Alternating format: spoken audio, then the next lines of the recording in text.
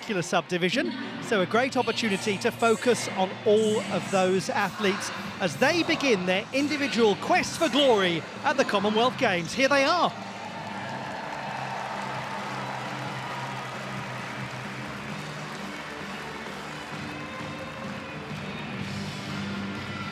Good morning, Glasgow. Welcome to the Glasgow International Arena. It's the men's artistic gymnastics team final and individual qualification, Subdivision 1. Some nervous gymnasts waiting in the wings. Some nervous fans watching on as well. Here we go. Good luck to all of them. The first day of gymnastics competition at the Commonwealth Games. Starting on the rings, representing Jamaica. Please welcome Clayton Bell.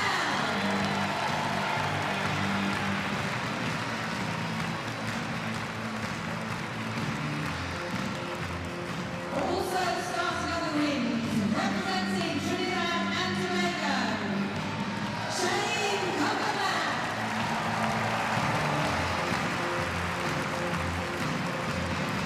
So those are the two gymnasts who will start on the rings, Clayton Bell and Shane Cumbermack of Jamaica and Trinidad and Tobago. Starting on the pommel horse, representing Malaysia, Sharu Amy,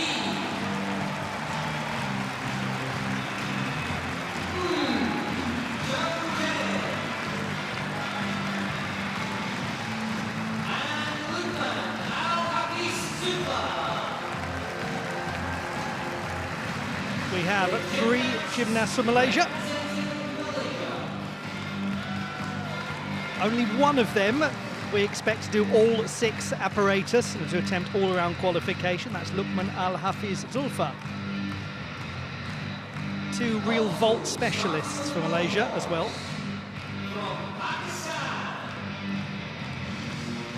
we have Shafiq Ali.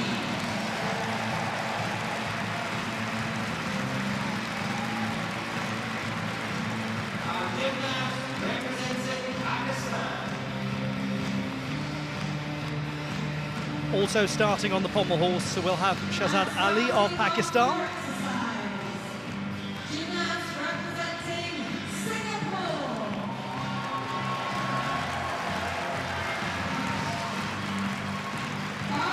Abdul. Jovi Loro. And Asha Pua. We have three gymnasts from Singapore, Abdul Latif Abdul Bar, Jovi Low and Asha Pua.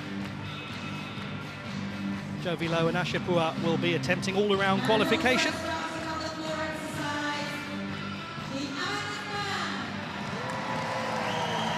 Represented by Harry Ayres. Last but by no means least, Harry Ayres of the Isle of Man. He'll also be going for all-around qualification. So there they are, your contenders in Subdivision 1. Good fortune to all of these athletes.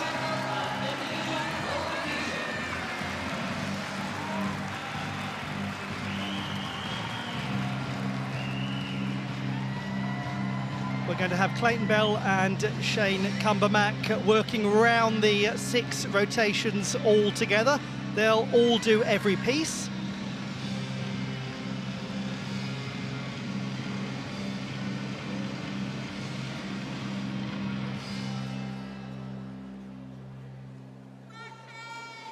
Gymnasts, your warm-up starts now. The pommel horse will be rather busy early on because we're going to have the gymnasts from Malaysia and Pakistan on this apparatus. So 4 gymnasts will undertake pommel horse exercises. We'll start with Ng Chung Chen of Malaysia, and the 17-year-old Shahzad Ali of Pakistan will be last to go. And we have one further group of gymnasts. And these will be the gentlemen starting on floor, and we'll only have 3 performers there: Ashapua, Jovi Lowe and Harry Ayres. Harry Ayres, who won a silver medal, I should say, on floor at the Island Games in Orkney here in Scotland last year. A great pleasure to have your company wherever you're watching the action from and whoever you're supporting. My name's Ollie Hogben, and alongside me is Blythe Lawrence. Blythe, what a lovely atmosphere. First day of competition, some nervous and excited gymnasts. Oh, very much so. This is a very big stage for each and every one of these competitors. And this is a subdivision of individuals who are going to be focused on trying to qualify for the all-around final and 1 or more apparatus finals. Yes, so all of the gymnasts we're seeing here have dual focuses, don't they? They will be going perhaps for all-around qualification, for 1 or more apparatus finals. Not every gymnast has to do every piece. It's very much at their discretion and down to their specialisms. These 2 gentlemen, for example, will do all 6 pieces and look for a place in the 18-strong all-around final. Don't worry if you're a little new to watching this wonderful sport or need a refresher. We'll give you that as we go through. In simple terms, gymnastics is scored by the adding together of a difficulty mark and an execution mark. Difficulty starts from 0 and works upwards. You gain credit for everything that you do. And execution, as we had rather nicely demonstrated there by Shane Cumbermack, starts from 10 and works downwards according to deviations from the correct way. And he wouldn't have had many deductions for that landing, would he? He would not have. We'll cover it all as we go through. Some of the gymnasts in this first session, they won't have the sort of difficulty that gymnasts later on will have. What it's about for every athlete here at Glasgow 2026 is going out and performing the best gymnastics that they are able to perform. Whatever their level, whatever their position, they are welcome, as are you, for this is the Friendly Games.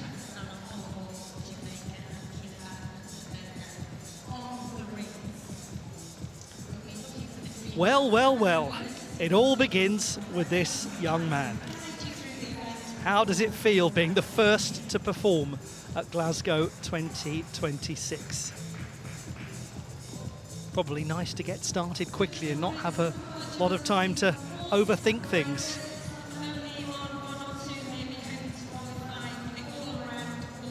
Lots of excited Singaporeans watching on because they've got a very good young squad.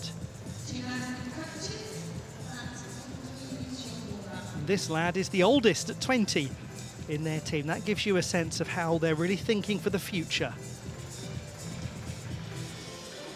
The setting is the arena in Glasgow at the 23rd Commonwealth Games. We're east of the city centre, north of the River Clyde, and let's see who's heading northwards to the top of the leaderboard.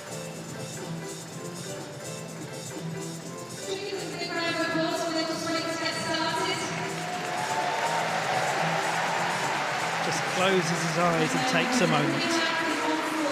Ashapua, 20-year-old, Commonwealth Games debutant from Singapore. And he was the silver medalist on floor at the National Championships earlier this year. Good luck to him. And unfortunately, right off the bat, he falls on his mount sequence, the double front in the tuck position. A fall like that will be a full mark from the execution score. And what a good recovery that was on the second pass. That is much more like what he is capable of. Nice, clean, round-off layout side pass.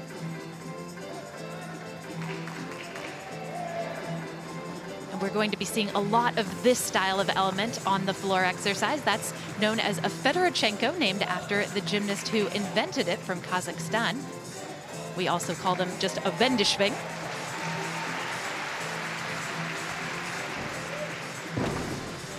Good save. The 2.5 twist is a blind landing, meaning the gymnast isn't able to spot the floor when they're still in the air. Just a small bobble on his scale element. It's not a requirement on floor exercise, but he's opted to do it anyway. and a clean double twist ends his routine. Well, that was a really good recovery, wasn't it, from Ashapua, because he had such a tough first tumbling pass, sitting down that opening element, but recovered really well. He's going to be attempting all 6 apparatus, so we'll see him put together a total score in the all-around qualification process. Let's look back at the 20-year-old. He's really known for his work on pommel horse and on floor exercise. As we take a look at the double twist dismount, on the first pass, I suspect it might have been a case of just trying to be a bit too perfect and not give away landing deductions. When you have a blind landing, it can be very tricky to get it right.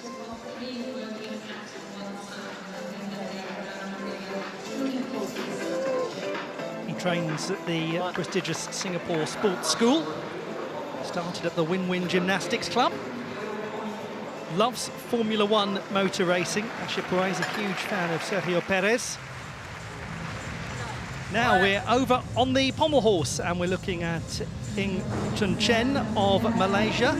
Commonwealth's debut for him. Good young gymnast from Johor. This should be very interesting because he is really known for his strength on vault. And it requires incredible upper body strength, which is exactly what you need to do a good pommel horse routine. So far, this is very solid from him. Notice the way that his legs are totally glued together. He's got good extension in the hips, just a slight form check there, but up through the handstand and over into the turn really nicely. Super start from the 24-year-old.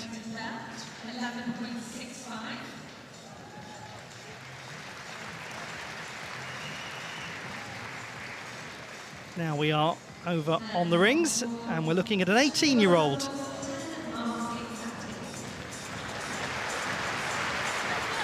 He's got an exciting career ahead of him. He's about to go to Ohio State University to compete for their men's gymnastics team. You don't get to do that unless you're really promising. This is Shane Cumbermack of Trinidad and Tobago. He was born in Florida in the USA. He makes his Commonwealth Games debut.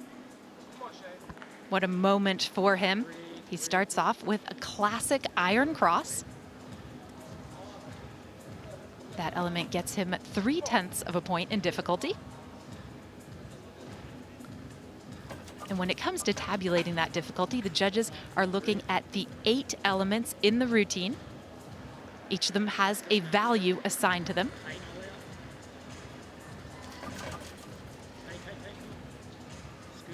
Very solid front giant. Well done. Nice start from Shane Cumbermack.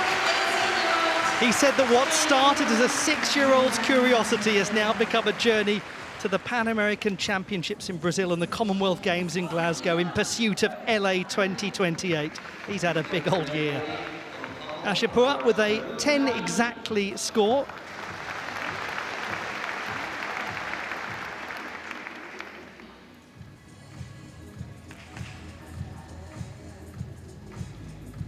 He has 2 teammates in the 3-strong Singapore squad.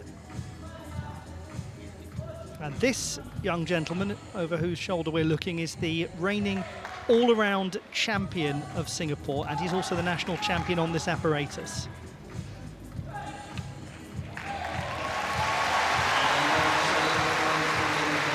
About to make his Commonwealth Games debut, here he is. Now, I tell you with no exaggeration, this is a lovely young gymnast to watch, Jovi Low. He's got real promise. The reigning Singaporean champion on floor and in all-around gymnastics. And isn't that a crackerjack of a first pass? Lovely front layout with a full twist right into a double front tuck. Arabian double front half out. Now he puts his left foot out of bounds. He will have a 0.1 of a point penalty for that. And both feet going out of bounds there on that triple full side pass. That will cost him 0.3 of a point. So in terms of the penalties, he's already at 0.4 of a point deduction. Now, that said, this is really beautiful work. fitting of a gymnast who has a great admiration for the legendary Uchimura Kohei. He says that he really tries to channel Uchimura's style, and we see that coming out on floor exercise. Nice little save at the end there from Jovi Low of Singapore. You're so right, Blythe, to mention his admiration of Uchimura Kohei. For those of you who don't know the name of Uchimura Kohei, he's a Japanese great, and Jovi Low is a scholar of the sport to admire him. That's what it means to compete at the Commonwealth Games. Ing Chun Chen, 12.4 on the pommel horse. Nice start for him, very secure.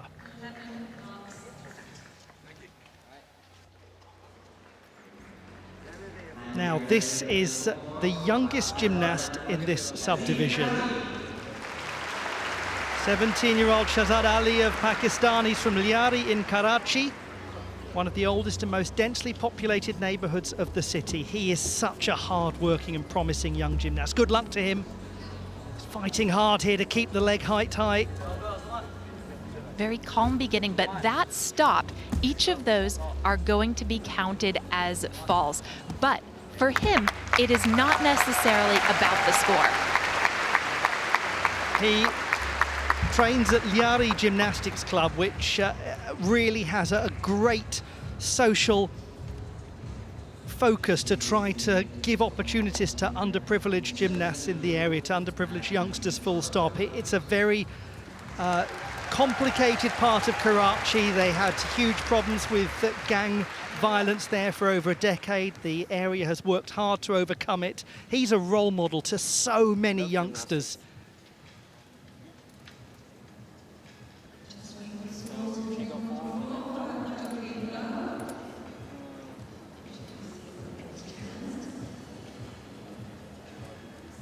This is Shane Cumbermack, and his score on rings is 11 exactly. He's not a specialist on this apparatus. He's going for all-around qualification, all 6 apparatus added together. Jovi Low, 11.75. Unfortunately, he has 4 penalty tenths for those feet going out of bounds at various points. Great promise, though.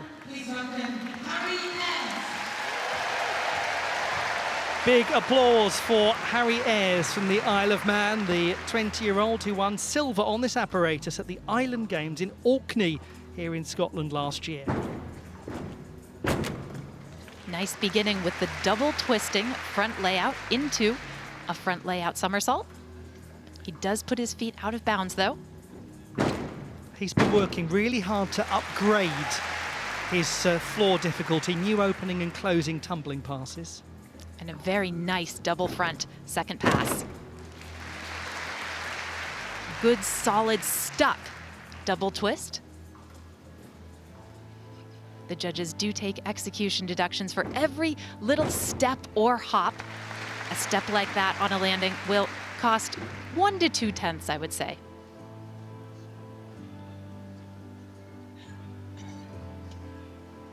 This is a required element on men's floor exercise, the press to handstand.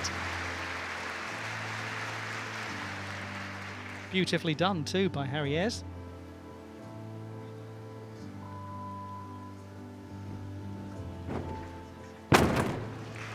Well done to Harry Ayres, an ambitious young gymnast from Andreas, which is the village in the north of the Isle of Man, 5 kilometres from Ramsey, the second largest town.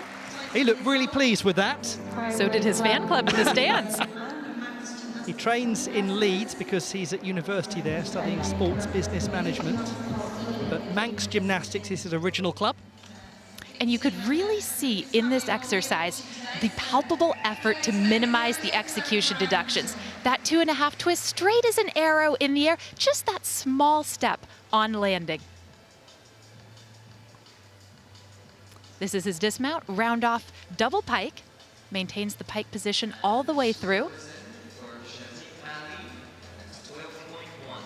He's right to be delighted with that start, young Harry Ayres.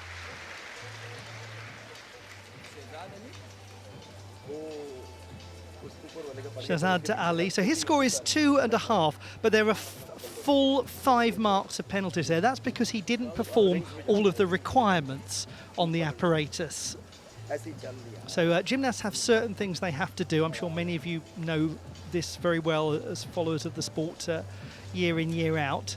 But it's worth pointing that out. He didn't do everything that he had to do. So we look now at Sharul Amy of Malaysia, 24-year-old from Terengganu on the east coast of Peninsular Malaysia. He is a lovely hope for Malaysian gymnastics. And he shows us why right off the top of this routine.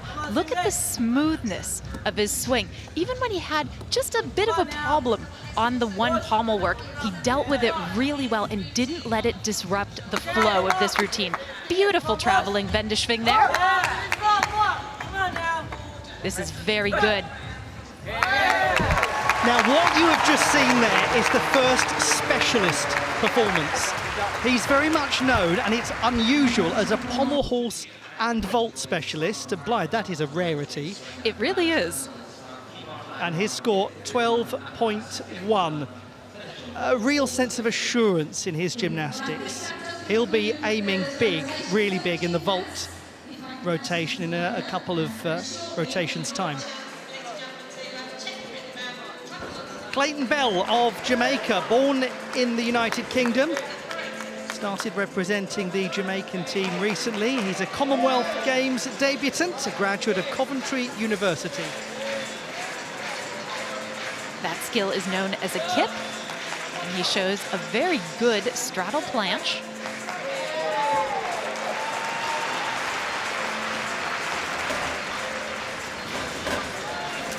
Yonason to Yamawaki combination.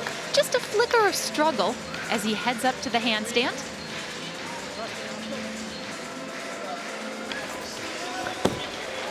It's a nice landing, really secure. No movement to the feet. Yes, absolutely. Totally agree with you there, Clayton Bell. Do you know, at the time of the last Commonwealth Games, he was a British gymnast studying for a sports science degree just a matter of miles from Birmingham 2022. Now he's competing in Glasgow, 11.65.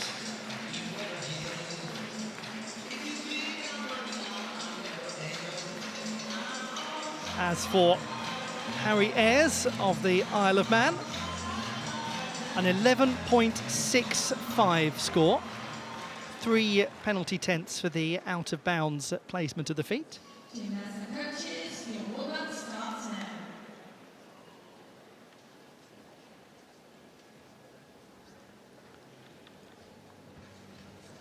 So this is where we currently are in the first rotation, which has come to a close. Malaysia and Singapore have got 3 gymnasts each. We don't anticipate that they will be putting up a full set of 3 scores in every rotation, so we'll come back to that, because the gymnasts do need, or the teams need to have 3 scores per rotation in order to have a full team complement.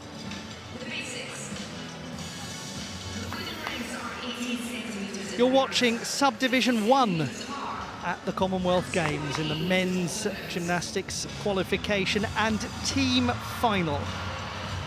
3 subdivisions throughout the day, and as we get closer to the end of the day, the highest ranked teams will come into play. So early on, we're seeing more of an individual focus. Gymnastics was introduced at the Edmonton Games of 1978, didn't return until Auckland in 1990, so this is the 10th consecutive appearance of gymnastics at the Games. We're into warm-ups here in rotation number 2. The gymnasts always get a little contact time.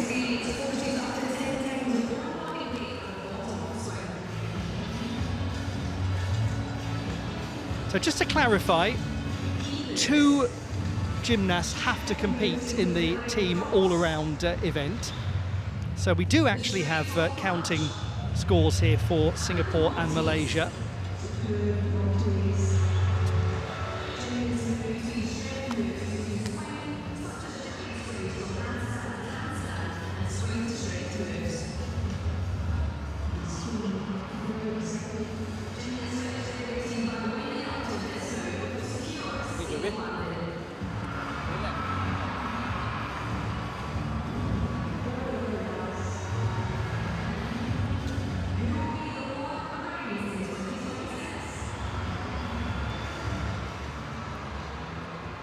We are due to get underway in the second rotation in just a moment.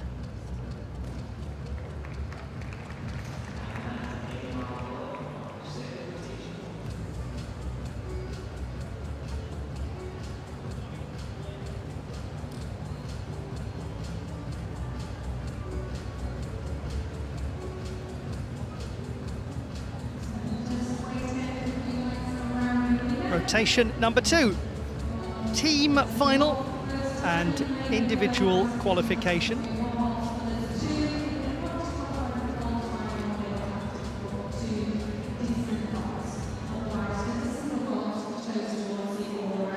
Waiting for the green light, here it goes. Rotation number 2, we're with the Singaporean team and young Jovi Low. He's been an Asian Junior Championship medalist. And he is somebody who could be looking towards making the individual all-around final. He's very balanced across the 6 apparatus. And this is just a study in clean execution on pommel horse. There is some leg separation on that last travel. Solid set once more for Jovi Low.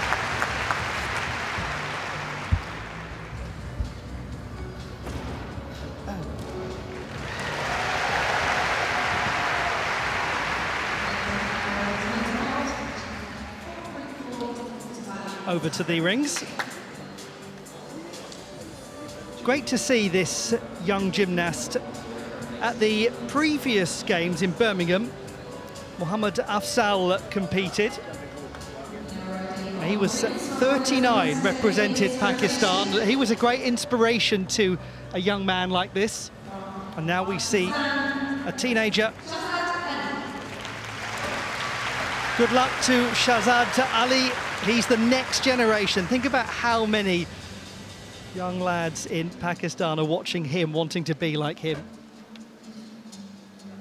Very nice kip to planche that begins the routine. All of these strength elements, like this iron cross, need to be held a minimum of at least 2 seconds in order to not incur a deduction. And look at the strength it takes to press to handstand. He had to slightly improvise his way out of that, but he's kept a sense of fluidity. He has gone about this very calmly. Dismount, simple layout. Exactly, kept it simple, kept it safe, well done. That's a very nice piece of gymnastics for him. And as we said at the start, it's about every athlete doing the best work that they can, and that was it from him. Should be very proud of that. Jovi Low, 12.1.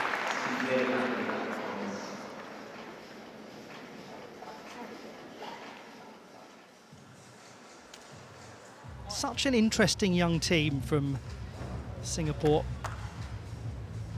You get the sense we could be seeing these gymnasts for a generation actually at the Commonwealth Games, another decade or so. Ashapua, he started with a score of 10 on floor. National champion on this apparatus. This is a favoured piece for him. Looking forward to seeing what he produces. It's his signature apparatus. He starts off with a very clean scissor element. But watch his legs. When the legs come apart like that, it can easily disrupt the gymnast's rhythm. And when the rhythm goes off on pommel horse, well, so often the gymnast follows.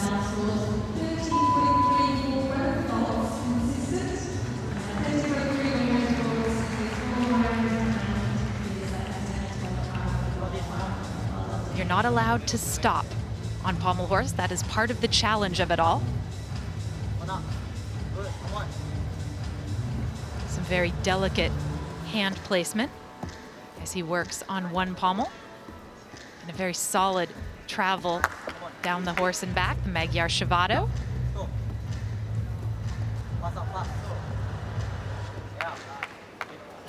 All of the components are there in this young man's gymnastics. Ashapua, he competed the pommel horse at the World Championships in Indonesia last year in his debut.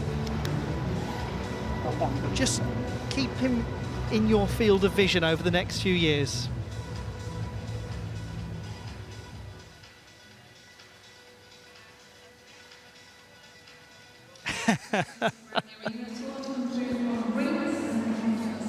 Enjoying the experience of being here. I hope you're enjoying the experience of watching it as well. Over on vault we have Shane Kumbermack. 9 times a Florida state champion, 8 times a regional champion. Against some pretty stiff competition to do that. Wonderful, absolutely wonderful. That's a beauty of a vault, isn't it?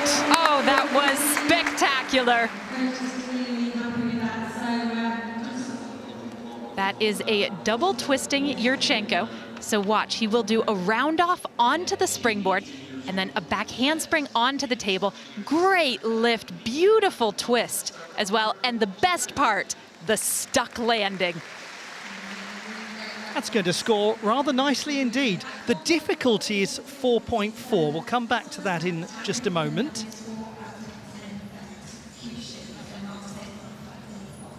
Ashapua, 11.1.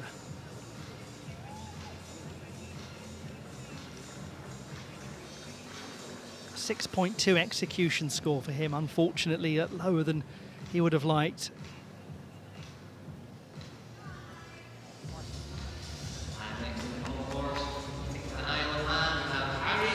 This young man has said that competing for the Isle of Man is what he trains for. He loves it. He's so honoured to wear the colours. Harry Ayres on pommel horse. For the generalist, pommel horse can be quite a challenge, but I must say that Harry Ayres looks very comfortable up there. He's been adding difficulty to his pommel horse work. And he worked through a small problem really well, not breaking the rhythm. Oh, but the dismount, the fatigue sets in. Just wasn't quite the sort of height that he was aiming for. Again, fault out of it.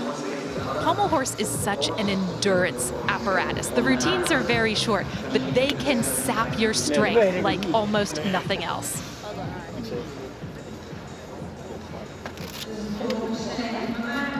A lot to like about him, though. He's ambitious. He's been putting difficulty upgrades in for these games. And the way that he's risen to this challenge, he looked so comfortable. So there will be a 0 score for Shahzad Ali, but that's because he has 8.3 penalty marks because of elements not performed. So it's a rather harsh thing to see a number like that, but he only had a difficulty score of 1.3. That's added to an execution score of 6.2, but 8.3, that's a heavy penalty. 13.9, a 9.4 execution for Shane Kumbermack on vault. That is very high. And just to go back to that rings routine from Shahzad Ali, there is something called a short exercise deduction. If you don't have enough elements in the routine that count as elements, then the judges take a very hefty penalty, and that's what we've seen. This is a gentleman who will be vaulting twice, attempting to make it into the vault final. Clayton Bell. He vaults well. He does indeed. That was a Kasamatsu style vault in which the gymnast basically does a quarter turn onto the table, approaching from the front. And there's that short turn and then up into the air and right into the twist. His score is 13.3, so a single penalty tenth for transgressing out of bounds. Second vault for him. This should be a double twisting Yurchenko. Very nicely done. So if you are going for all-around qualification, only the first vault counts. That's important to say. And the same for the team. but this is the vault for his attempt to get into the vault final. Good gymnast. So it's 13.3 for the second vault, so 13.3 plus 13.3 divided by 2. I'm sure you can do the mathematics for that one. Very consistent work. He did make the vault final at the Pan American Championships. 10.7 on the pommel horse for Harry Ayres.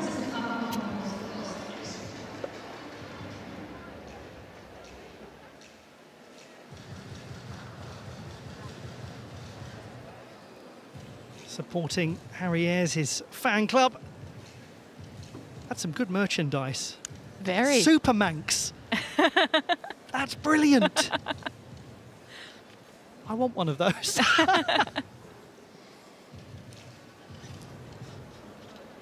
He's just got a new nickname on the world stage.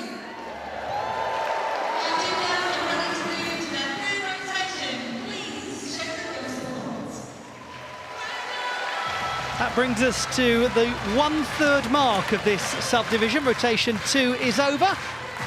We look out over the arena. The setting is Glasgow 2026.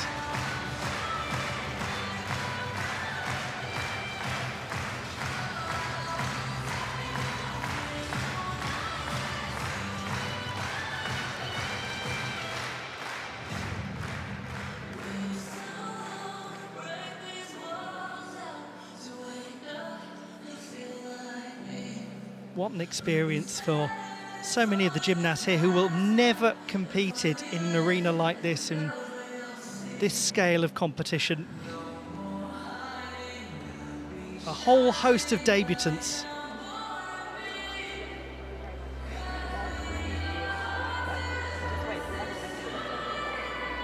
We have, by my count, got just the one gymnast in this subdivision who's actually competed at the Commonwealth Games before.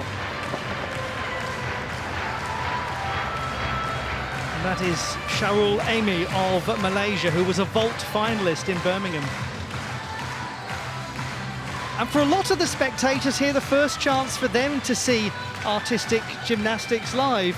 Clive, do you remember the first time you saw artistic gymnastics live? Oh, that's a very good... It was a very long time ago. I'll leave you pondering that one. I do remember the first World Championships that I saw, and that was in London in 2009.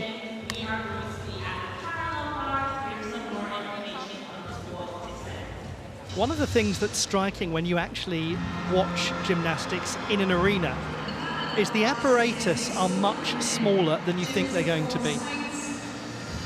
The uneven bars in women's competition are much closer together and much smaller than they look on television. The pommel horse is tiny in an arena. It looks small on television. It's minuscule in the arena. And look at that view, for example, as the rings just tower into the rafters of the building. It's a long way up for the gymnasts as well. When they are in handstand and they look down at the mat, they're accustomed to it. But the first few times you do it, you do think, oh, I'm very high up. Now, this is an interesting rotation. Malaysia on vault. That will be one to keep an eye on, because they will have Sharul Amy and Ing Chun Chen, who'll be aiming for a place in the vault final. There is Ing Chun Chen. He's a real daredevil on this apparatus. Daredevil is the word. He had a wonderful breakthrough, actually, at the World Challenge Cup in Varna this year, where he won the gold medal. When it goes well on vault for the Malaysians, they're very powerful, and they can come up with great landings, too. So let's just take a moment to take stock of what we have here. We've got two teams, Singapore and Malaysia. Everyone else competing as individuals. The teams must put up at least 2 scores per apparatus.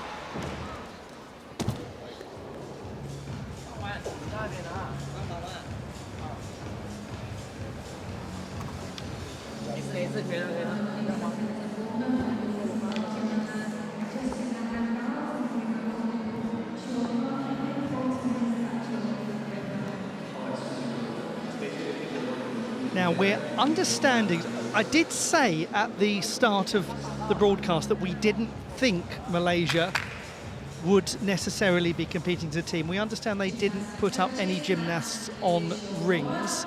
We'll just come back to that and confirm that that's the case. Sometimes we get changes to the published starting order on the day of competition.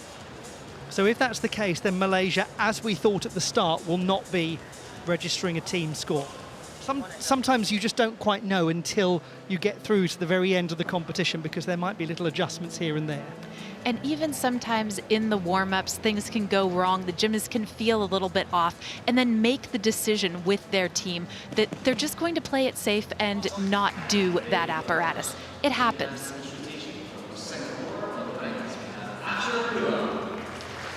Now we are on the rings here with Team Singapore. This gentleman made it into the top 3 on this apparatus at the National Championships, Asha Pua.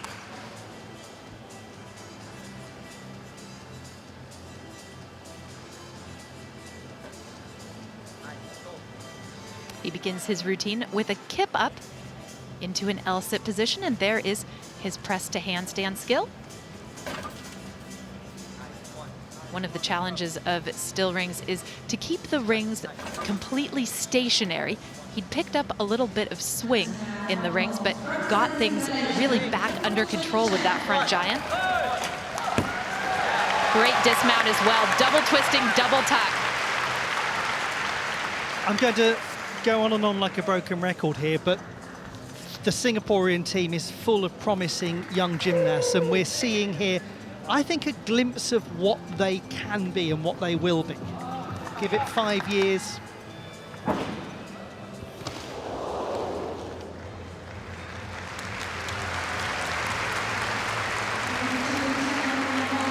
Clayton Bell getting ready to take to the parallel bars.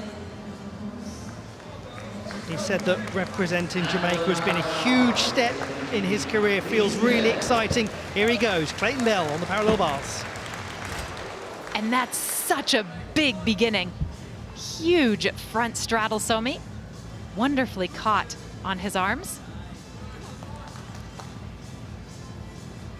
That's one way to get some attention to begin a routine like that.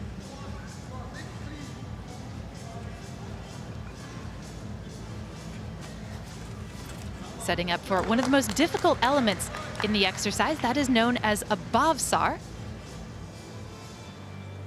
named for the Olympian Raj Bhavsar. And on the Tipelt, he needs to show continuous hip lift. There might be a small deduction incurred for that. Double pike dismount. Very controlled work from 23-year-old Clayton Bell of Jamaica.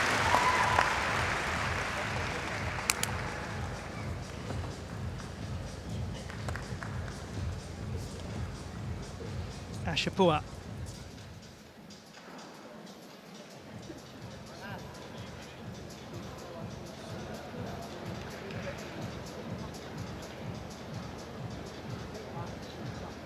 Waiting to see his score, and he's got it now, 7.7. So 3 marks taken away in terms of penalties. And I believe that too is the short exercise deduction.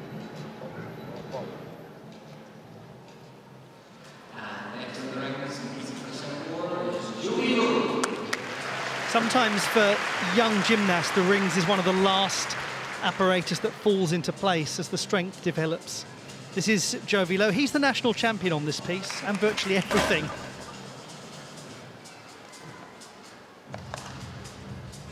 Should just say that he had a bit of an injury at the Asian Championships, or just before the Asian Championships, on the rings, and had to take things very carefully. Yamawaki to Jonassen combination. Very nicely put together. And you notice again, the rings are swinging. It makes it a lot harder for the gymnast when that happens. Very nice.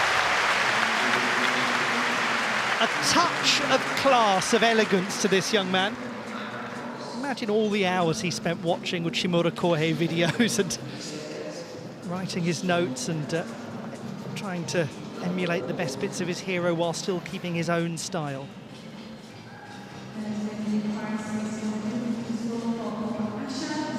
Over to the Malaysians at the vaulting table, and this gentleman was 7th on this apparatus in the vault final at the Birmingham 2022 Games. He's the only gymnast in this subdivision who's been at the Games before. Sharul Amy of Malaysia. He will go for something big here.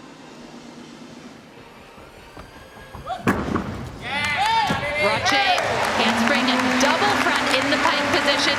Well done, well landed. That is a vault of difficulty 4.8, so that's 4/10 higher than that lovely vault we saw from Shane Cumbermack earlier. And this is all about control. He gets great block off the table, which just shoots him up into the air. He's got plenty of time to complete the double front and go for a really good landing.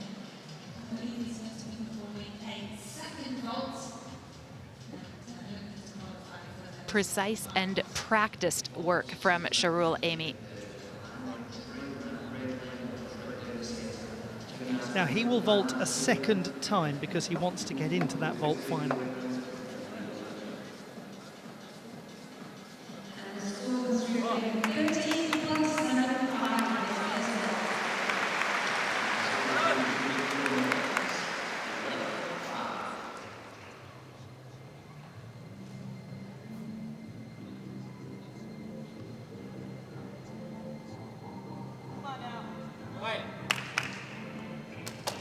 He won a bronze medal on vault at the Asian Championships a couple of years ago. Scored 13.75. When he won that bronze medal, it was Malaysia's first ever Asian Championships medal. So he's been a trailblazer on this apparatus for a while. So let's see what he has in store for us on his second vault. He's indicating a 1.5 twisting Kasamatsu on the vault board. That would be if he performs at the same degree of difficulty as we just saw in that handspring double front, the Roche vault. And that's just a bit of visualization with his hands about how he's going to place them on the table.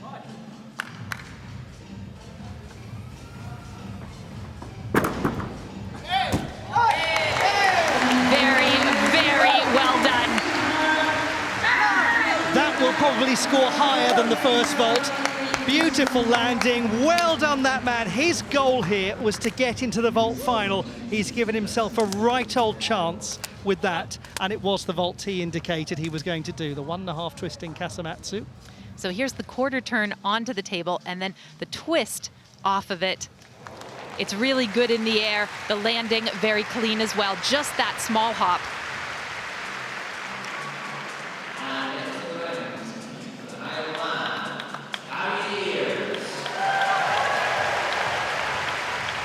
Harry Ayres of the Isle of Man on the rings. Here goes Supermanx. He takes flight.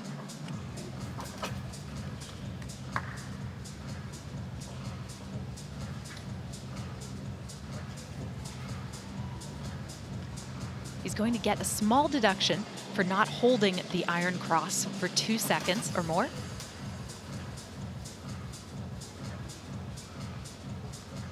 But he seems very composed. Made sure to hold that handstand. And he fought for that one. Still fighting after the giant. He really does work hard. When things go a little away from the intended plan for Harry Ayres, he shows a real composure. He's enjoying this experience. We're enjoying watching him.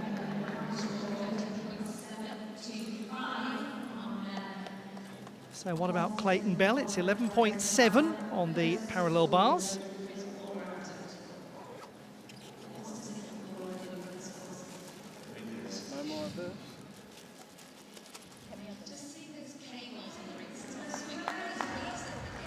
his companion throughout this competition. They're working round the apparatus together is Shane Cumbermack of Trinidad and Tobago.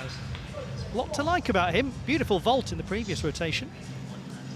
And he opts for a very simple, clean mount on parallel bars. Beautiful Diomadov, the full spin on one arm.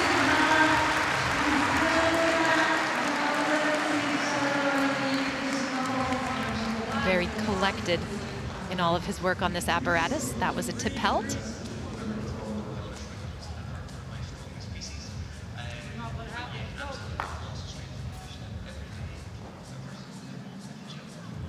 Just the dismount double pike. Oh, what a shame! Just bounced backwards, didn't he, as he landed? It was slightly over-rotated.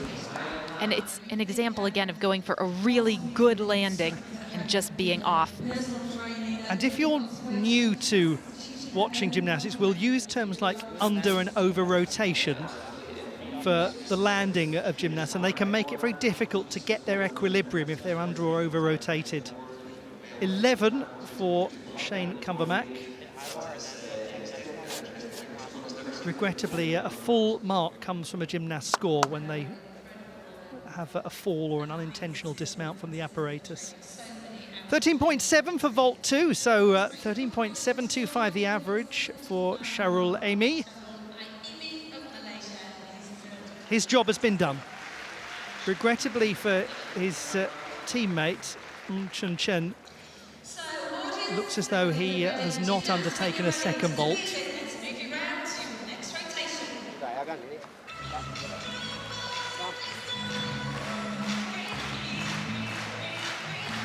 So we have arrived now at the halfway stage of this first subdivision. Hope you're enjoying it all so far. Whoever it is that you are supporting. Great to have your company at Glasgow 2026. A dozen years on, the Commonwealth Games are back in this friendly city that stepped forward and gave the Games a hope. Harriers at 10.35 on the rings. So he has a 32.7 total so far in all-around qualification.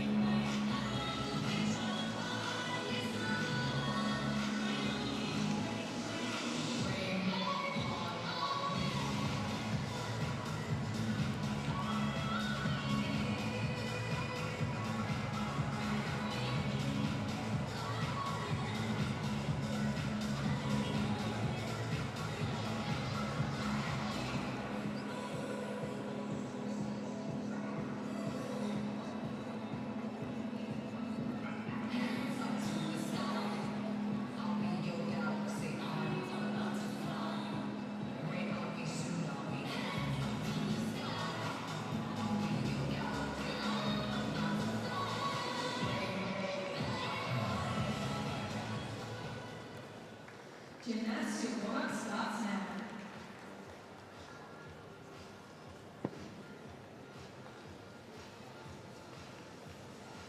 While the gymnasts are warming up, let's learn a bit more about men's vault.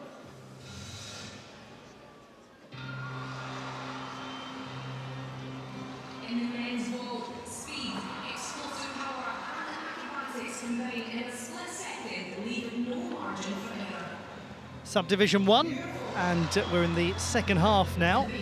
Rotation 4 of 6 about to take place. The Singaporeans making their way to vault.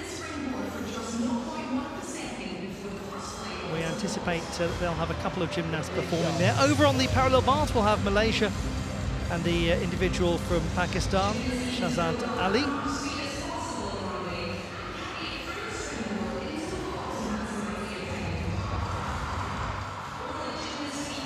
And the first horizontal bar action these games, it will be the gymnasts from Jamaica and Trinidad and Tobago. Clayton Bell will be the first to perform on the horizontal bar at the Commonwealth Games. Crowd always loves it. Blythe, it's a favourite, isn't it? It is so much fun to watch. It is high flying. There are releases and catches. There's usually a wonderful dismount as well. It's just magic when it goes right.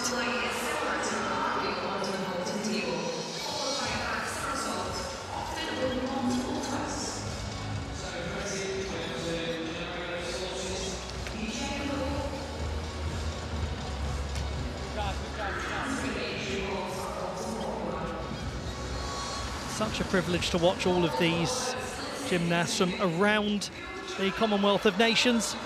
We've got 2 more subdivisions to come over the course of the day. That will conclude the men's team final. It will also wrap up all of the qualification for the individual finals. The all-around final, which is 18 strong with a maximum of 2 per nation. And also the individual apparatus final, so the floor, pommel, horse, rings, vault, parallel bars and horizontal bar finals. Only 8 make it into those finals. Again, a maximum of 2 per Commonwealth Member Association. Touch warm-ups are coming to a close and we are coming to rotation number 4. Glasgow 2026 in the arena.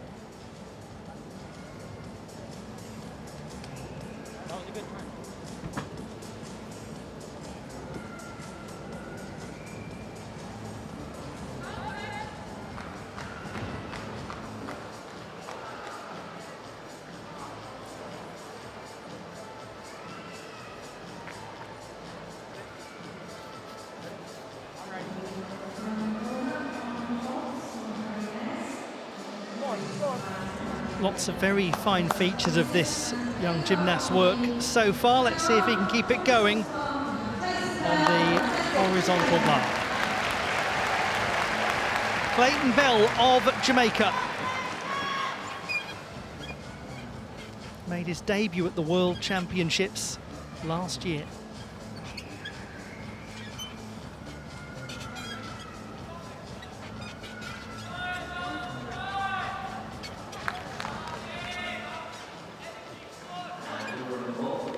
Setting up for a release.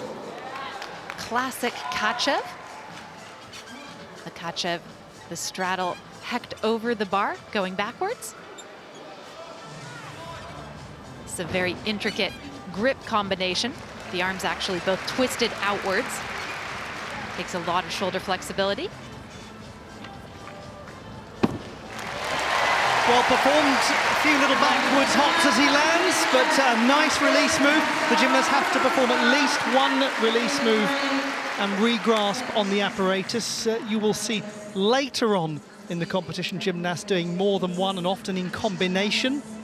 That impacts the difficulty score very positively, but he's met the requirements.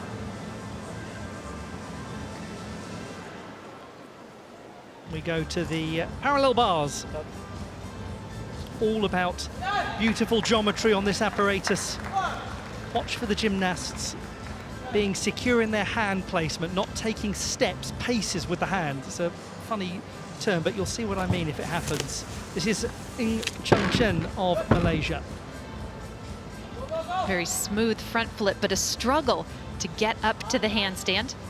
That will be a deduction of several tenths of the point, but he should still receive the difficulty credit for doing the element.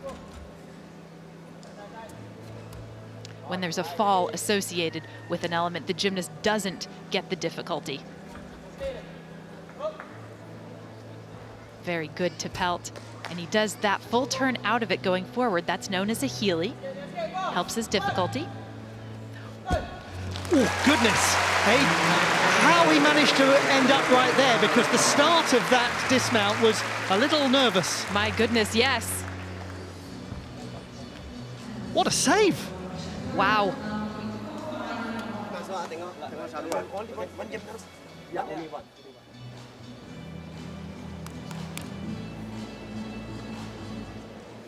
Now, one imagines that we will see lower difficulty from the Singaporeans on vault compared to a gentleman like Sharul Amy, but there might be some really nice precision.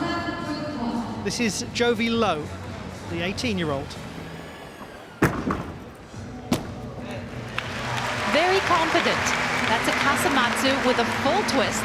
It's not a blind landing, so he has time as he gets that double twist around to actually look down and see where he is relative to the mat. Just to compare this to the second vault from Sharul Amy that we saw earlier, he did, the Malaysian, an extra half rotation of the body. So he landed facing away from the table, and that earned him an extra 4/10 of difficulty. For Jovi Low in the air as well, you see the left leg in particular bending.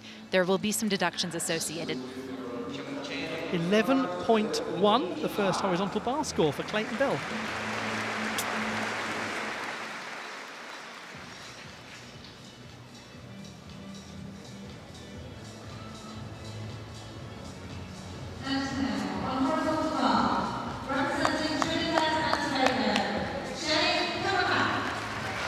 Shane Cumbermack of Trinidad and Tobago, who was born prematurely at 3 pounds and 13 ounces, spent his first 30 days in intensive care, had lots of early medical challenges.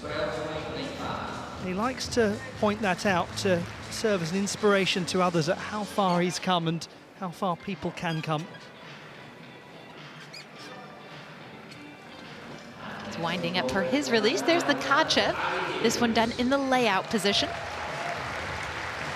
He's got another one planned. There's the classic straddle Kachev.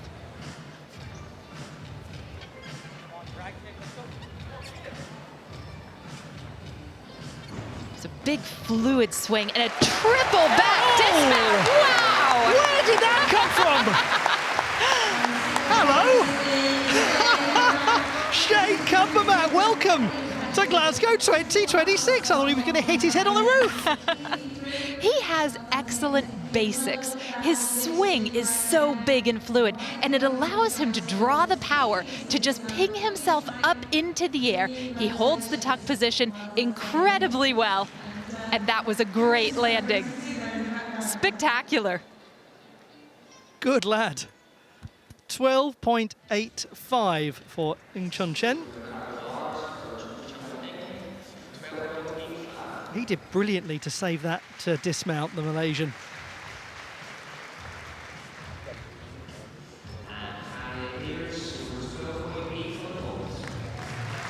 From Liari in Karachi, the 11th largest city in the world, a population of over 20 million. Shahzad Ali of Pakistan, who's serving as an inspiration to young gymnasts in his country watching on. His technique is still developing, but I tell you what, he's a hard worker, isn't he? Oh, yes. The Liari Gymnastics Club has a big presence on Instagram, and actually they do a lot of their training outdoors. And not on apparatus like this. This is a real transformed life experience for him. And what he's doing is handling it the best he can, and that is a real credit to him and his club.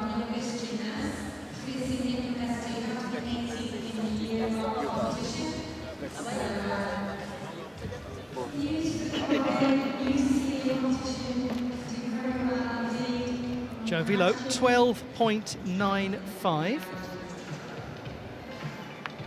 Just picks up a single penalty 10th for going out of bounds.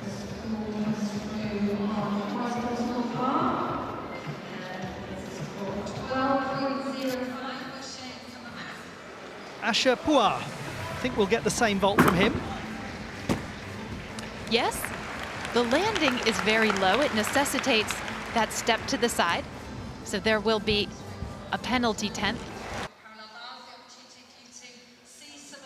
He's got good rotation in the twist, but frankly, not a lot of power or block coming off the table, absorbing the power generated in the run-up and really pushing through his shoulders in order to get up in the air. So it's a 12.45 score, 3 penalty 10ths for going out of bounds. Taking it in his stride, though.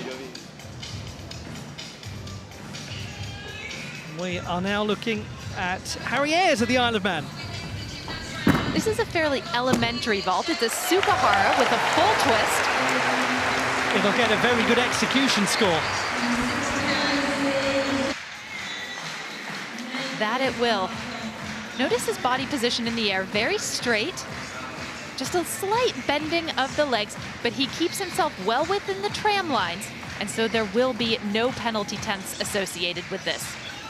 As you like to say, Blythe, there's more than one way to build a score. His difficulty will be low compared to others, but his execution will be right up there. There we go, 9.2 execution score, 12.8 for a 3.6 difficulty vault. So he's really maximised his difficulty level there with a high execution score.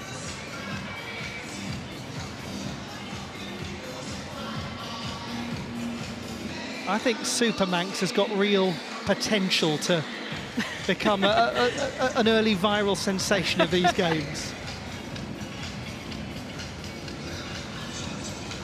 On the subject of sensations, that dismount from Shane Cumbermack, 12.05 is his score.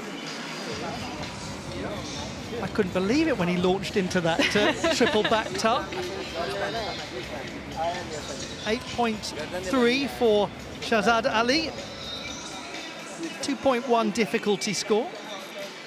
But that was a nicely performed exercise from him. Best work we've seen from him so far. And that we expect will conclude his competition. He was only due to compete on 3 of the 6 apparatus. Again, we do sometimes get changes to the published starting order.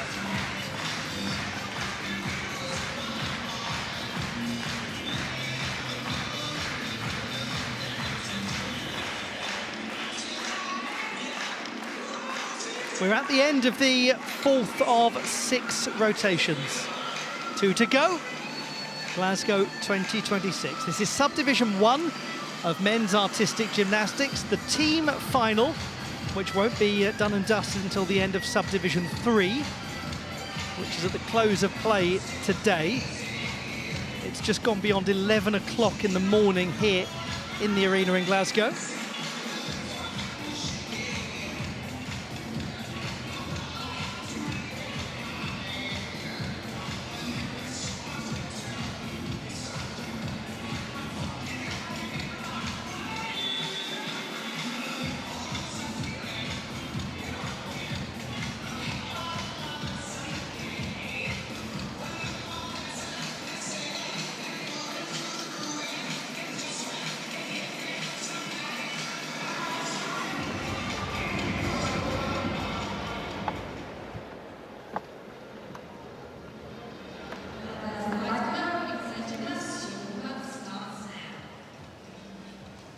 Lovely space, beautifully equipped. And you'll notice, those of you who are newer to gymnastics, the apparatus are actually set on individual podiums. For a lot of the gymnasts, Blythe, that will be a new experience. Yes, not only are you high up, but the podiums can actually add a little bit of bounce to the apparatus, particularly floor exercise and vault. The gymnasts comment on that. And on floor in particular, it actually might be a good thing for them. It gives them just that much more bounce. Even on parallel bars, some of the gymnasts talk about the bounciness of the fiberglass bars and the way that when you do skills, if you get the physics of it right, the angles, you can just be kind of pinged up to handstand. It's very interesting. For some of the gymnasts here, when they compete, for example, at national championships or regional competitions, the apparatus will be essentially placed on a mat on the floor. And here it's raised on a podium. There's also a real majesty to podium competition. And the gymnasts in interviews talk about that as well. Climbing those steps to the podium, you get a sense of how big this competition is. Because it's only at the grandest competitions that you have that. Some of them will know it very well. There'll be gymnasts here who've competed at prestigious events like the Southeast Asian Games, the Asian Games. Cheryl Amy, for example, is a medalist from the Asian Games, which is an enormous multi-sport event. So every gymnast comes into the Commonwealth Games with their own framework, their own differing levels of experience, of expectation. As was put so beautifully in the opening ceremony last night at the Hydro Arena by the President of Commonwealth Sport, all athletes are equal here.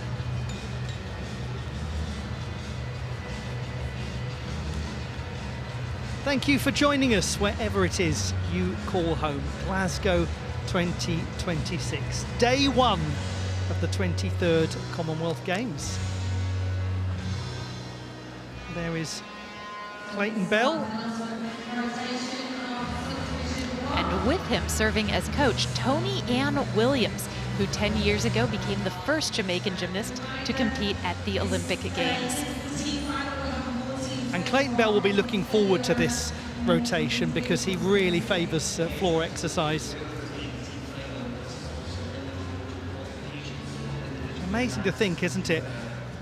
Here we see him sitting on the floor.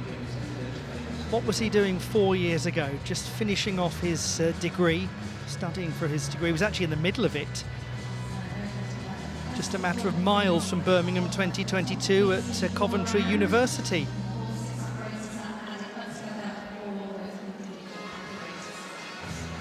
Been a big change in his career.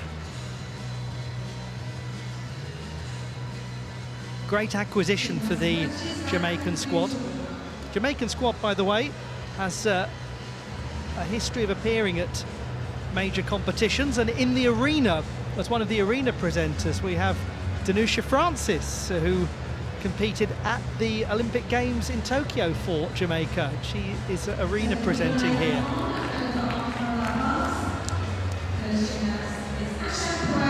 Asha Pua of Singapore on the parallel bars. Silver medalist at the National Championships on this apparatus.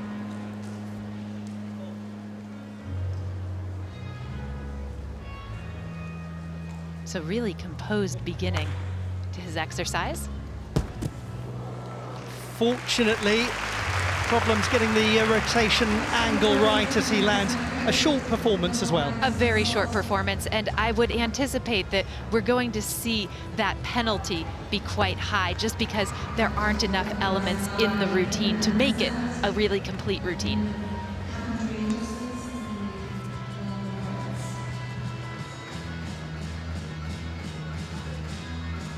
Sometimes it's a matter of just getting a score registered so that your team can get the right amount of numbers. Looking forward to this. Clayton Bell on floor. He really enjoys the floor exercise. Let's see what he has in store for us in the arena. Oh, fabulous. Double twisting, double tuck to open. He's capable of very big gymnastics. He really gets up in the air on the tumbling skills. Makes the double twist side pass look downright easy. And there's quite a bit of style in his transitions.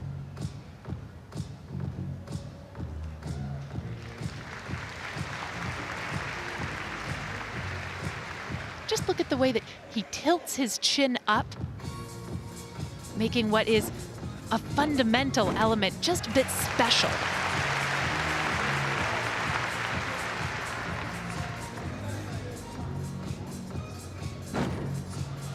Double pike dismount, stands straight up. Very good performance from Clayton Bell. As you said, Blythe, a certain finesse and elegance to him. He's got horsepower. He's a really hard-hitting tumbler, but there's this lovely touch of grace. What a nice combination of skills that he has there.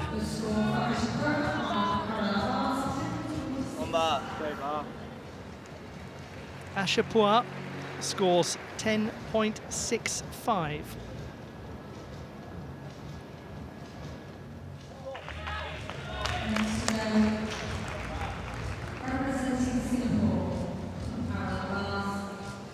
First opportunity to see Abdulatif Abdul-Bar of Singapore. And he did very well to control that opening skill. It looked for a second like he might go over the other direction and fall. Well, he's had to wait 4 rotations to get involved in this competition. He's only doing this in the horizontal bar, upon which he's a specialist. It's a lovely line to his handstand, but unfortunately, with that full twisting element, the center of gravity was just thrown too far to the left, and off he came.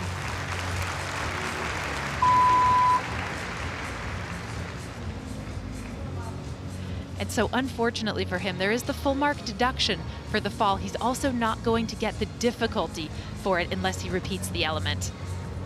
And that too is going to count as a fall. He's really in this team as a horizontal bar specialist to bring a high score on that particular apparatus. He did his best there on the parallel bars, and you've got to feel for a young man who's been waiting, probably quite nervously, to get out there. His technique is actually very good. I don't think this exercise is showing what he is actually capable of on parallel bars. Sometimes big competitions have that effect on young gymnasts. He'll draw a line under this and move on to horizontal bar. That's a 12.45 for Clayton Bell, who is the best so far of the all-arounders in this subdivision. But let's see what we get here from the increasingly impressive Shane Cumbermack. He's only 18. He's got very nice technique. Tremendous potential in this young gymnast. Shame. That's an example of over-rotation. It is. And there will be deductions associated with the steps and with the out of bounds. But we do have to say that his fundamentals are really good, and as he learns to control that on big occasions, it's just going to get better and better.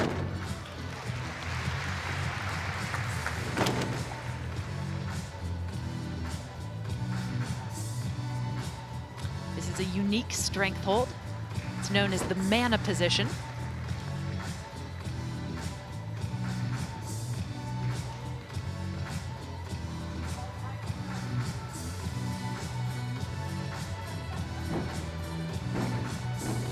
Two and a half twist to front layout, stuck the landing. And for gymnasts that stick their final pass, there is a 1/10 of a point in bonus to be had. Let's see if he can grab it here. Oh, unfortunately. Now, we were talking about the podium earlier and the extra spring you have on floor. That's a really good example of it actually working against the gymnast. Sometimes you see an exercise that doesn't quite go according to plan, but you look at the athlete and you go, you're going to be all right. He's a very nice athlete. Oh yes, and how? Here's the opening pass, front layout with a full twist right to the double front, and you see he hangs on to that pike position so long that his chest is actually pointed towards the floor when he lands. So it's a 5.55 score for Abdul-Bar.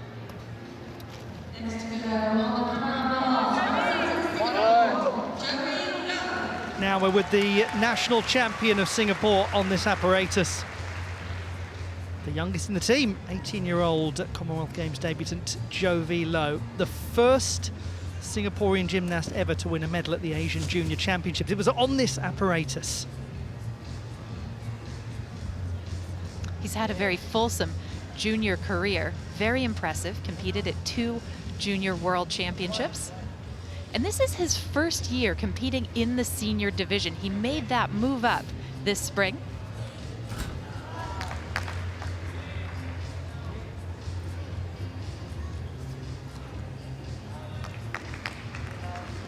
This is a routine that has the potential to be world class. The difficulty is all there.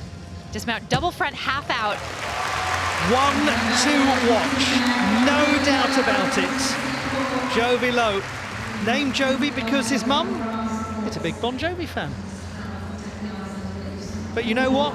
It's his life, and at the moment it's not now or never. I won't carry on. He's got plenty of time still to develop, and the development is encouraging. He's got lovely toe point as well.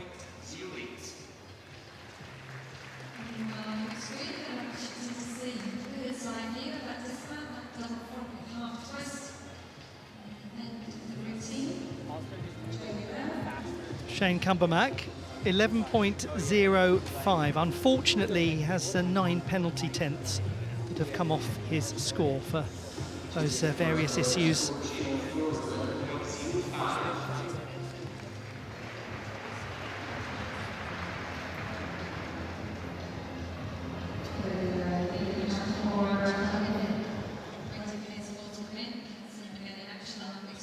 Jovi Low said that when he made his senior international debut at a World Cup competition this year, he was almost in awe watching training. The best gymnasts were there, and he was stunned. It threw his confidence for a bit, and then he thought, instead of thinking I'm the worst in the room, I'm just going to think I'm privileged to be in the room with them. What a good attitude. 12.75 is his score.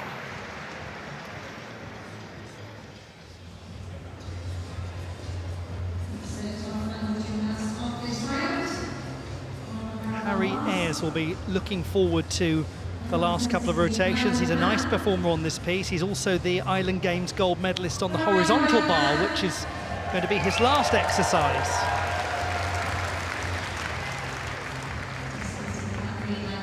Just a little flicker of a smile on his face there.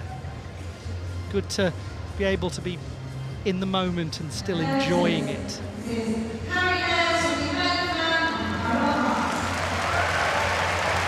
Harry Ayres from the Isle of Man on the parallel bars.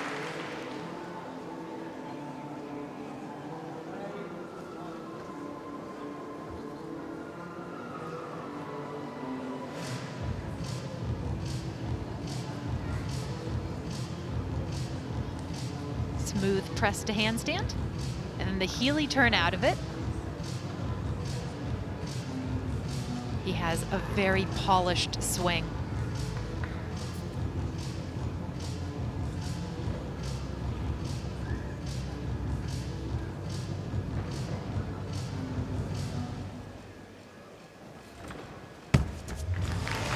Good hold at the end from Harry Ayres. Real all-around gymnast.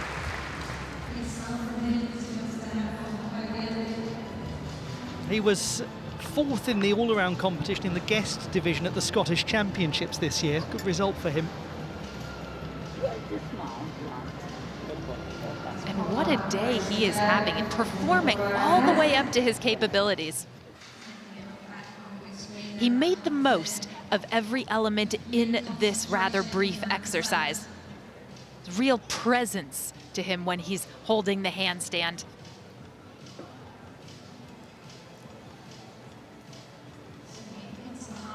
That element with a half turn, known as a stutz.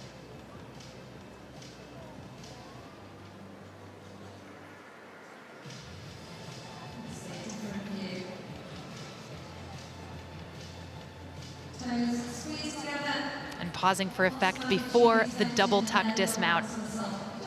Just 2 steps on the landing.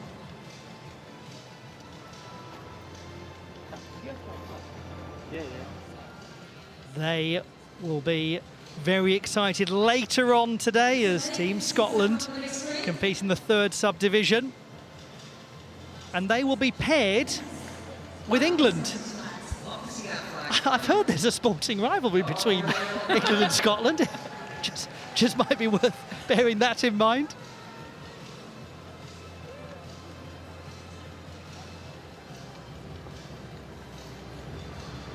Proudly wearing the flag of the Isle of Man. Nearly 11.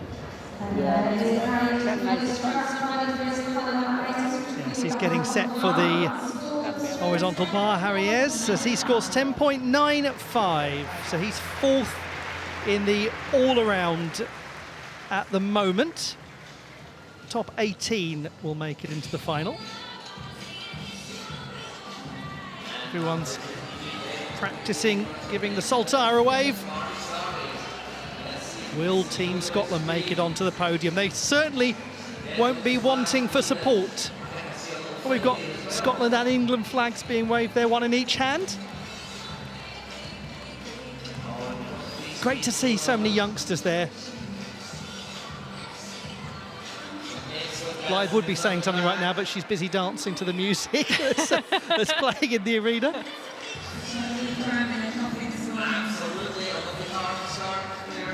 It, for me, is one of the most lovely things about a multi-sport event is when you see really young fans there, because as the president of Commonwealth Sport said at the opening ceremony last night, someone is in the crowd here and they're going to be competing at a future Games. No doubt about it. In the women's competition, we have one of the Scottish team members who attended the Commonwealth Games here in 2014. She was very young then, and she said that it inspired her. It brought her to the level that she's at today. Right, it's going to be gripping stuff because the horizontal bar is coming up for the Isle of Man and Singapore. The flag of the Welsh team as well, the Red Dragon. Wales have never won a gold medal in artistic gymnastics at the Commonwealth Games. They are optimistic across the men's and women's competitions that they might change all that here. They've been rhythmic gold medalists on 2 occasions.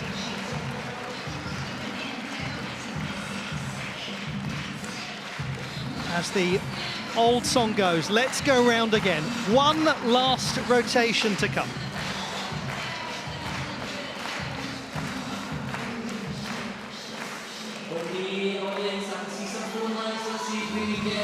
We have just one team that's actually registering a full complement of scores here. That's Singapore, but we'll give you more updates on the team side of things as we go through the day, because really that isn't going to be meaningful data until the very end of competition. This is the first of 3 subdivisions.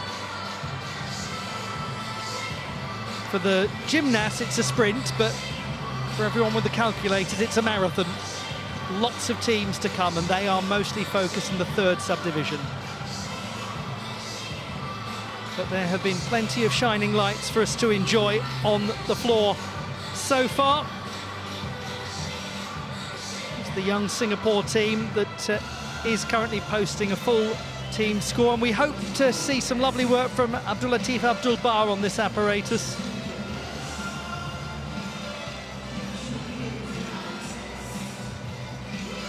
Day 1 of competition at Glasgow 2026.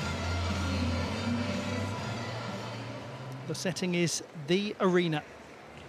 It is the place to be.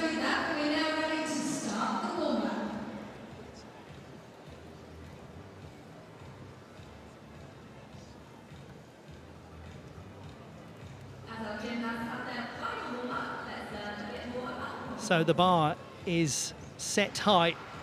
We have Singapore and the Isle of Man. The Singaporeans working as a team, but also as individuals in qualification as well. You imagine, don't you, Blythe, that young Abdulatif Abdul-Bar will be raring to go after a tricky time on the parallel bars. He'll want to get this routine hit. Oh, without a doubt.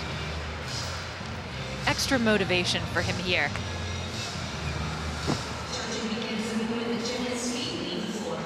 Now we are anticipating that there will be just one Malaysian gymnast on floor.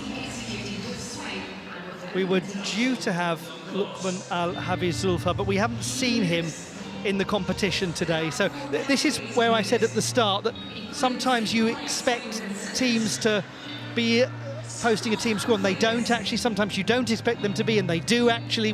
We have to rather go with the flow a little in some of these early subdivisions. What we do know is these two individuals from Jamaica and Trinidad and Tobago have got very nice fundamentals in their gymnastics. We've been very impressed, haven't we? Absolutely. Programs that are both really up and coming. But now they've got to finish on pommel horse. Ah, yes. And, well, pommel horse is always pommel horse. Pommel horse, after you might be tired from, well, the physical challenge of doing 5 apparatus before this, and then also kind of the emotional challenge of competing at the Commonwealth Games. We will see how that affects them, if it affects them. For those who know gymnastics very well, Blythe, they will have all nodded their heads when you said pommel horse is always pommel horse. What exactly do you mean by that for those who are newer to watching the sport? It's a difficult apparatus because once you start, you cannot stop at all. And by nature, often that leads to mistakes. Frankly, it can lead to falls.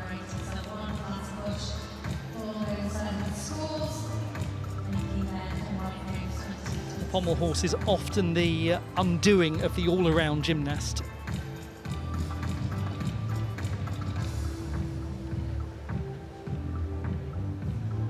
So the last moments of warm-up over on the horizontal bar, we've got Harry Ayres. He will be the very last to compete on the apparatus. Won gold at the Island Games in Orkney, much further north than here last year. Big moment in his career. He was so proud, standing in the centre of the podium at the Island Games. Looking forward to seeing what he produces on the piece. At the quite literal centre stage that is floor exercise in this beautiful space of the arena. We're with Malaysia. Sharul Amy.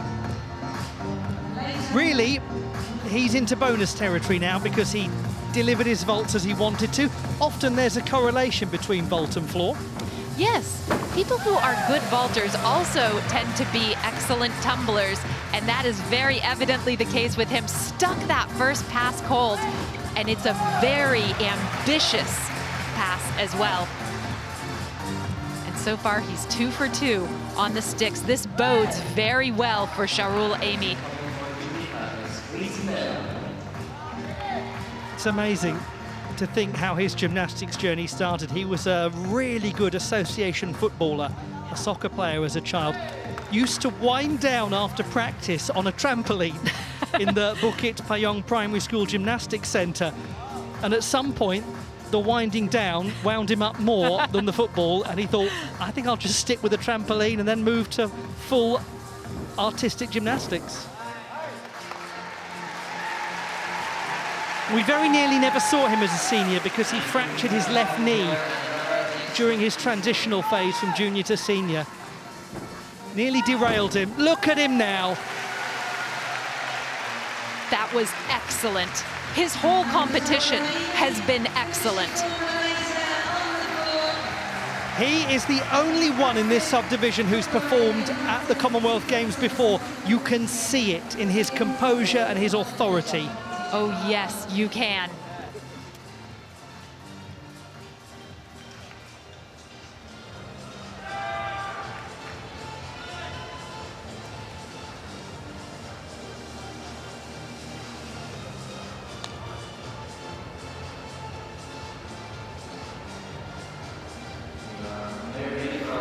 Representing Singapore, this is the runner-up on this apparatus at the National Championships, Asha Pua.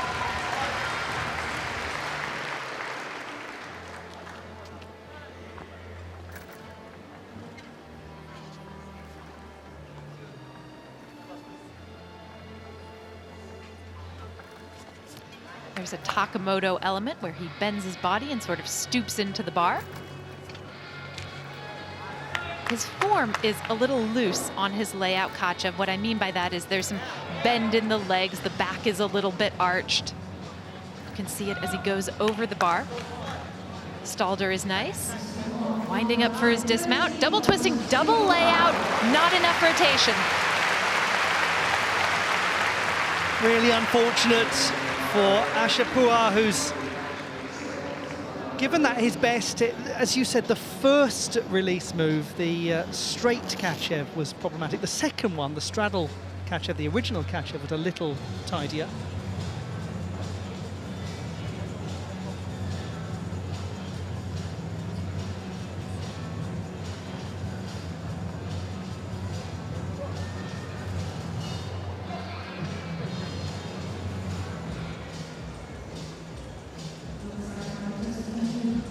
How do you fancy finishing your debut Commonwealth Games on the pommel horse would be a question to ask Shane Cumbermack, the 18-year-old born in Miramar in Florida.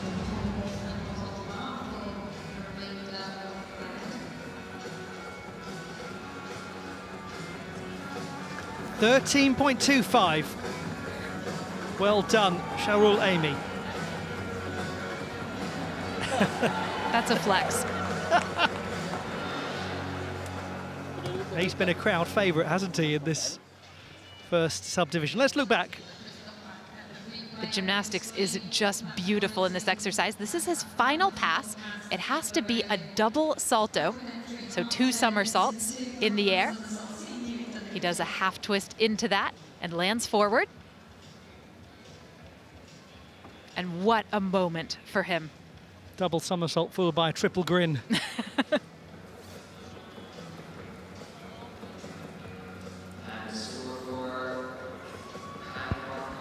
Meanwhile, we've just had a score in there of 10.65 for Ashapua.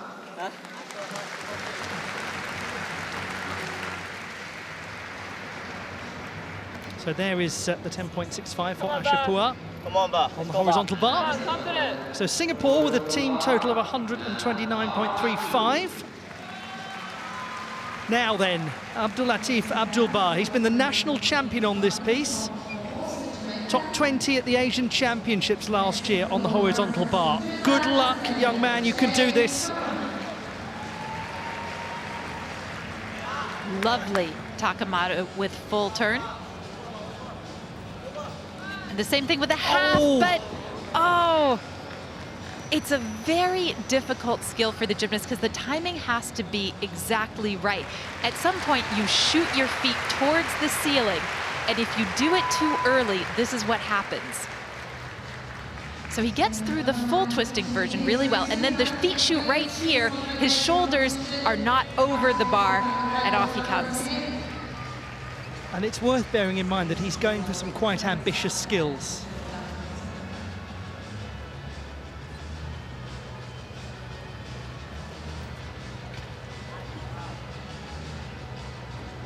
Very elegant Kachev. And now something totally different. This is what is known as a Czech giant.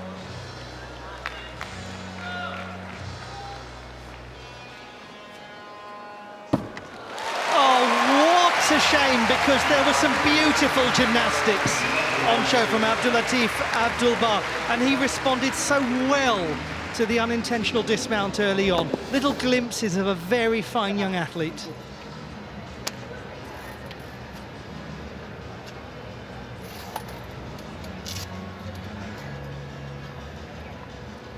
He's right to be buoyant about that because he had a rotten injury period a few years ago, was out of action for a long time. So here is Shane Cumbermack of Trinidad and Tobago on the pommel horse. Begins with a scissor element.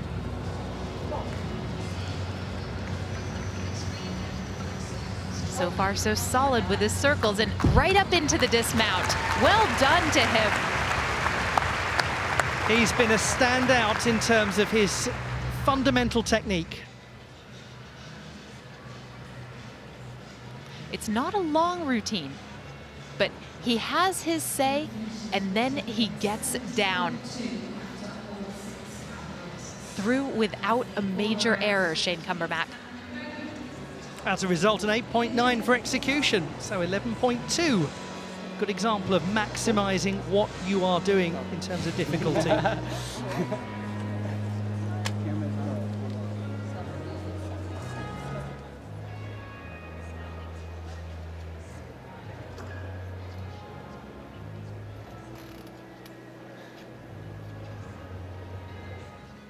We look back at Abdulatif Abdulbar. Fall aside, his execution is really nice. You see it in these giant swings. Again, look at how straight the legs are, how pointed the toes are, and how extended he is in the layout position on that double layout dismount.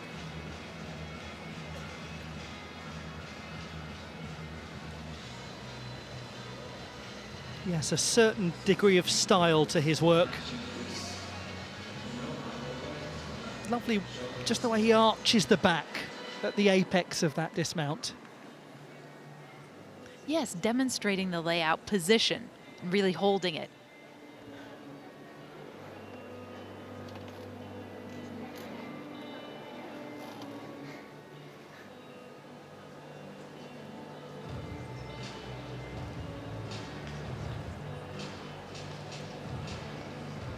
Gymnasts of all ages competing at Glasgow 2026.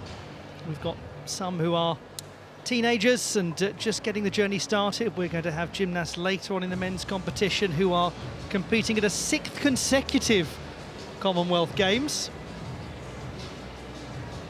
And everything in between.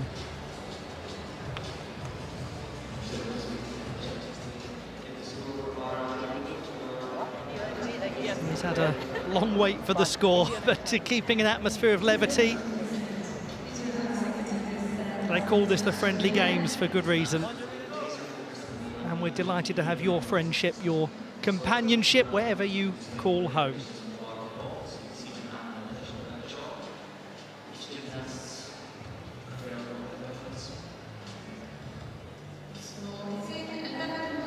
He's got an 11.25 score. Let's go.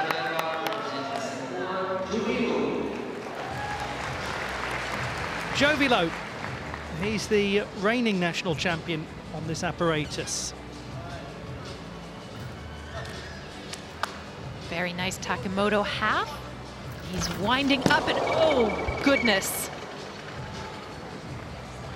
Now, it's great that he is all right. He seems to be okay.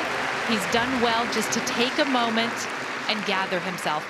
This does happen in gymnastics. This won't be the first time that it has happened to him in practice. This is what's known as a peel.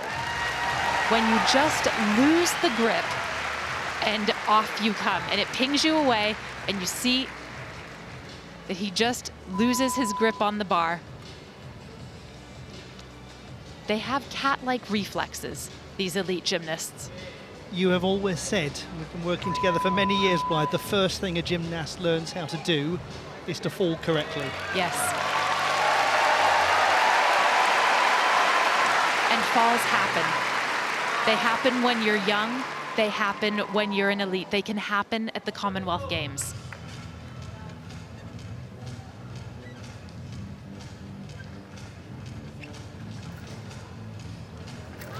Now that's a skill we haven't seen so far. It is the hardest skill that we have seen on horizontal bar yet.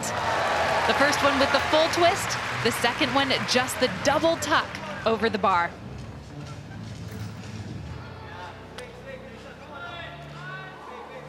What composure from Jovilo to peel and fall and then get back up and do this. Oh my goodness, that has all of the elements of a lovely horizontal bar exercise. Yes, exactly. The reaction of that person in the crowd to perform that Coleman followed by the Kovac, those really difficult release and regrasps after what happened at the start of that routine. He's as tough as nails. I believe the Coleman is quite a new skill for him. This is the double tuck with a full twist right over the bar, and you have to be placed just so in order to re-grab the bar and swing out of it cleanly.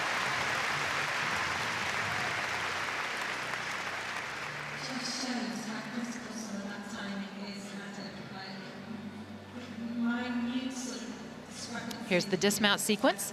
A double twisting, double layout, 2 flips in the layout position, 2 twists, and he gets it to his feet.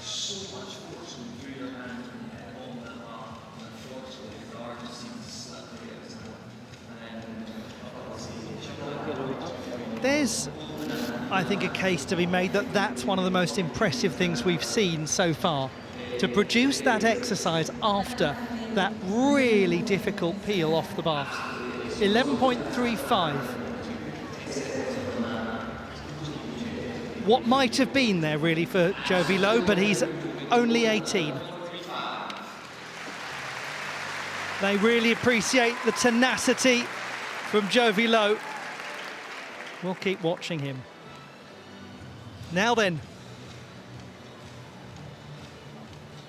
one more gymnast remains on the horizontal bar. Just one more contestant to go in this. The Island Games, Orkney 2025, horizontal bar gold medalist.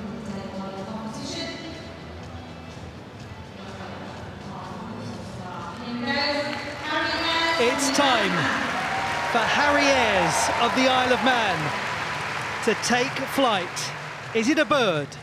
Is it a plane? No, it's Super Manx.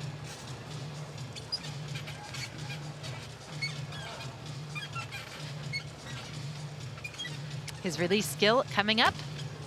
Classic Kachev does have to bend his knees on the giant coming outwards. So there will be a deduction associated with that. But the important thing is he stayed on. Some very intricate pirouetting skills as well. Dismount imminent. Oh, what a way to finish the subdivision. Feet didn't move.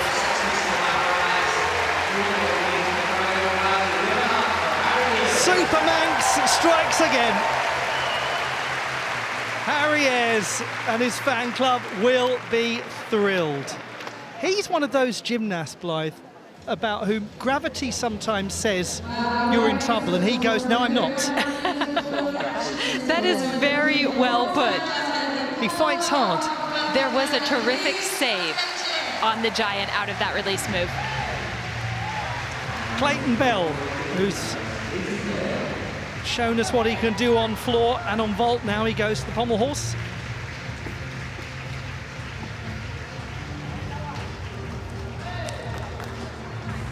Strong set so far from him. Just losing his leg form a bit, and oh, again, what tenacity. Yes, there will be deductions, but it's amazing the way that he is powering through this, that he hasn't come off. I cannot believe he stayed on. What physical strength from Clayton Bell. That took guts. To do that with all of that leg bend. Honestly, normally that does throw a gymnast off, but he is not a normal gymnast. My goodness. What a routine. So it's a 9.85, a lot of execution deductions for those bending of the knees, for the leg form issues. But amazing that he stayed on. They all just add up gradually.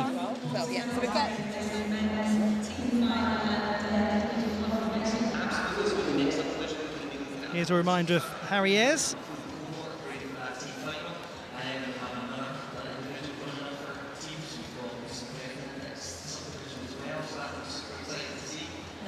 He's a determined young man.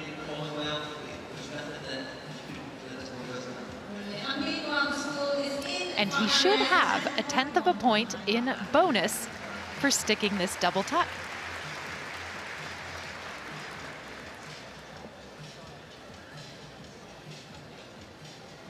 Fans proudly sporting the Triskelion, the 3 armoured legs with golden spurs, based on the Manx coat of arms dating back to the 13th century.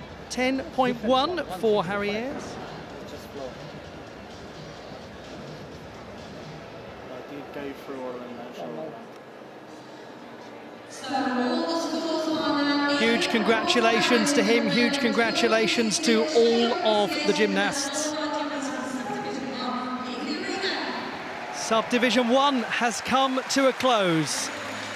So we have just one team that's posted a full set of scores. That's Singapore, 151.95. The Malaysians, as we expected, didn't post a full set of team scores. We've got two more subdivisions to come before we know the destination of the men's team title at Glasgow 2026.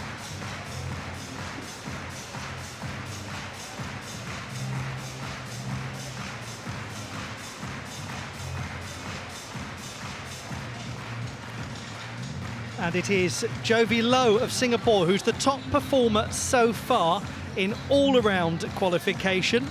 He is 2.2 marks ahead of Shane Cumbermack of Trinidad and Tobago, with Clayton Bell holding third position.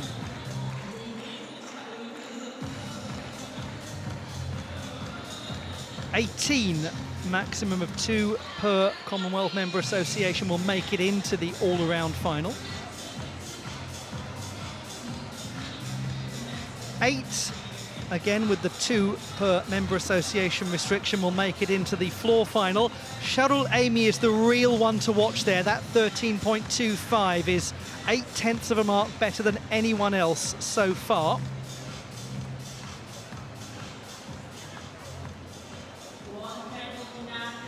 In pommel horse qualification, Ng Chung Chen is top at the moment.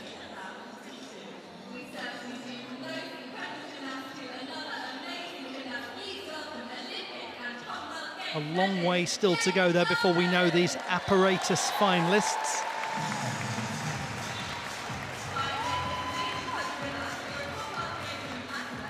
On the rings, by not quite 0.2 of a mark, Clayton Bell of Jamaica is the best performer.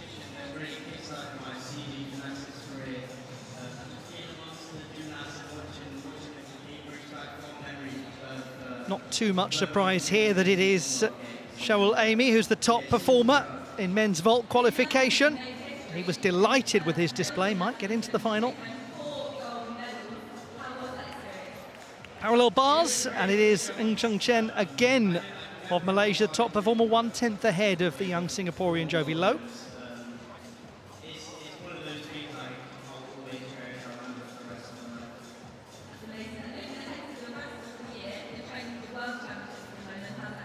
And it is Shane Cumbermack, that beautiful triple back tuck dismount from the athlete from Trinidad and Tobago, propelling him to top spot in horizontal bar qualification.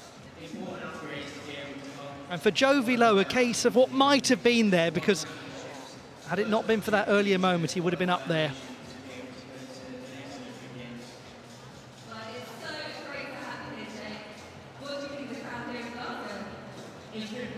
Wonderful entertainment in Subdivision 1. I hope you've enjoyed it at Glasgow 2026.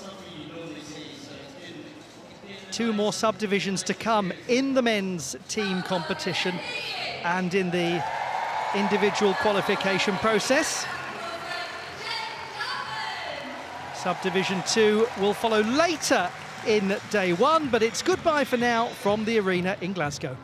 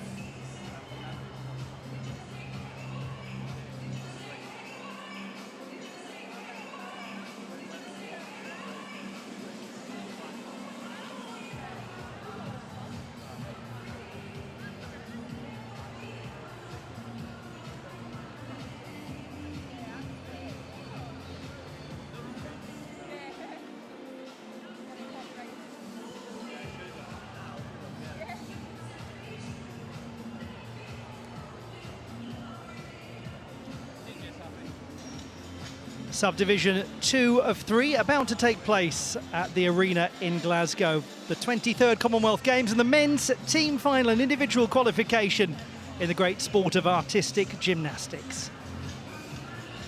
Yes, indeed. Go Team Northern Ireland, and what a team they've got. Outstanding gymnasts. They will be looking for places in the individual finals. We'll cover each member association on a case-by-case basis to see whether they are aiming for team success, individual success, all-around success, apparatus success, a combination of all or only bits of it. It'll all become nice and clear as the action gets underway. Here are your contenders in men's Subdivision 2.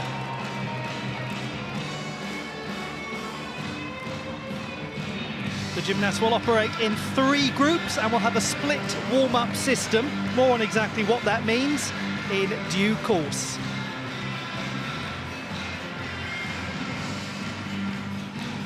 Glasgow 2026, it's the men's artistic gymnastics team final and individual qualification, Subdivision 2.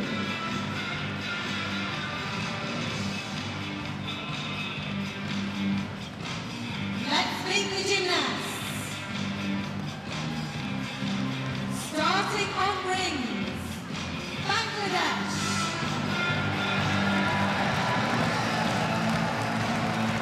Represented by Shishir Ahmed, Ravi Chakma, and Abu Saeed Rafi. Bangladesh will be part of the team competition. They'll also be trying to get individual scores as high as possible. Shishir Ahmed, Rajiv Chakma and Abu Saeed Rafi. Also starting on rings, New Zealand. Represented by William Fu Allen, Alexander Aisdorf, Mikhail Kudinov, and Daniel Stoddart. Paired with Bangladesh and going in the second half. Oh, hang on, they've got something planned here. It's New Zealand. William Fu Allen, Alex Aisdorf, Misha Kudinov and Daniel Stoddart.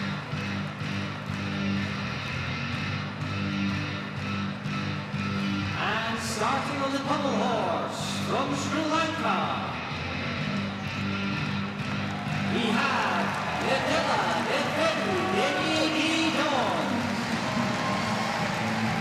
The lone gymnast in the men's competition from Sri Lanka is Nadila Nedviru Ambul Deniagedon. He makes his debut at the Games. And also starting on the pommel horse, representing Northern Ireland,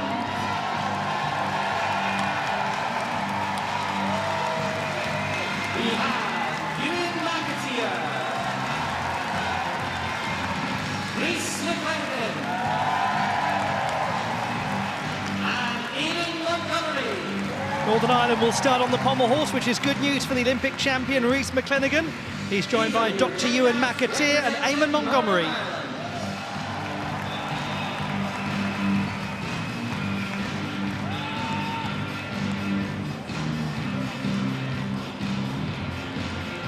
Starting on floor exercise, India.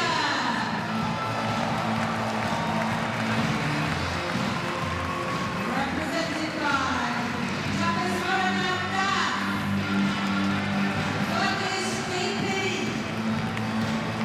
Tapan Mohanty, and Yogeshwar Singh. Let's hear for Team India. Good team from India. They've got some really impressive gymnasts. Tapeshwana Das, Swatish KP, Tapan Mohanty and Yogeshwar Singh. Also starting on floor exercise, England Islands. Represented by Justin Spencer. What a moment this is for Justin Spencer of the Cayman Islands, the 18-year-old. He looks thrilled to be here. Also starting on floor exercise, South Africa. Represented by Daniel Nitley. Daniel McLean of South Africa, their lone male gymnast. He'll be starting on his favoured piece. He's the reigning African champion on floor.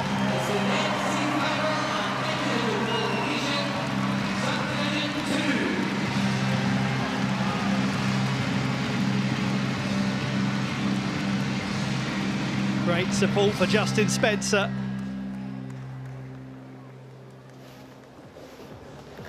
So here they are, the contenders. Good luck to all of them.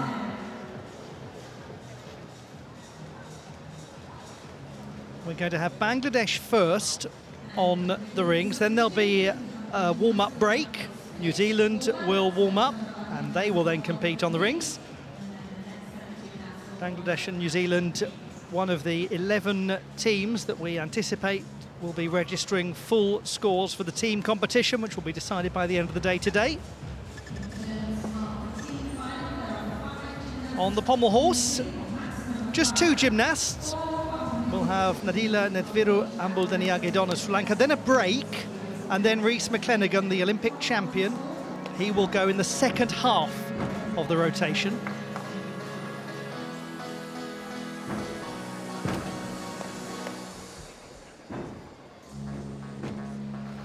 We'll have the Indian team beginning on floor, and then we'll have in the second half of the rotation the individuals from the Cayman Islands and South Africa. Wonderful to have you company. Hope you're looking forward to all of the action. Ollie Hogben here with Blythe Lawrence alongside me. And we've got some really exciting gymnasts coming up in this subdivision. We do. Of course, everyone is talking about the return of Rhys McClenaghan and the fact that we might see him not only on pommel horse, but on floor exercise. And the Indian team will be quite interesting to watch as well. Since the medals of Ashish Kumar at the Commonwealth Games in Delhi in 2010, they have really risen forth as a force in international gymnastics, and this is the perfect stage for them to really break out and show that. There's also New Zealand with Misha Kudinov in his 6th Commonwealth Games appearance, and he's got a very bright young team behind him as well. Some of whom he actually coaches as well at club level. How exciting, and what a setting for it. The friendly games in the friendliest of cities, Glasgow 2026.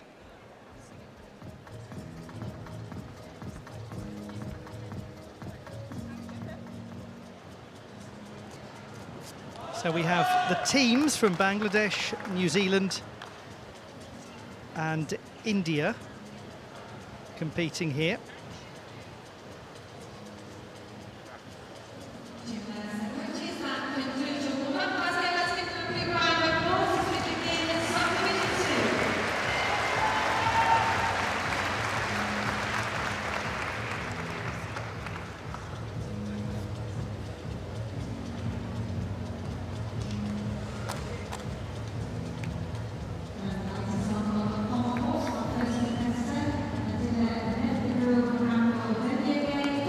The first gymnast in this subdivision is the lone gentleman from Sri Lanka, Nadila Netviru Ambuldaniagedon. He's from the capital city of Colombo. He's only 20.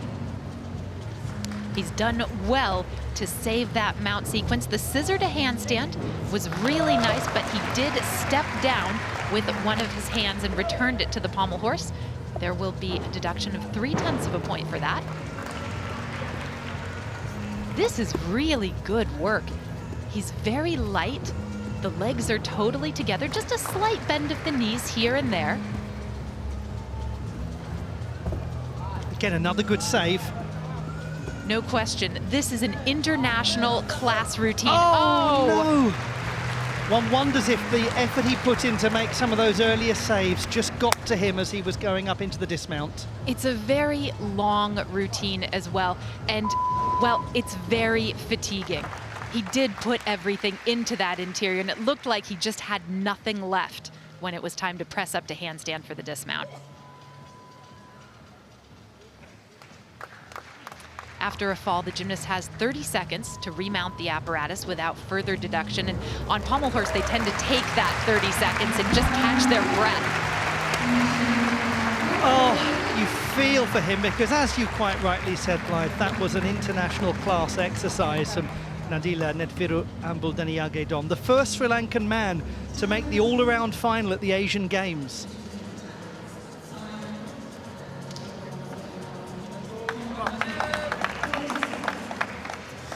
Three gymnasts comprising a team from Bangladesh. This is Rajiv Chakma, 21-year-old from Bandarban in the south of Bangladesh on the Sanggu River. His debut at the Games.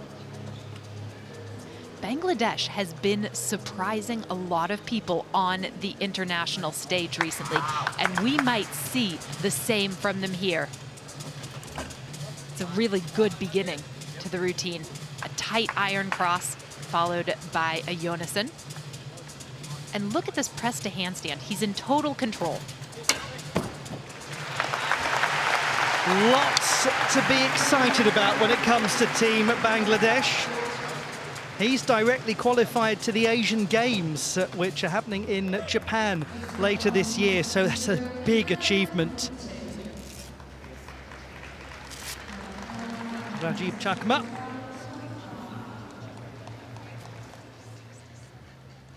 Look nice and controlled. Those of you who are newer to watching the sport of artistic gymnastics, just to remind you, or maybe tell you for the first time, it's a difficulty score plus an execution score. Difficulty starts from 0 and works upwards depending on what you do that earns you credit. Execution starts from 10 and works downwards due to deviations from correct technique. For Nadila Nedviru Ambuldaniagedon, it's an 11.2 score. He will have lost a full mark for coming off the apparatus without completing that dismount successfully.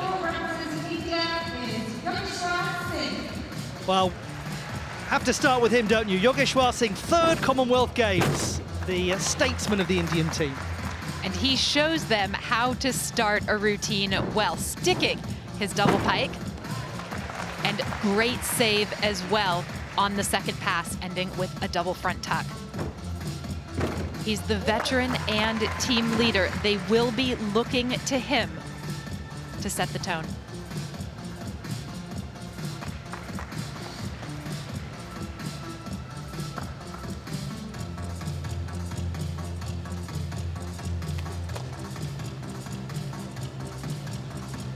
Well, this is so exciting to see the Indian team in action in the men's team final and individual qualification at Glasgow 2026. Yogeshwar Singh from Haryana state in the north of India, very close to the Himalayas, hoping to take the Indian team to the summit, and unfortunately an issue there. But you can discard some scores from the team final. This is a very ambitious Indian team, and that showed throughout this floor exercise. 10.7, Rajiv Chakma. We'll come on to all of the different types of rankings, team ranking, all-round ranking, apparatus ranking, as we go through the session. Back to Bangladesh on the rings. Abu Saeed Rafi from Firozpur in the southwest of the country. He lives now in Dhaka.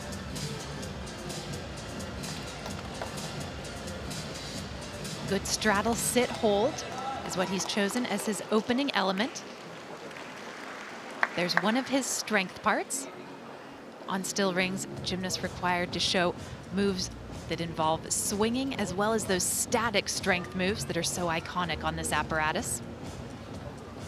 They've also got to do a move where they stop in handstand.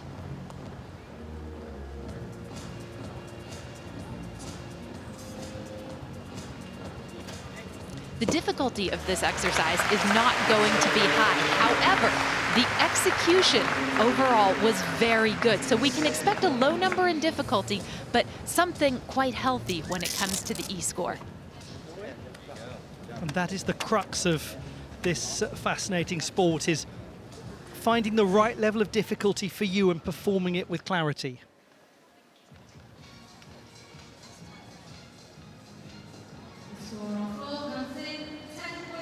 He is a graduate of the beautifully named Daffodil International University in Birulia.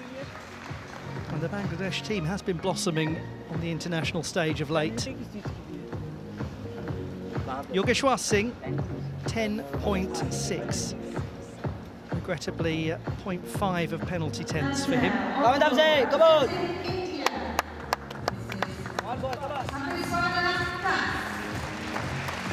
Two scores count on each apparatus for the team competition. This is Tapesh Wanathdas, the Indian who is 26 from Odisha. Really good opening pass.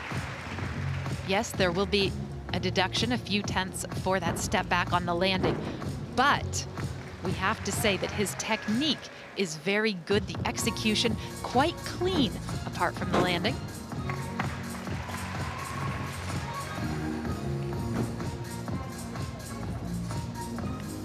In recent years, coaches from all around the world have flocked to India, really working with each of these gymnasts individually to help them refine their craft.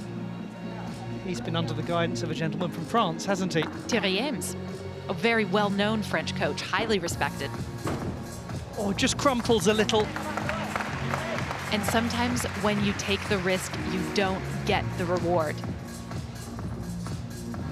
But they are taking the risk. They do have the difficulty to be competitive. It's really unfortunate that a couple of full marks to come off his score for what will be classed as falls when the hands have to go down as support like that.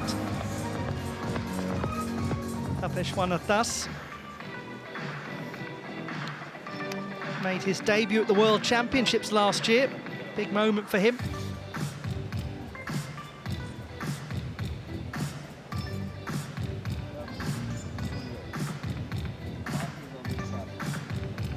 Let's look back.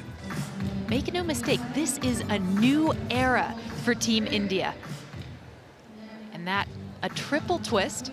This is his penultimate tumbling pass. So he's doing it while he's already tired, and he just doesn't hang it up in the air quite well enough. The same with this, some under rotation. He needed to hold on to that in order to get his body fully around. Your point is a great one, though. The ambition of what they're trying to do is really significant, because if you've got those higher levels of difficulty, when the execution comes together, the total score is going to be big. Exactly.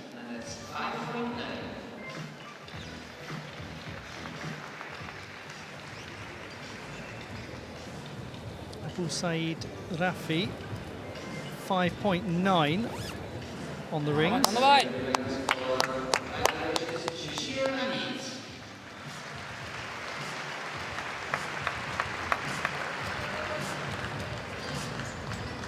Now we go to Shishir Ahmed, 27-year-old, the oldest member of the team. It's his second time at the Commonwealth Games.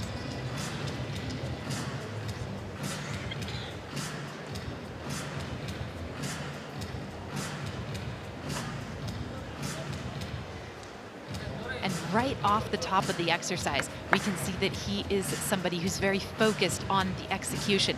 It's all in his toe point. Good iron cross. Each of these static strength moves need to be held for at least 2 seconds in order to receive the difficulty credit. Once again, just a very elegant press up to handstand.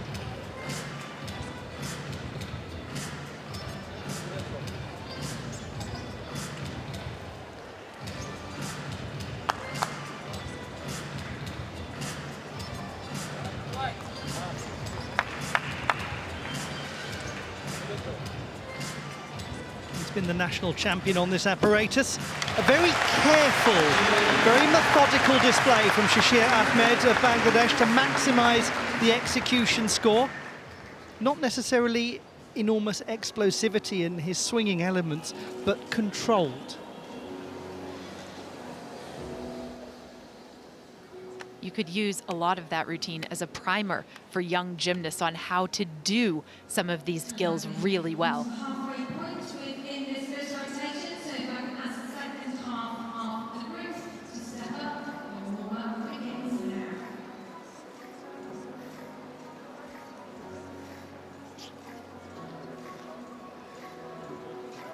It is unfortunately for Tapesh Waranatdas going to be quite a low execution score. Yes, 4.9. So a 9.5 overall score for him. His difficulty 4.6 was perfectly sound.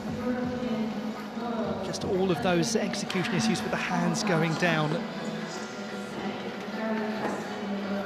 A long way still to go though. 18. A maximum of 2 per member association will make it into the all-around final. This is Tapan Mohanty. Nice start. Beautiful. Front layout with full twist to double front tuck. And once more, the hands just coming down on his front double pike. Perhaps a slight lack of confidence.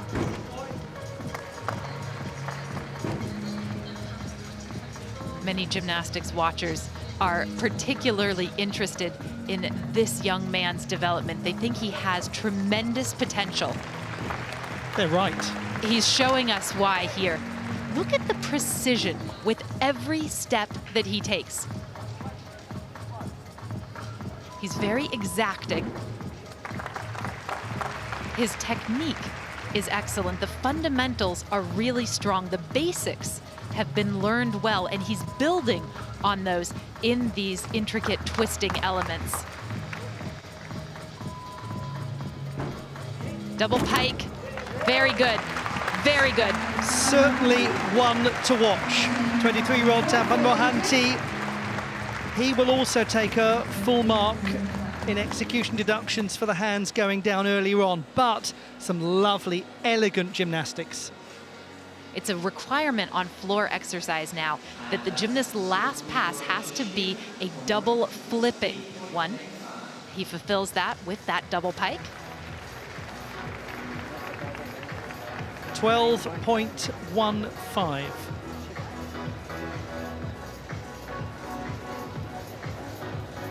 Tapan Mohanty.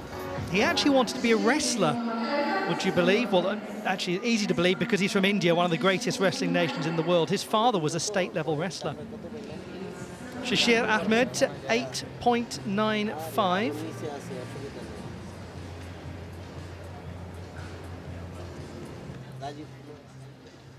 Now, here we go.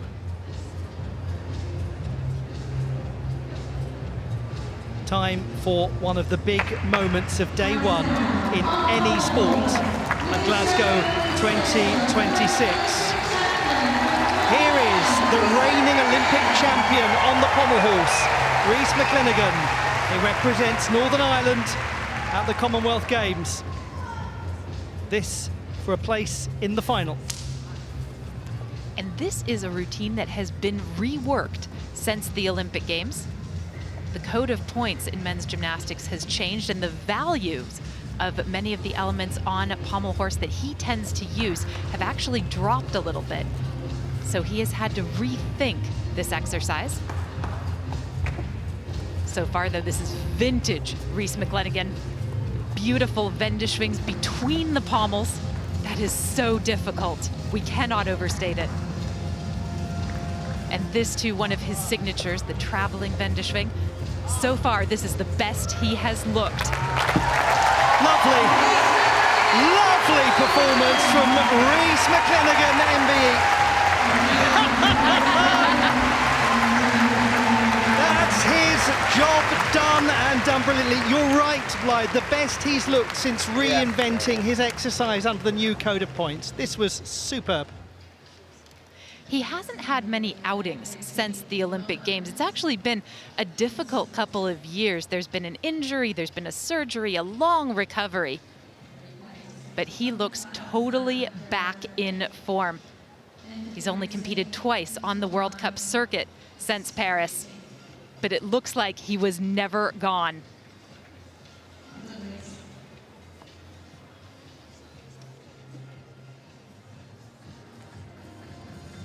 Right, everyone from Northern Ireland can relax now. They've seen that. They've got some great gymnasts still to come later on. 18-year-old Justin Spencer representing the Cayman Islands. He was born in upstate New York. And he begins with a clean 2.5 twist.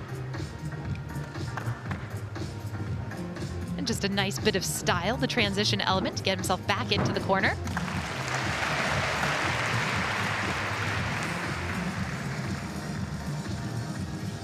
This young man won 5 silver medals at the Island Games that took place last year, so he knows this part of the world because they were in Orkney, a fair bit further north from Glasgow.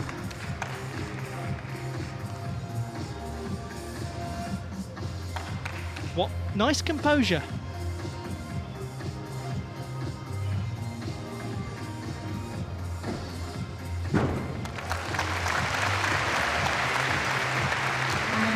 He has done really well. Justin Spencer of the Cayman Islands. First performance from him. He looked almost astonished as he came out, walked out into the arena, took a look around it. You could see him thinking, I can't believe I'm here. It is the sort of thing that you dream about as a child. And when that dream comes true, yes, you get that kind of look. You almost can't believe it. He's somebody who has read his code of points. He ends with a double tuck, fulfilling the requirement. 14.5 for Rhys McClenaghan. 9 exactly for execution and a 5.5 for difficulty. I think we might be seeing that routine again later on in the games. We might be seeing Rhys McClenaghan again today. More on that later. We'll see if what has been much rumoured does materialise.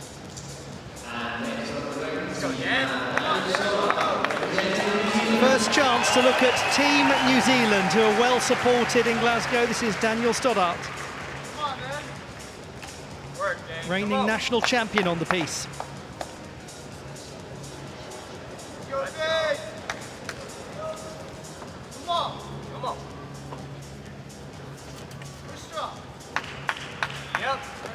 He starts off with a planche and drops down into an iron cross.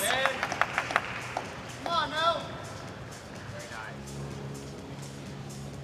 Let's go. Come on. Come on, Dan. Work, work. Now this transition into the swinging elements. The Yonason to Yamawaki, those double fronts between the rings. Clean giant to handstand, freezing it, and a full twisting double tuck dismount. Well performed.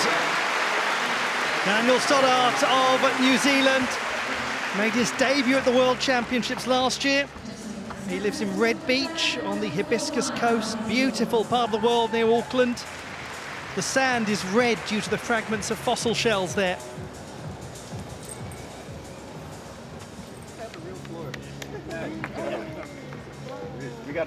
Really enjoying the experience, and a good score for Justin Spencer. His difficulty may only be 3, but an 8.45 for execution gives him 11.45. Go, Daniel. Let's go. Really made the most of that.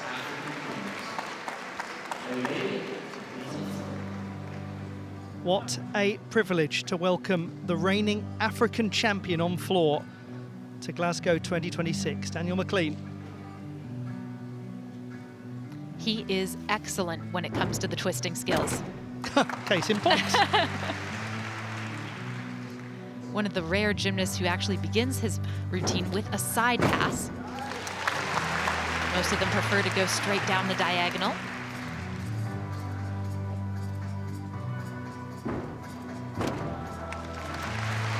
Have a look at the body position when he twists. He's perfectly extended. The knees are together, the legs are straight, the toes are pointed. And the twist is so efficient. It's quick, isn't it? It is. There's a bit of pommel horse on floor exercise, the Wendeschwings.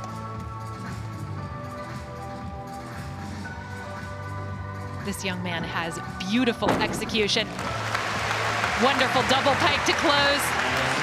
Daniel McLean, the undergraduate in logistics and transport management at the University of Johannesburg, appropriately enough for someone who's clearly going places. That was a lovely display on floor.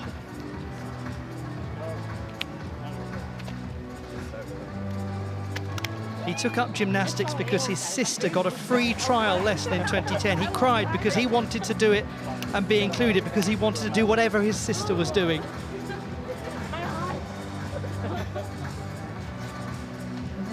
This was just lovely, so elegant all the way through. And there's so much attention paid to detail in his work. It's what you want to see on floor exercise. And it's one of the things that he does that sets him apart. His only double salto in the routine comes right here at the end, where it has to be a double flip. And we'll see if he gets the 0.1 bonus that is associated with sticking your landing in your final pass on floor exercise. That was a little iffy.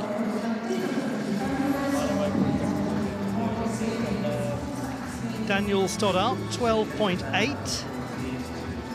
We look back at how he earned that score, and earned it well. He's a graduate of the University of Auckland.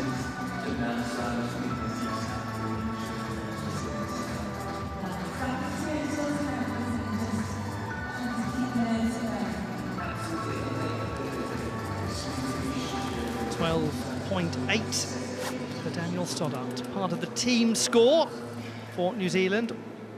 He's also going for all-around qualification. Daniel McLean waiting nervously. He said it was pure joy when he won the African title on floor. Apparently he kept saying to himself over and over again, I did it, I did it, I did it.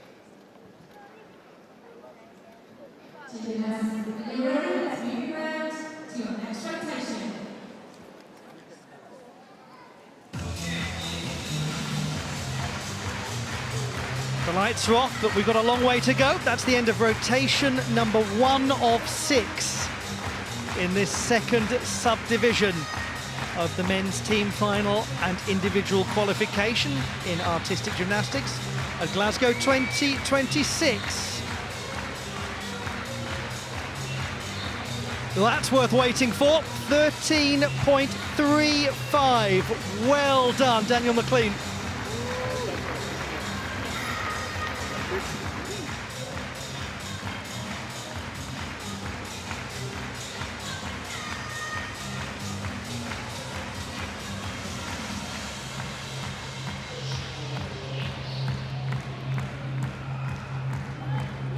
We move to rotation number 2. Taking to the pommel horse, it will be the Indian team. Big rotation actually for them after some issues on floor. They've now really got to solidify things and control any jitters they might be feeling. For Daniel McLean, he'll go into pommel horse on a real high after his performance on floor.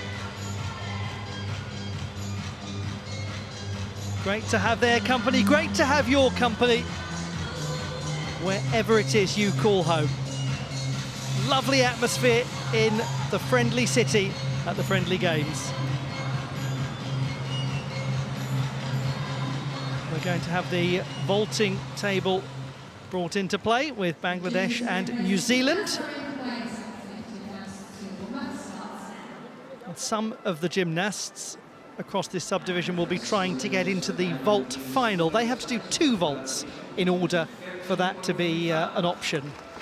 And those vaults have to be different. Essentially, the way that the gymnast goes onto the vaulting table has to be different. There are certain families of vaults, whether you do a round off onto the springboard and then a back handspring onto the table, or whether you come on forward, or whether you do a little twist that's associated with the Sukahara family of vaults. You've got to demonstrate variety. And for those of you who are newer to watching artistic gymnastics, you'll hear lots of terms like Sukahara, you'll hear things like Kachev when we get to the horizontal bar later on. You hear Bavzar on the parallel bars. One of the lovely features of the sport of gymnastics is that the innovator of a move gets it named after them, and it enters immortality. Exactly. For the gymnasts, it is a way to assure that their name, their legacy is carried on in the sport. And there's nothing better than hearing the move that you created referred to by your last name. And we've got a gentleman in the New Zealand team who knows all about that. Yes, and for Misha Kudinov, not only did he have his own original skill on horizontal bar named after him at the World Championships in 2017, he has quite recently debuted a variation of that skill that could become the Kudinov 2. We'll see.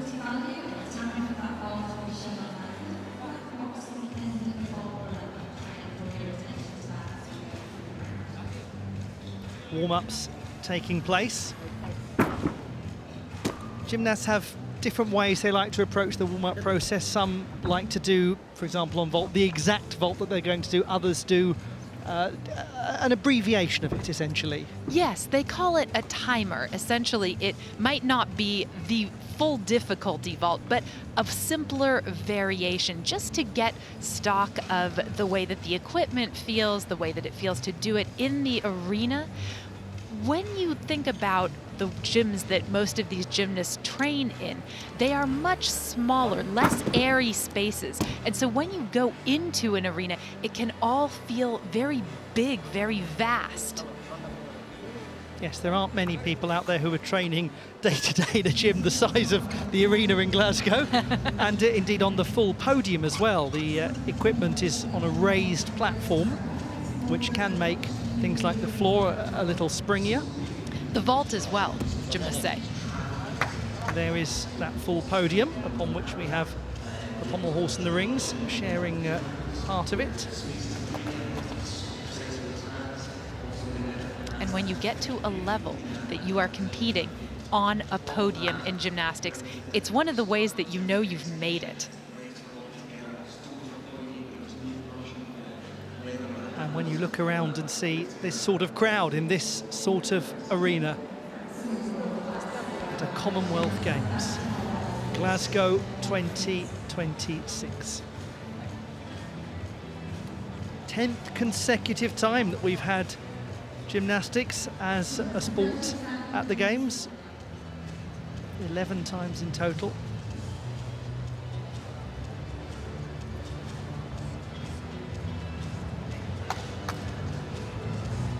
India, one of the 12 member associations who've won gymnastics medals at the Games. Here is Yogeshwar Singh, who's competed 6 times at the World Championships. Solid scissor to start off the routine with. Expect to see a lot of the basic circles in his work, but really done sometimes with one hand on a pommel, sometimes on one pommel. All of these variations adding to his difficulty. Oh, yeah, just had a slightly awkward move into that dismount after what had been a really secure looking performance. Yogeshwar Singh, he's an Indian Army athlete. There's a huge Army presence in Haryana state and in his home city of Ambala. Haryana state is a thriving sporting part of India, particularly well known for wrestling and for all forms of combat sport. Abu Saeed Rafi of Bangladesh on vault. He's had some good results on vault over the years. This is a very elementary vault, but he does it well, just like what we saw from him on still rings. Simpler gymnastics, but great execution.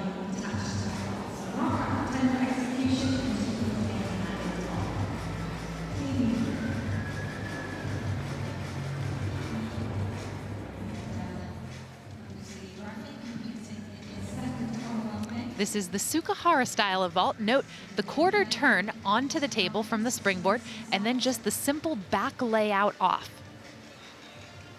Now this vault has a degree of difficulty that is quite different from some of the vaulting that we have seen already and will see going further on. We've seen, for example, 4.8 difficulty vaults. This will be a good couple of marks below that. Yogeshwar Singh, 11.1 is his score. He's been an all-around finalist in his previous 2 editions of the Commonwealth Games.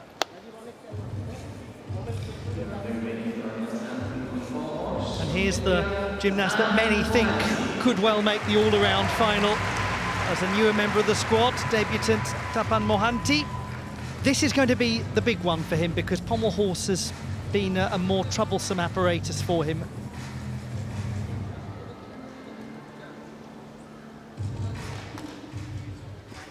So far, so good for Mohanty. What he's going to have to watch out is that his clearance, his hips above the horse, don't drop. They need to stay at about this level throughout the exercise, and he's fighting for that dismount, but he makes it. Well done, Tapan Mohanty. They have a few execution deductions for the bending of the knees, for the brushing of the apparatus, for not having a fluid motion up into handstand, but he stayed on. That was the goal. Abu Saeed Rafi, 11.65. So a 2.8 difficulty score for that vault.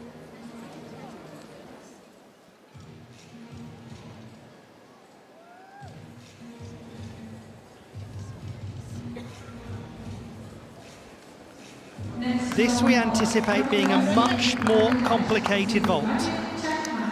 Rajib Chakma, he is going to try to get into the vault final. He'll have to vault twice as a result. This will be his one for the team. The second vault will just be for himself. Oh my goodness. Well,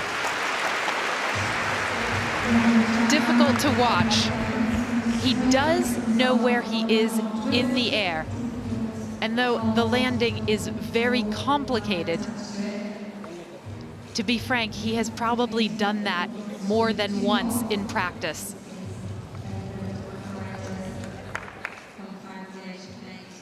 This is a handspring style vault with a 1.5 twist off the table.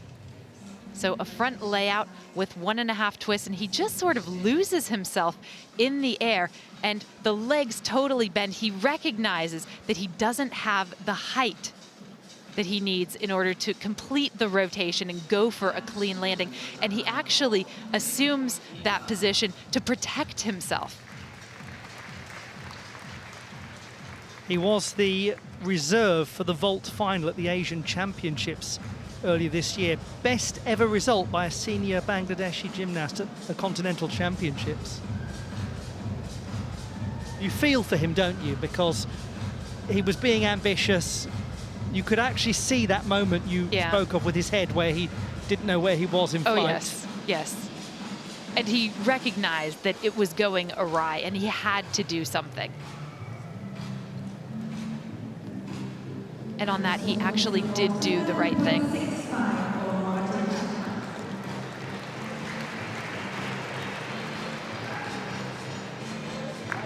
And it is an 11.65 score.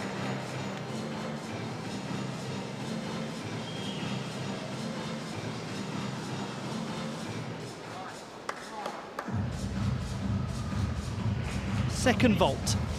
This will be a different entry style. Oh my goodness me. That was the double front tuck handspring vault. He was attempting the roche. That is a very difficult vault, and he was a long way away from making it work. And I think there's nothing but relief that he's up. Yes, indeed. That's a very hard one. And actually, with the roche, when you don't have the height to get it around, the thing that you need to do is just hold on and hope that you make it to your bottom, maybe to the upper back. And, well, it's good that he is safe and that he's okay, it seems. 9.85, Tapan Mohanty.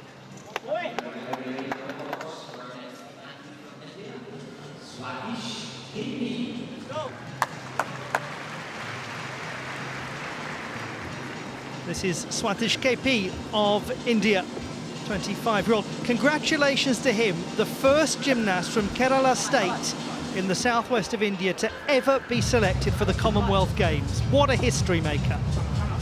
And so far, he is nailing this pommel horse set. Terrific core strength, and look at this pirouetting dismount. Wow! Pretty as a picture, that from Swatish KP. Oh my goodness, that was lovely. He's also the first gymnast from Kerala to win a gold medal at the National Games.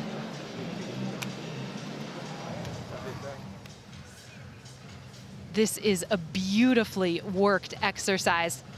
The circles really tight and well controlled, and not a shade of fatigue as he swings into the dismount.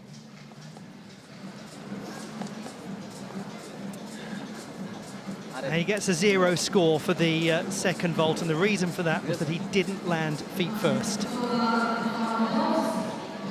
have to land a vault with the feet making first contact, otherwise it's not valid.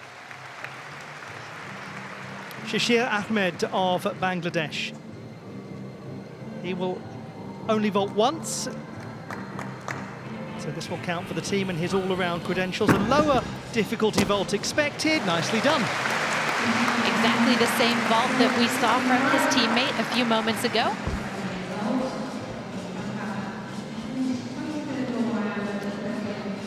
And really a carbon copy of it execution-wise.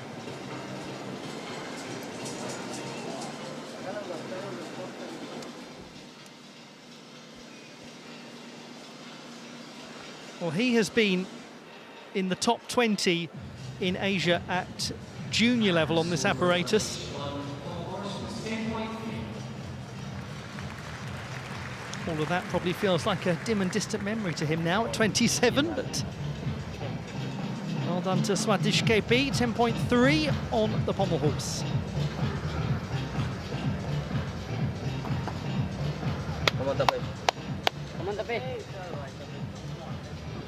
He's done incredibly to be here in more ways than one, by the way, because he had a appalling injury some years ago that nearly ended his career.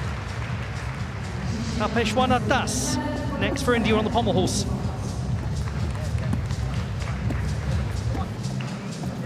He's built up a good, steady rhythm so far. Oh! And that is the cruelty of pommel horse, because it can all be going absolutely fine and suddenly it just changes. Traveling down the horse forwards in the circles went really well, but then the legs start bending, and when you are trying to generate backwards momentum, it makes it doubly difficult.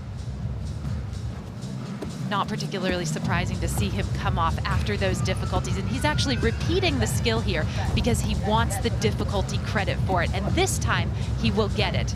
But what has it cost him in fatigue? And there's an example, just has to reset that dismount. Well done to him on such a determined effort from Tapeshwana Das. For a moment there, you actually wondered if he was going to do the dismount again because he had the error on it. I'm not sure that it is going to be credited as a dismount. And sometimes we see the gymnasts actually treat it as a fall, get back up and do the dismount just to make sure that they get the difficulty credit. He hasn't opted to do that this time. We'll see how it reflects in the score.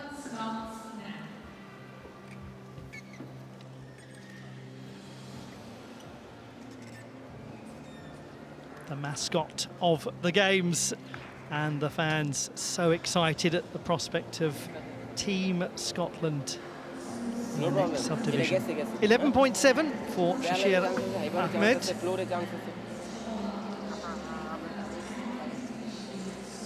That is the top score for Bangladesh on vault. Proof of the virtues there of a lower degree of difficulty with a cleanliness of execution.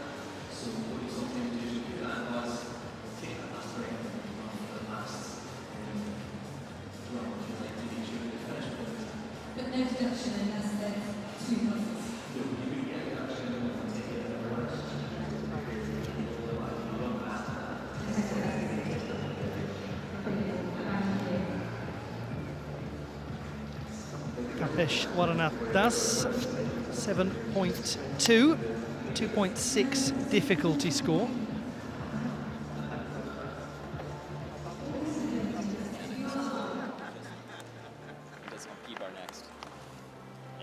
Alex Istok's parents watching on. We'll see more of him later.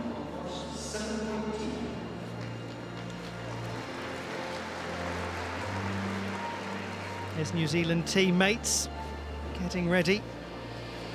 They're going to be vaulting.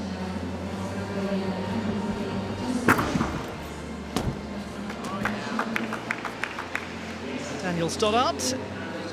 He's been a medalist at the Oceania Championships. And there is the rest of Team New Zealand watching on. And realising they're being watched as they watch on. Nervous and proud time to be parents at the Commonwealth Games. He's an amazing lad as well, Alex Istok. He actually was born in New York City. Works with small business owners in Detroit, helping them develop financial skills. All of that at the age of 20.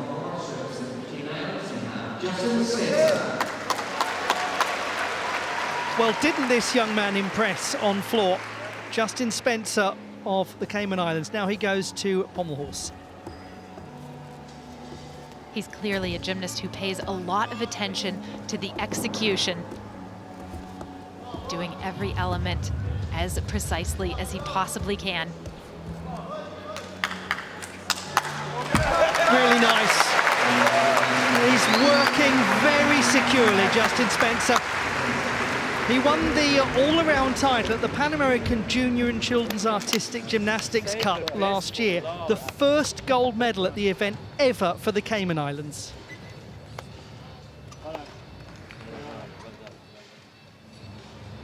Now we are with Team New Zealand at the vaulting table.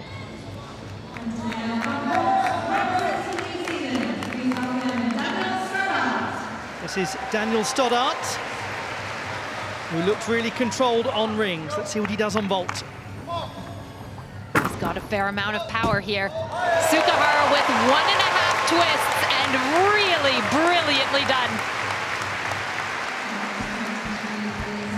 Never looked in doubt, did it, that? Not at all. Having a good Commonwealth Games debut. And so high is his mastery of this vault that he can just go for a really good landing. The deduction that he's going to get for that small hop is just 1/10 of a point.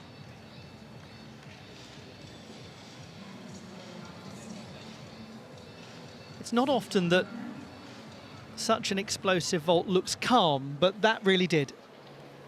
Good job. 10.7. Another good execution score for Spencer, 8.1. A lot of gymnasts in the world would be very happy to get an 8+ execution score on the pommel horse. So true. Well, this young man was a standout performer in rotation 1.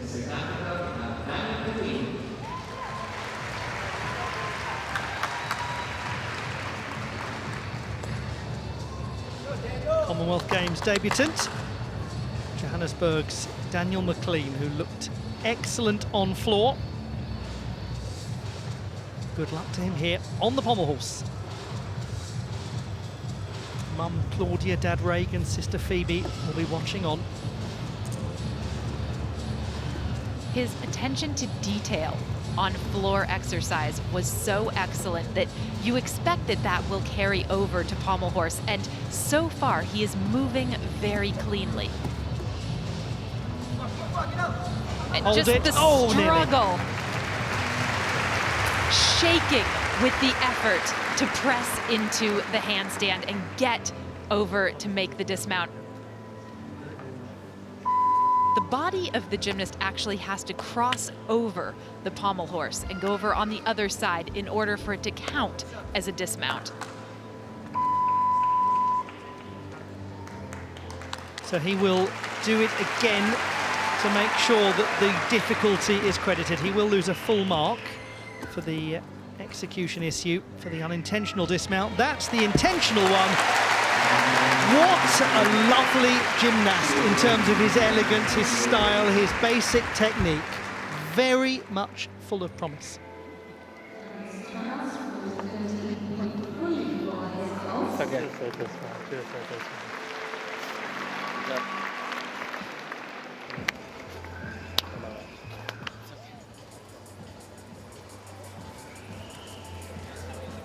Daniel Stoddart, 13.3 is the score. 9.3 execution for that 4.0 difficulty vault. One of the best execution scores that we have seen so far.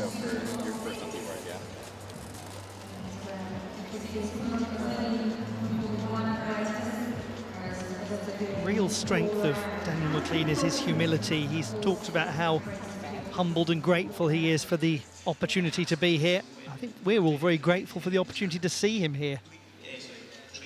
Oh yes, he is a treat to watch. Huge potential for the future. And when it comes to floor exercise, perhaps the future is now.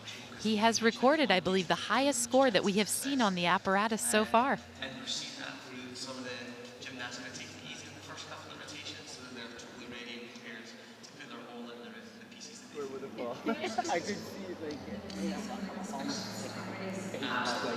10.7, just a 3.3 difficulty score. Rhys McClenaghan was significantly higher than that, a couple of marks higher than that. Good choice of reading material. Well, with a book like that, they're not going to put it down, are they?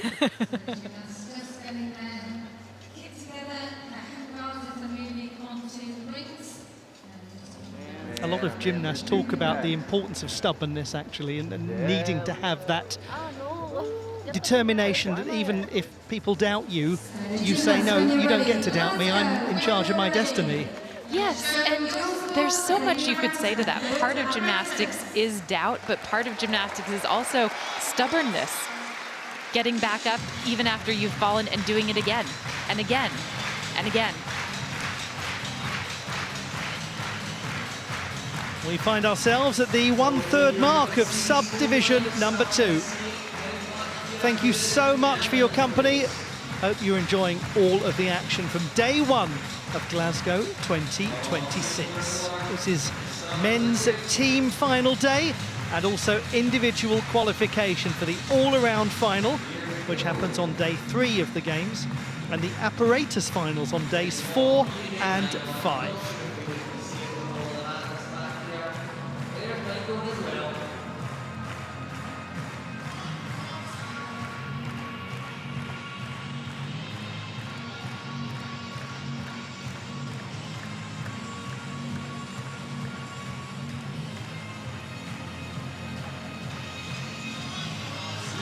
over on the rings. The Indian team will get us started. You feel for them. They've been doing their absolute best. It just hasn't quite come together yet. But absolutely what you said at the start, Blythe, is correct. The potential in the team. There is a kind of equilateral triangle for success in artistic gymnastics. First, there's difficulty, then there's execution, and finally, there's consistency. India is working on the consistency part. And working on his comeback is Dr. Ewan McAteer of Northern Ireland. He's had appalling injury struggles, but he's a wonderful vaulter, and we're excited to see him at the vaulting table in this rotation. Northern Ireland not entering a full team. They've got apparatus specialists, but Bangladesh and New Zealand are focusing on the team side of things. It wouldn't be a surprise to see New Zealand have a pretty decent time on the parallel bars. They've got some good performers there.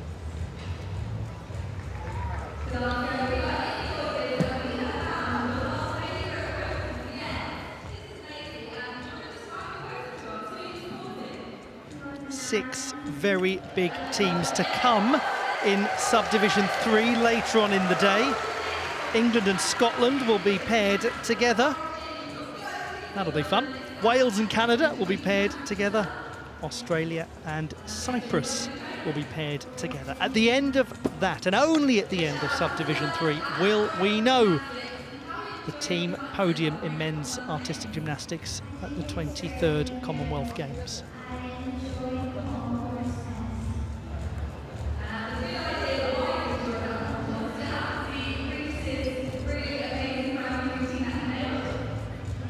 Really important that the gymnast just gets the preparation period right for them, that the little details there, the amount of chalk, for example.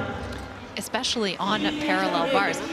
Every gymnast likes their bars prepared a bit differently, and sometimes it actually can be the last event to finish because so much re-chalking is going on between exercises. And their teammates and their coaches will know their way as well. The teammates will often help them prepare the apparatus. The gymnast who's just finished their routine will often stay around to help the next one. The advantage of being here as a team. You can also adjust the distance between the bars ever so slightly.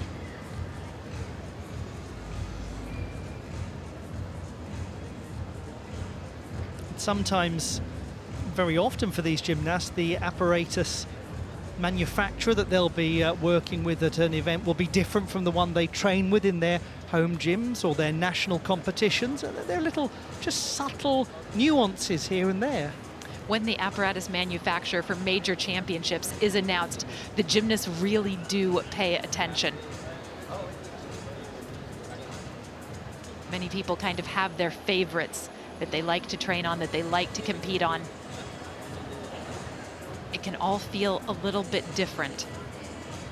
And that's why the games time training, which is called podium training, the designated time they actually have out in the arena, is so important, just to get a feel for it. They also have a very well-equipped warm-up gym too.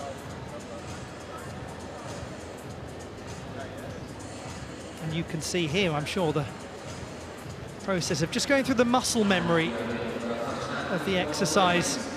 A lot of gymnasts like to do that. Just work it through in miniature before taking to the apparatus for real. Here we go.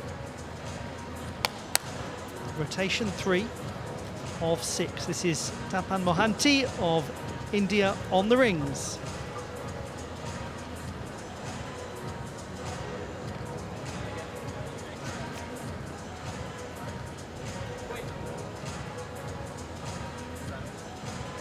The difficulty of the iron cross on still rings has actually gone up since the 2024 Olympic Games, so we're seeing quite a lot of them.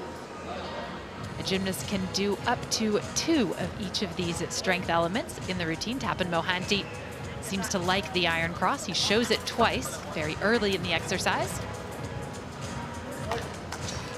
That's a very nice swinging element that he just demonstrated as well. The Yonason, the double front pike.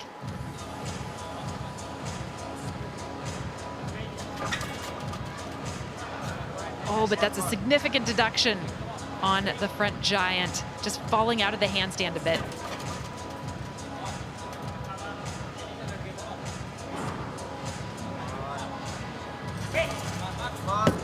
Got it back together really well. Takes a little step, nearly held that landing. Lots of very accomplished looking gymnastics there. You're so right to pick out his iron cross. He actually points the fingers, doesn't he? Opens up the palm of the hands just to show that extra degree of control. The gymnast actually doesn't get any further difficulty for doing that, but a lot of the top gymnasts do it just to show that they can, how strong they are. Because the rings isn't difficult enough. And also style points, yes, which aren't actual points, mind you, but yeah. Shashir Ahmed of Bangladesh, first for his team on the parallel bars. Good luck to him. The man from Dhaka, the world's second largest city by population with 36 million people.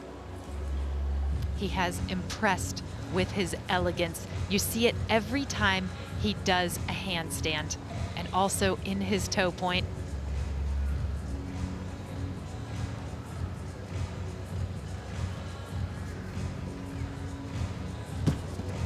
Oh, just jarred as he landed. It's really unfortunate. The work actually on the apparatus itself, as you say, was poised and elegant, but not quite right in the dismount.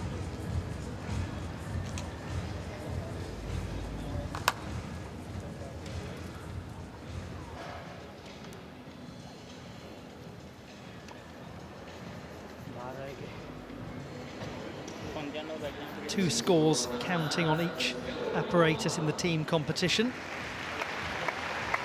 And it's a 12.1 for Tapan Mohanty.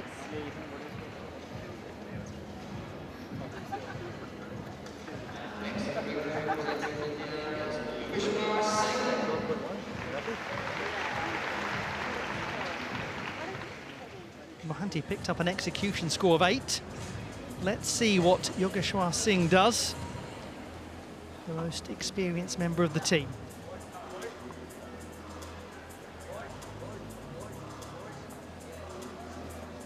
Solid iron cross to start.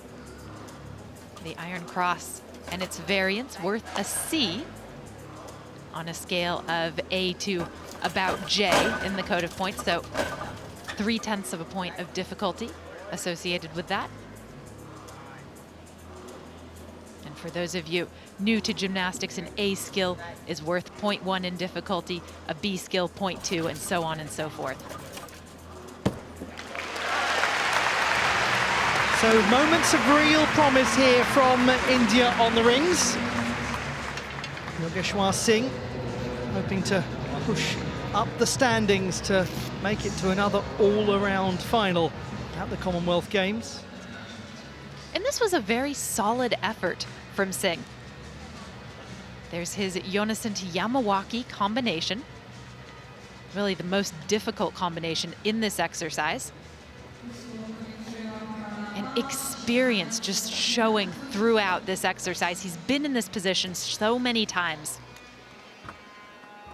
Well-controlled, full twisting, double tuck dismount, small step back. 9.3 for Shashir Ahmed. Just a 1.9 difficulty score for that exercise.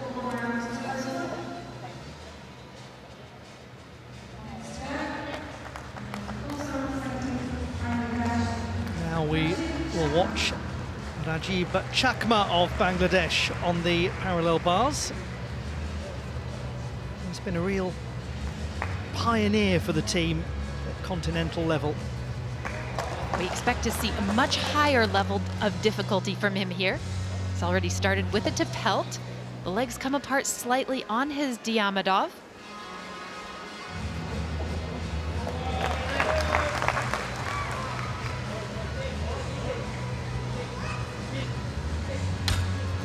Oh, and it looks like he clipped his leg going into that half turn.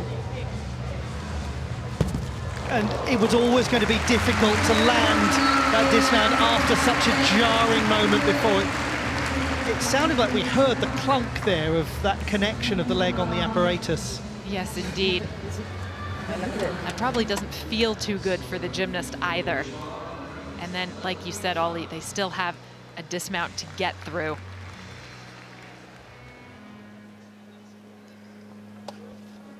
Yes, he's having a just quick check over there.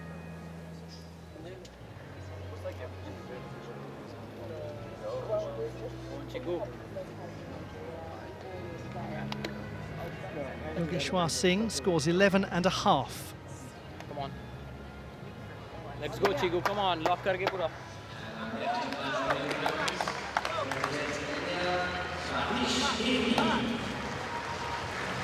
Swatish KP, we expect this will be his last performance in this team final and qualification process. He's only scheduled to do the pommel horse and the rings, so really good luck to this trailblazing gymnast from Kerala State.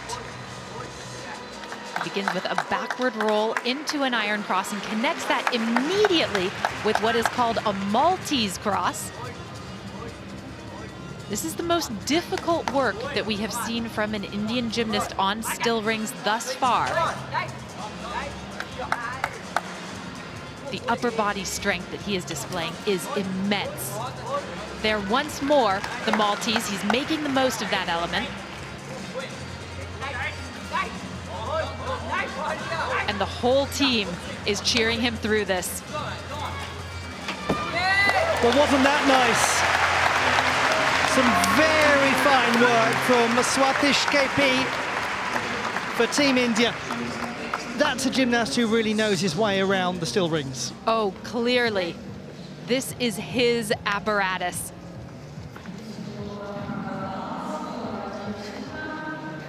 He did a great job as well to save that dismount. His knee nearly touched the mat as he took the step forward, but it did not touch, so it's not a fall.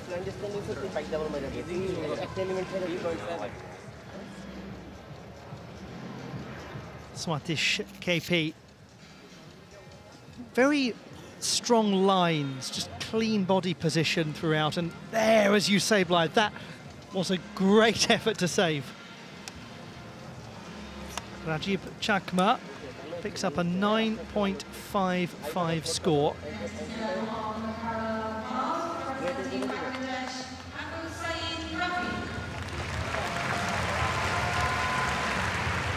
Abu Saeed Rafi is the next on the parallel bars.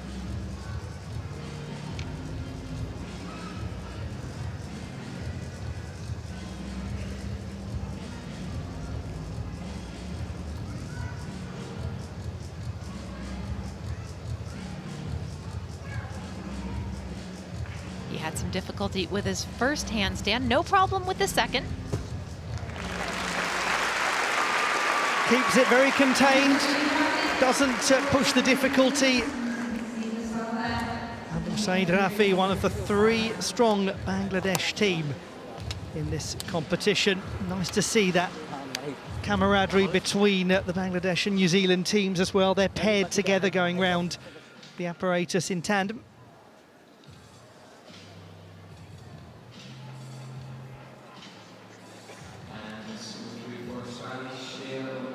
When you have a simpler exercise in terms of the difficulty score, which I just remind you starts from 0 and works up, got to execute it as well as possible. That is a good score from Swatish KP, 12.45. He looked really pleased with that. When he finished performing, knew he delivered what he set out to do.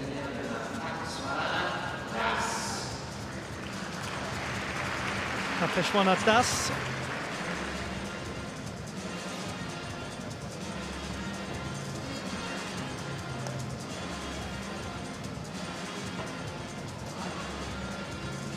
The difficulty has been increasing as the Indian gymnasts have gone through this still rings rotation. Let's see what we get from Das.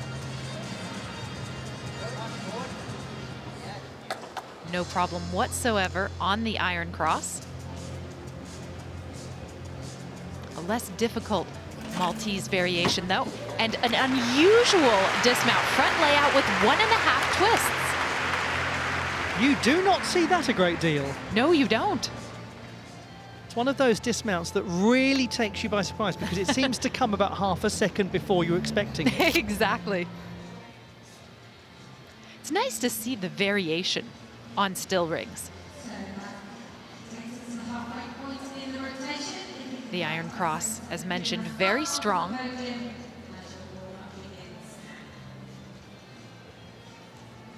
And then here's the dismount that catches everybody's attention.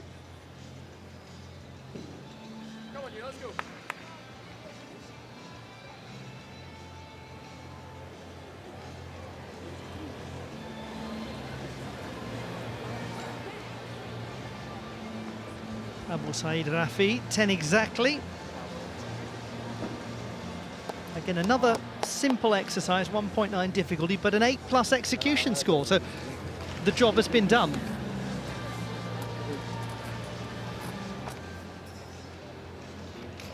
Safe, secure gymnastics.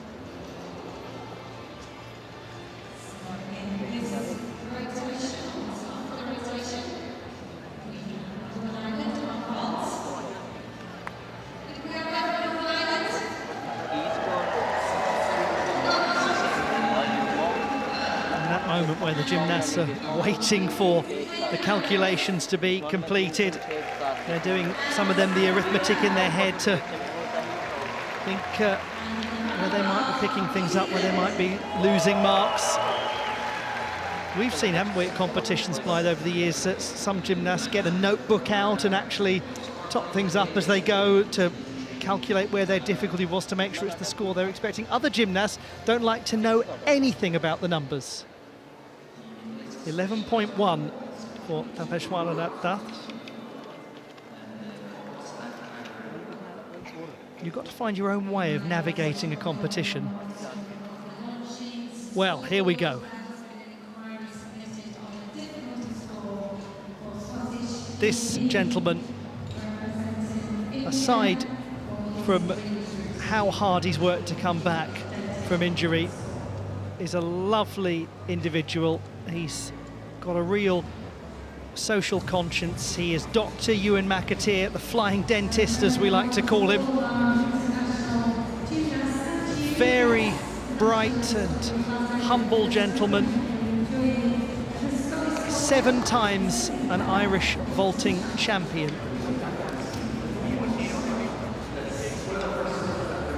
In the lead up to the last Olympic Games, he had such a difficult Achilles injury. He's always had bad luck with injuries, but this one was the worst. He's had to modify a little his skill set in order to deal with the comeback and the impact on his Achilles. And we'll come back to him soon.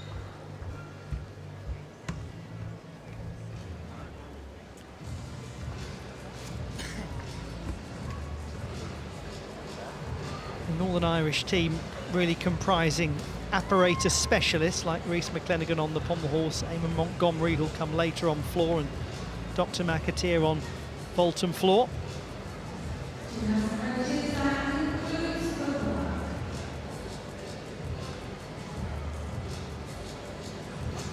Meanwhile, New Zealand getting ready for their turn on the parallel bars.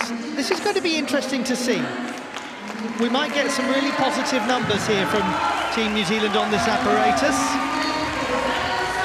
Here is Daniel Stoddart, who's been a national medalist on this very apparatus. Good luck to him.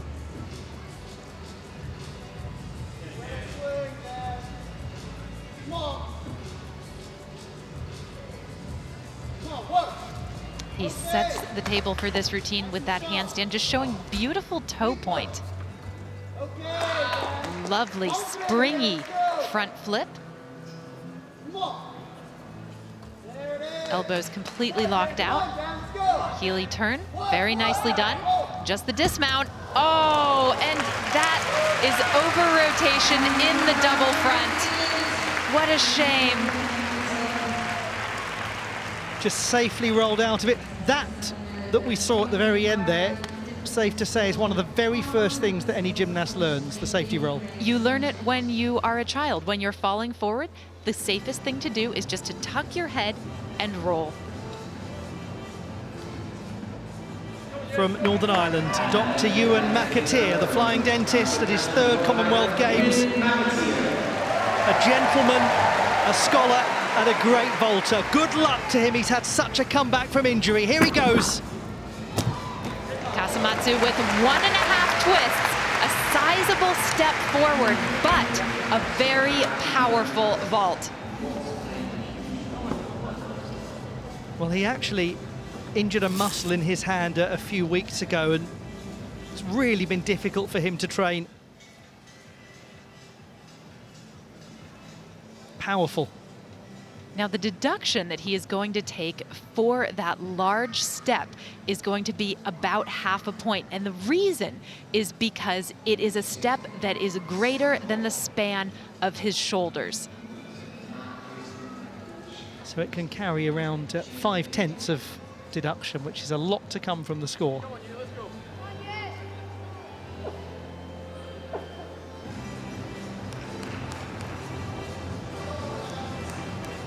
Seven times an Irish vault champion. Had to give up playing rugby as a child. He was very good at it as well. 13.75, it's a very healthy score, that. Now, we anticipate for the second vault something lower than he'll try in the final if he makes it. Yurchenko-style vault with a double twist coming off the table. A much more impressive landing position.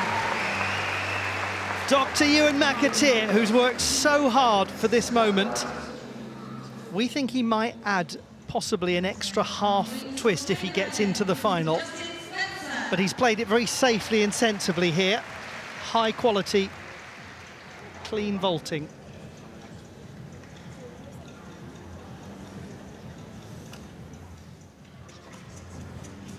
We are with Justin Spencer of the Cayman Islands on the rings. He won a medal on this apparatus at the Island Games in Orkney last year. Well done, press to handstand, showing each phase of that element really well. A dismount, double tuck, stuck. I mean, it's the same story, isn't it, for him? Performance after performance.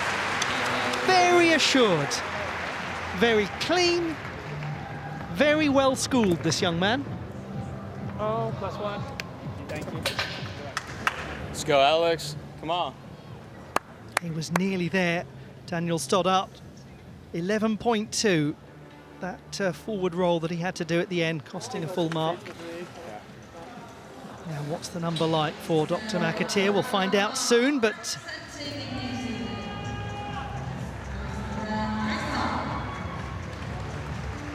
Alex Istock of New Zealand.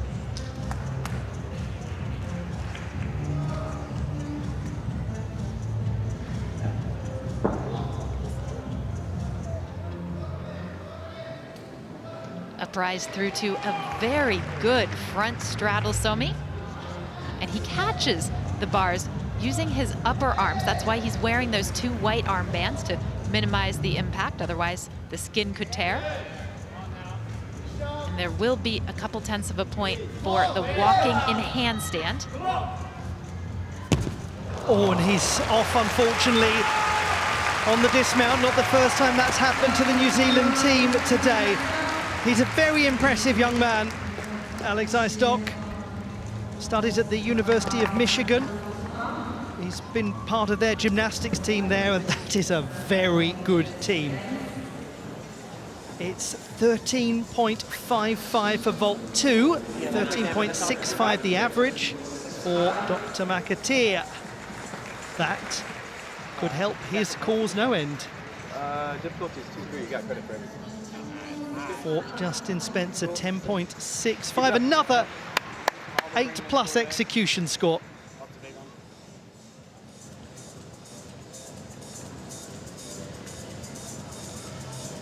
I don't know about you, but I'm really enjoying watching this pairing of Justin Spencer and Daniel McLean. That, appropriately enough, is very clean. I mean, he just performs like Spencer with such security.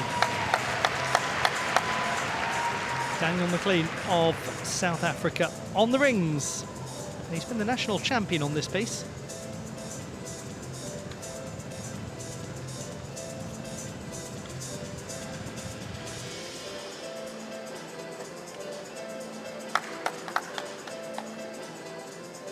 Tidy Kip begins the routine, and here he's dropped down to an iron cross, meticulously holding that for the required 2 seconds.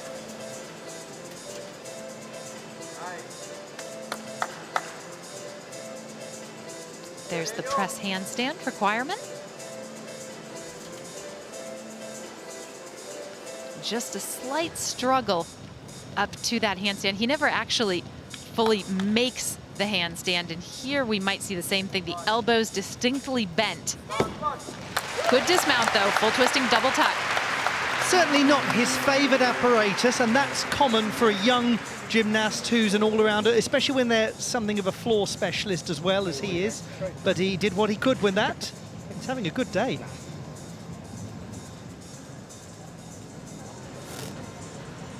Team New Zealand and Alex Eistock 11.6.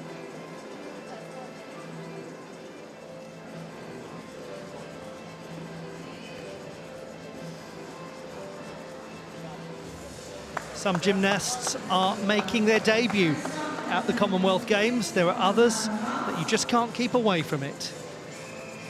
This man is a legend of the sport in Oceania. He's so respected worldwide. 6th consecutive Commonwealth Games. Would you believe it? It is 35-year-old Misha Kudinov. 5 times an Oceania champion, including twice in the all-around competition. This is his first exercise of this edition of the Commonwealth Games. How lovely to see him back once more, and continuing to be one of the standard bearers for the New Zealand team. Giant Diamondov, just gorgeous. The underswing giant, for that movement of the right hand, he's going to lose 1, maybe 0.2 of a point. That is a bigger problem. There will be several tenths of execution deductions associated, but he's not come off. Oh my goodness, he saved it again. Wow. Clean Healy.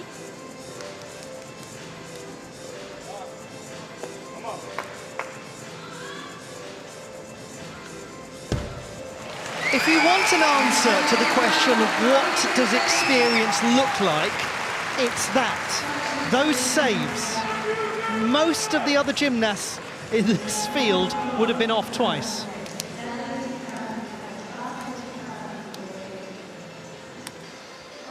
And he is experienced. He actually coaches some of the other members of this team.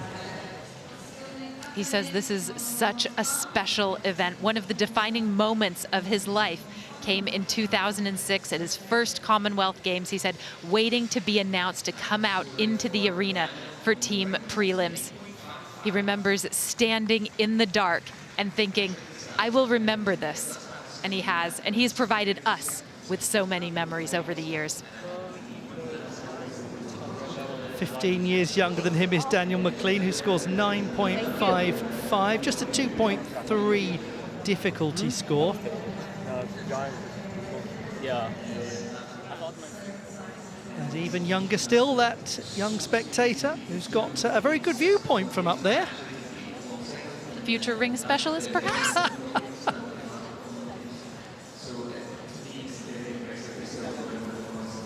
Yes, Misha Kudinov actually said about that first memory of the Games, he was too nervous to think or say anything because, as you said, the hall before he came out as a 14-year-old gymnast was completely pitch black.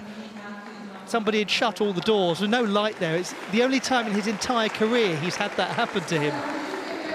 11 on the parallel bars. He'll be going to his signature apparatus next, the horizontal bar.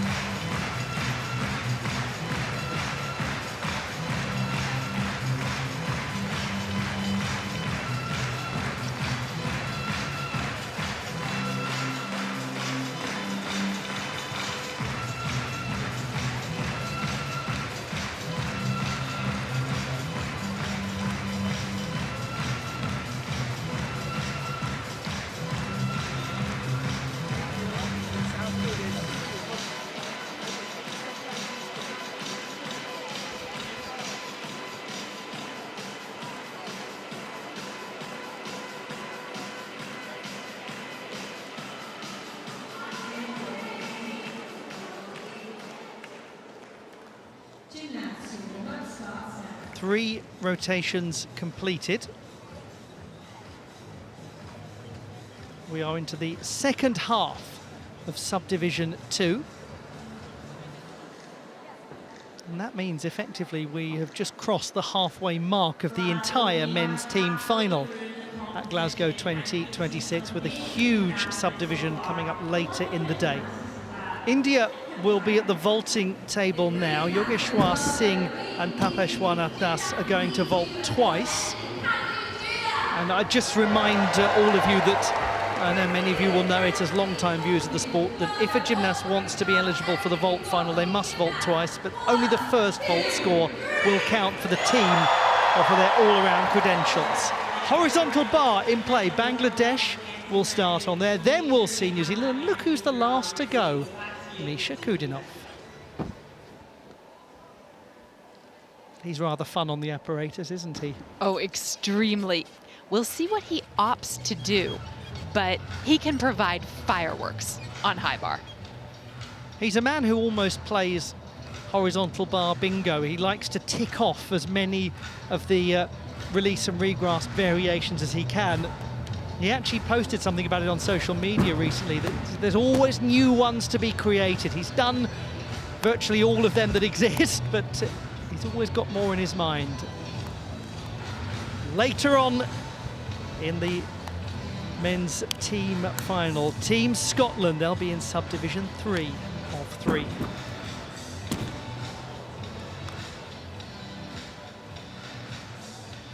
The setting is the arena in Glasgow, east of the city centre, Dalmarnock. This was actually purpose-built for the Glasgow 2014 Commonwealth Games, hosted the badminton and track cycling competitions.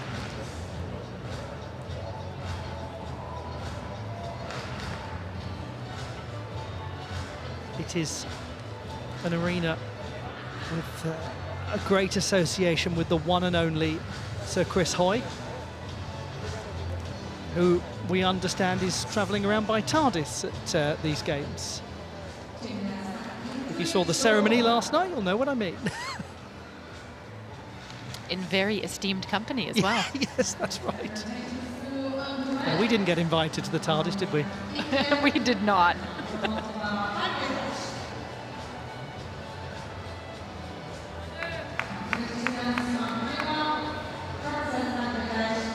Good fortune to Bangladesh on the horizontal bar. They're going to give it their absolute best.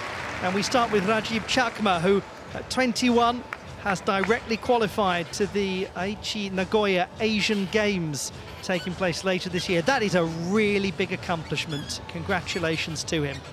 Let's see what he produces.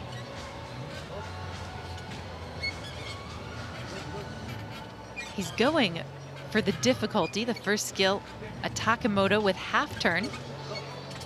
And there is his Kachev. You have to swing a giant, full giant, out of each release skill in order to get full credit and avoid a penalty. Oh, and a fall on the front stalder, which looked really good. But I think his swing was not the way that he needed it to be in order to make it over the bar.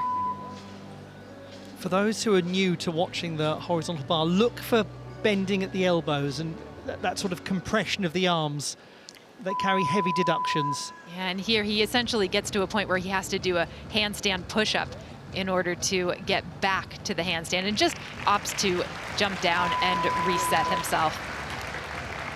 Problem for a gymnast is if they choose to take empty swings, that's very costly as well.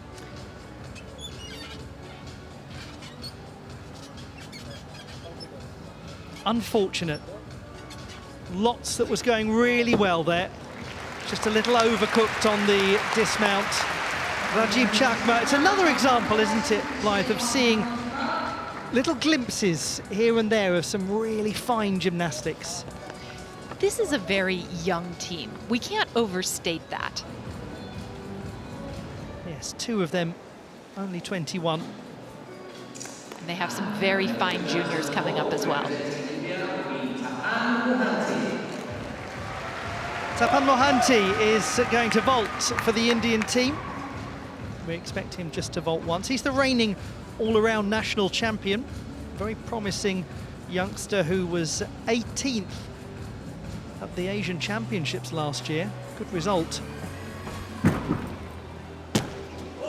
very good vault as well. Good opening for Team India here. The Kasamatsu with a full twist. Of rather moderate difficulty at this level of gymnastics, but well performed.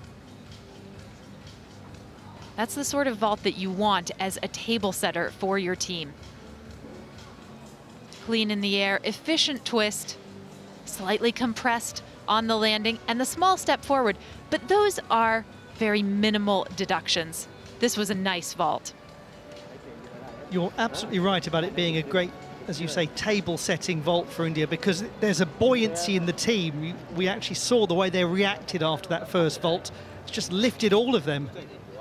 This has been one of India's apparatus in the years after Ashish Kumar earned silver in Delhi in 2010.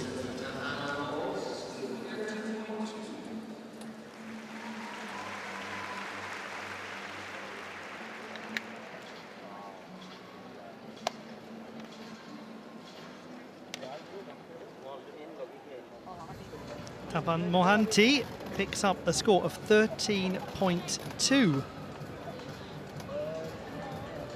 It's amazing, isn't it? He saw gymnastics at a wrestling selection trials at his local stadium. I mentioned earlier his dad was a state-level wrestler. Decided to do that instead. Imagine if he hadn't seen that, if he'd just not had that in his field of vision. It's one of those chance moments that led him to the sport that has taken him onto the international stage. Sport is full of those sliding doors moments.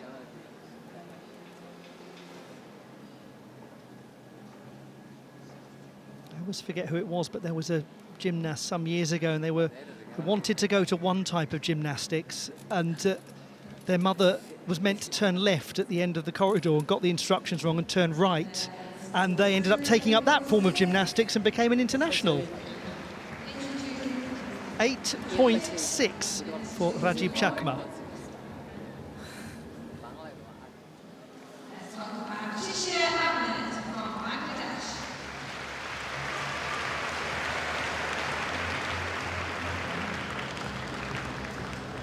Shishir Ahmed of Bangladesh is the next to go on the horizontal bar.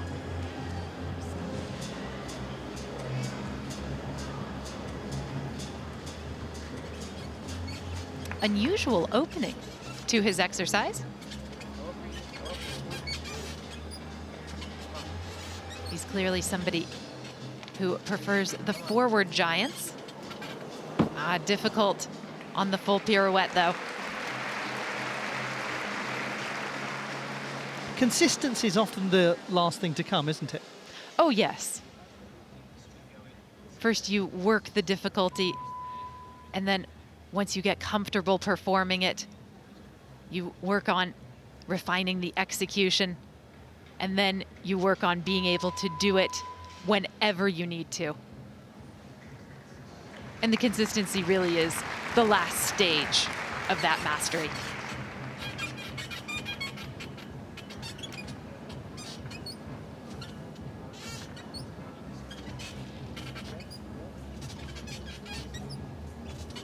It's interesting, he looks much more comfortable swinging forward, and he's opted to end the routine there. He's not going to try a dismount today, but this is obviously a growing experience for him.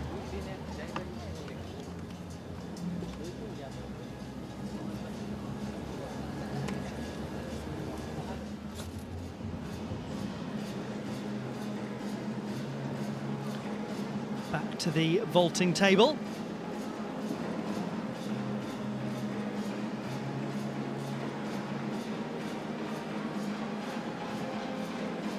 This is a gymnast who is scheduled to vault twice.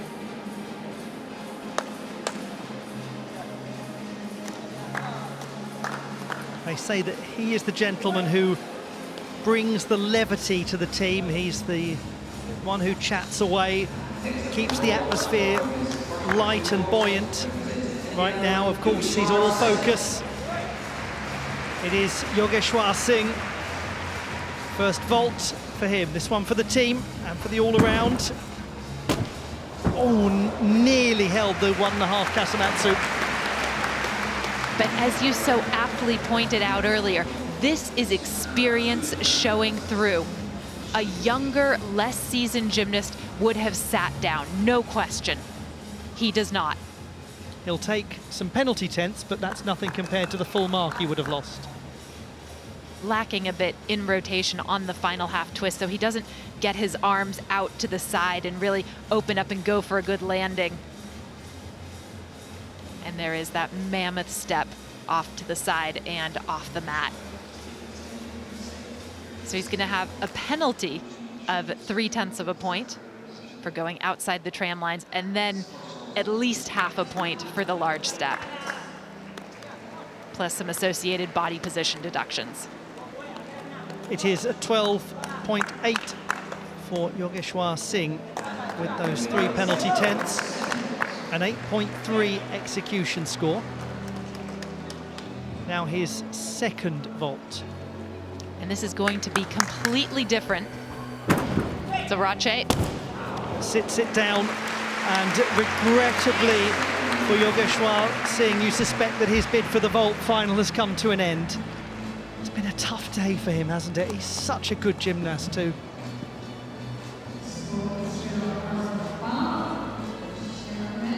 Sometimes you just have those sorts of competitions and those sorts of tricky days. And now representing Bangladesh,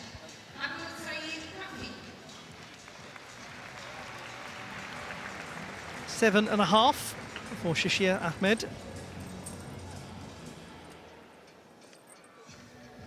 And this is the last Bangladeshi performance on the horizontal bar. Abu Saeed Rafi. He has very nice potential on this apparatus. Good front stalder.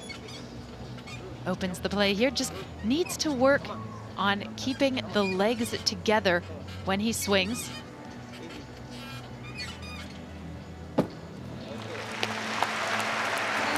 Quite securely performed, Abu Saeed Rafi of Bangladesh. He was part of the team that performed so well at the Central South Asian Championships in the capital city of Dhaka. 12.4 for vault number 2, 12.6 the average for Yogeshwar Singh. Come on, Dapte, come on. On the page, come on. Come on, do it.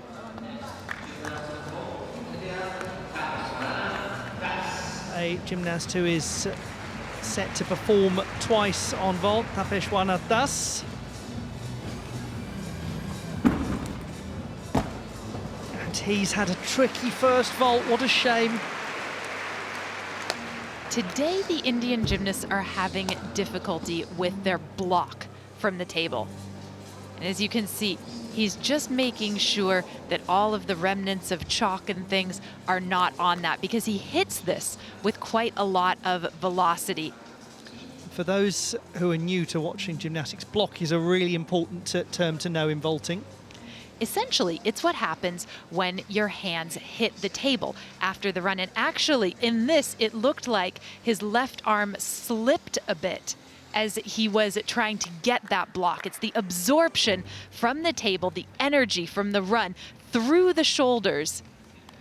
And it's what gets you into the air so that you can complete whatever you're doing afterwards and go for a good landing. And if that's compromised, you get landings like that.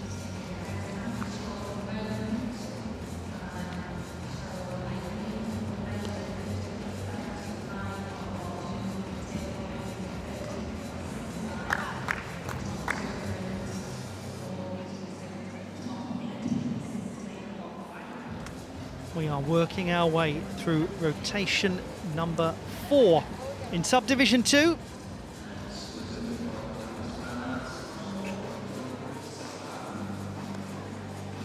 Tapesh Varanattas, 11.75.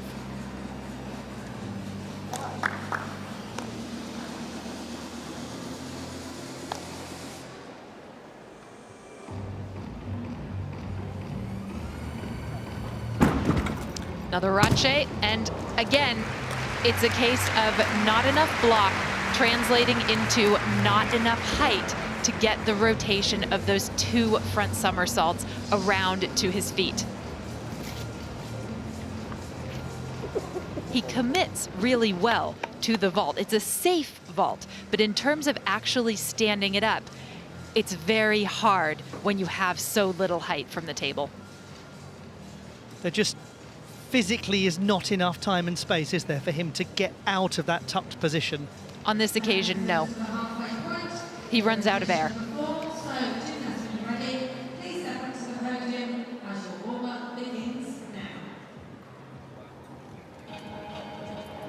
Respect all players. 9.45. Abu Said Rafi, best score from Bangladesh on the horizontal bar. Well done to him.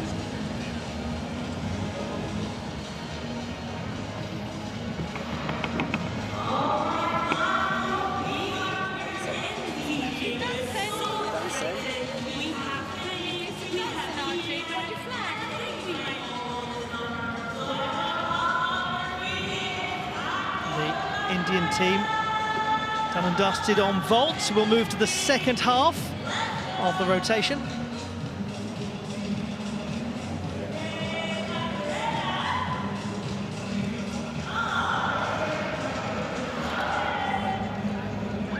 They say everyone knows the Macarena. They do. Didn't you once tell me you don't know it? I think I am genuinely the only person in the world that doesn't know the Macarena, yes. And I intend to continue to be. That way I won't ever have to demonstrate it.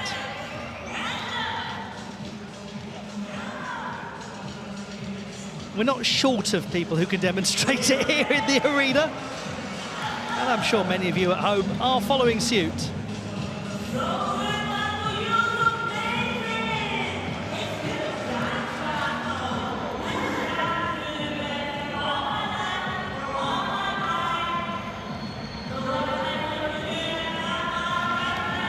Talked about gymnasts who maybe get lost in the air during a skill. I get lost trying to imitate a basic dance move.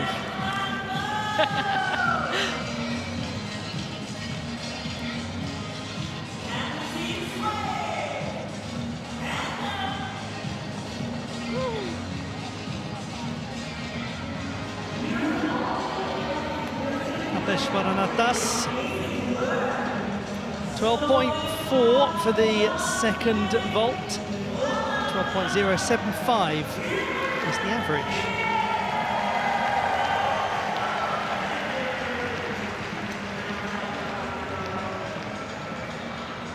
We'll confirm all of the qualifiers for the apparatus finals and the all-around final at the close of subdivision number 3. And likewise the team competition, because we've still got big teams to come. Now let's see how Team New Zealand fares as they make their way to the horizontal bar.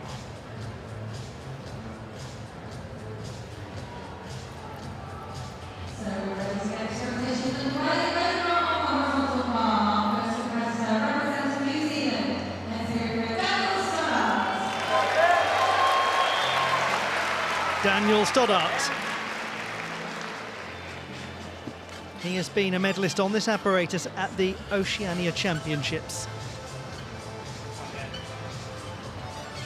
He's a very impressive young talent for New Zealand. Work, Dan, come on. Plenty of power in his work. Tucked Kovac, the double back over the bar, the tuck position.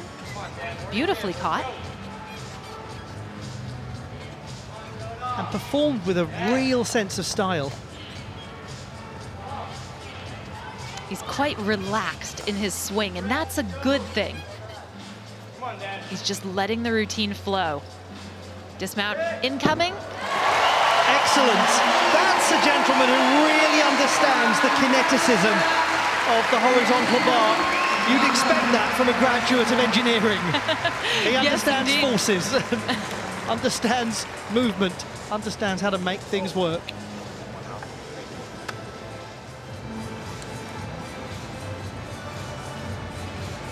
Well, we keep saying nice things about Justin Spencer, and I think we're going to carry on saying nice things about him because he's really stood out in terms of his precision today. The teenager representing the Cayman Islands, now he vaults. Lovely, just solid. No wonder they are so thrilled watching on. Another example of lower difficulty, very contained. It will score well from an execution perspective. Thank you very much. Apart from the small step on the landing, there is absolutely nothing wrong with this vault. Piked Sukahara. He shows that position as he comes off the table. And it's just controlled, excellent in the air too. You know what? On camera, good. The goal is always to go out there and do the work that you can do to the best of your abilities. He has absolutely done that without question. He's done the Cayman Islands proud. Done himself proud as well. And we're looking back here at Daniel Stoddart. They showed us that big booming Kovac release move. The Kovac named for the Hungarian Petr Kovac, who first did it in 1979. And his dismount, full twisting double layout. Well flighted, and he spots the ground easily.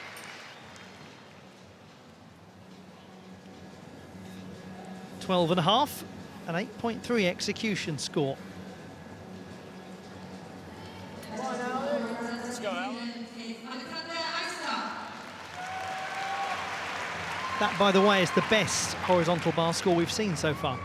Alex Eystock of New Zealand, silver medalist at the Oceania Championships this year. The accountancy student at the University of Michigan's Ross School of Business. Very interesting that it looks like a timer for a harder move. Just the short catch and regrasp. And I wonder if he's going to count that as his release. No, he's not, because he does a nice layout Kachev. And then the classic straddle Kachev. And once again, a timer. Very interesting. Well, it's a very memorable exercise from Alex Eystock. two well-performed Kachev skills, named and slightly anglicised after Alexander Kachov, who was the originator of the move.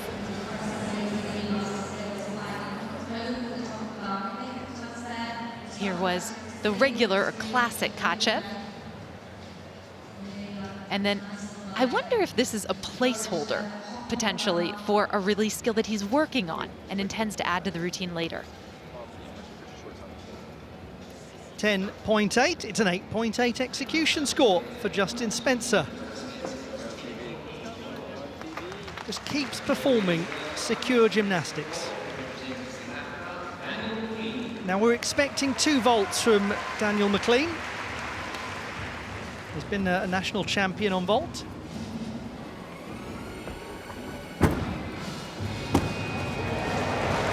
Not quite on that occasion. Certainly see how that can ultimately be a really secure vault. Very interesting. He's not got a lot of power yet to this vault, but the twist is so efficient that it almost doesn't matter. It doesn't happen for him today, but it certainly will in the future. He's not far off from making that at all.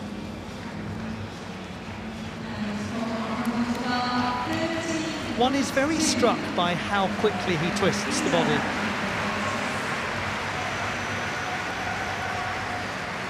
In gymnastics, that is a very useful talent.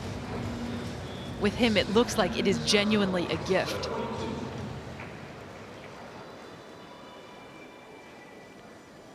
It's a 12.2 first vault score.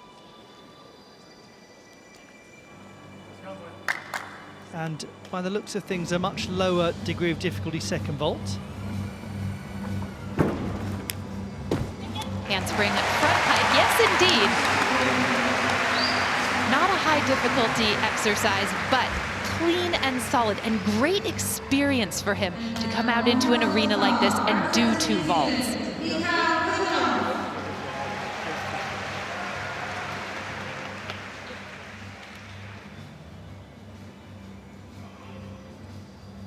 No real issues there whatsoever for Daniel McLean.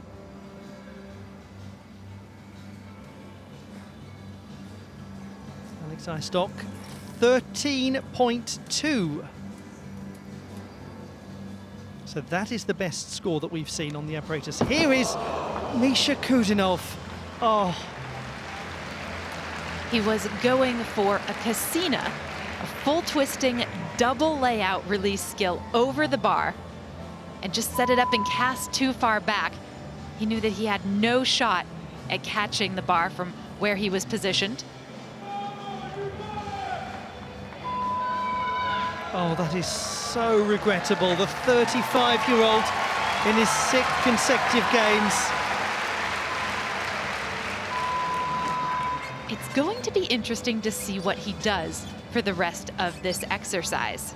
He could just pull back after the fall, or he could continue on, and he has opted to continue on. That was much closer to being caught than the Casina. The same skill, but in the tucked position. And I think, again, worth explaining to all of you newer to watching this sport that it's a full mark that comes off the execution score when the gymnast has an unintentional dismount from the apparatus. What can compound things is whether you get the difficulty credit when you're attempting these moves.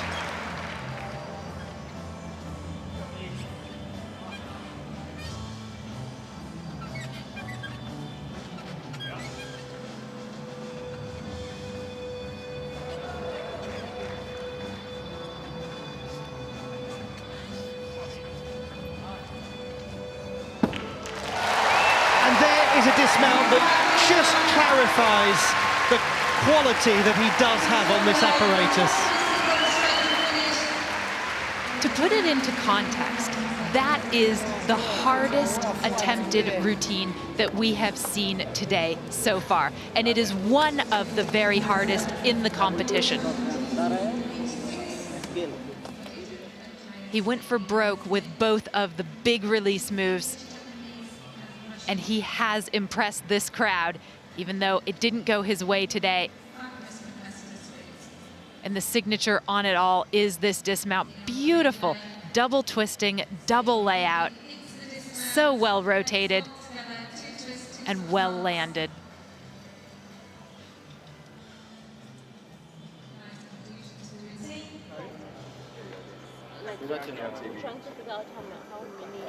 Fault number 2, 11.8, but with a 9.4 execution score from Daniel McLean.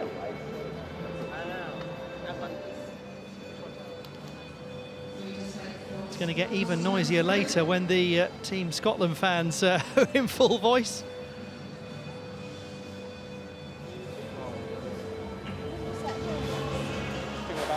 He'll take it very philosophically, Misha Kudinov. He says to younger gymnasts, the ones he coaches, not to be fooled by stereotypes, by what you think you're supposed to become. Think only about what you want to do, what you want to achieve, tread your own path. Good advice.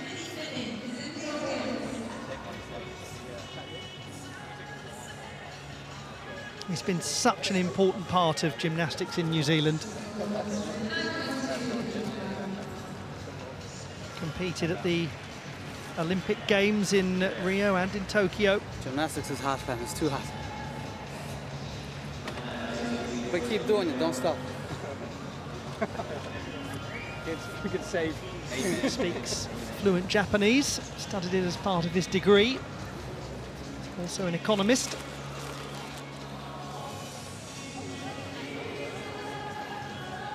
The flags of the Commonwealth member associations. And the score of 9.2 for Misha Kudinov.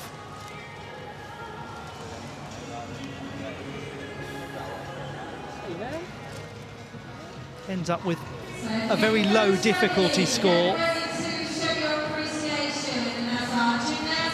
He didn't get the difficulty credit, I think, for either the Castina or the Coleman.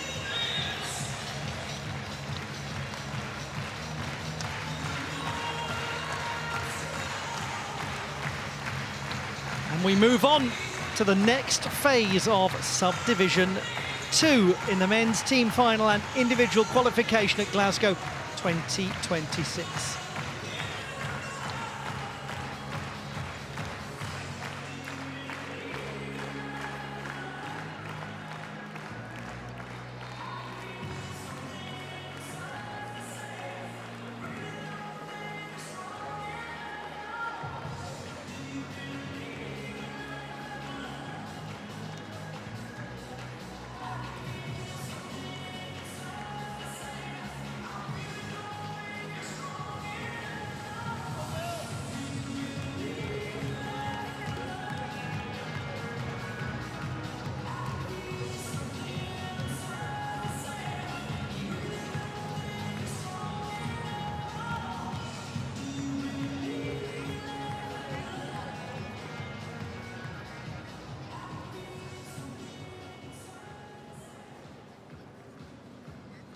Gymnasts, your warm-up starts now. In this alternate rotation, we have Bangladesh will get things started on floor in this, the penultimate rotation. We'll then see the New Zealand team.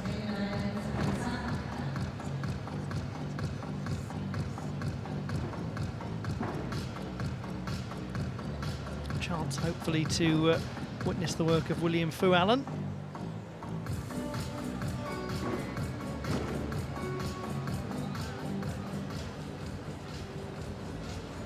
For India, the parallel bars. We also have Justin Spencer and Daniel McLean.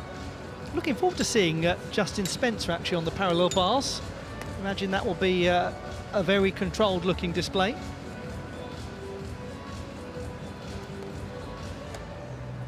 Waiting for India really to come to life in this difficult day for them. You can have nothing but sympathy with the team when it just is not quite fully coming together.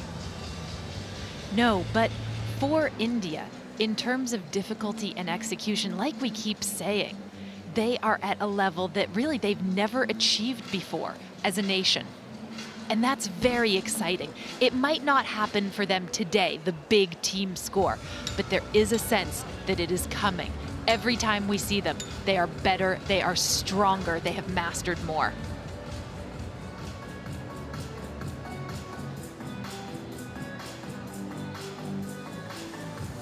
Very often at international sporting competitions, not just gymnastics, you see people and they end up with a low score, they get knocked out early in a competition, beaten heavily, whatever it is, and you look at them and you go, I don't think that's going to be a regular occurrence. The trajectory will change at some point.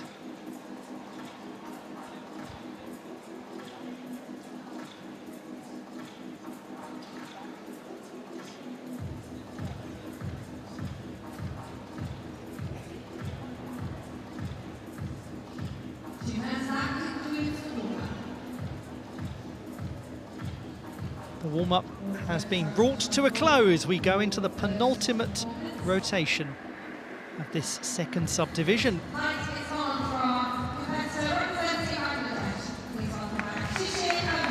Shishir Ahmed of Bangladesh. Second time at the Games.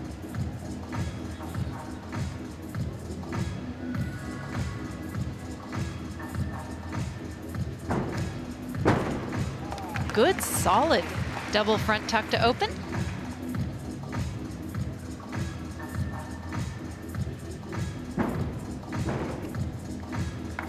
A front layout with 1.5 twists, known in gymnastics as a Rudy.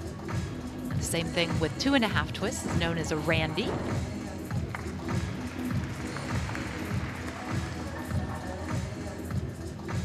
And this scale, something that has come into fashion after the Paris Olympic Games. It was briefly a requirement for gymnasts to show on floor exercise. It no longer is, but many of them have kept it in the routine anyway.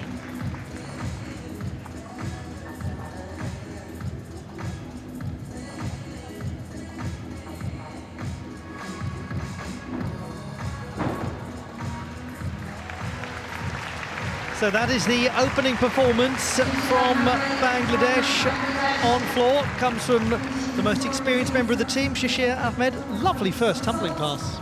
Not quite as tidy in his twisting work, but started beautifully. Oh, that stuck double front was the highlight of this routine. No question about it.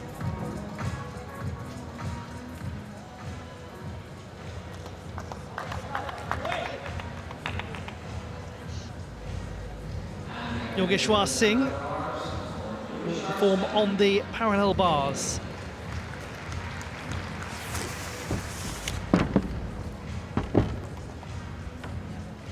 It's a really buoyant opening to this exercise.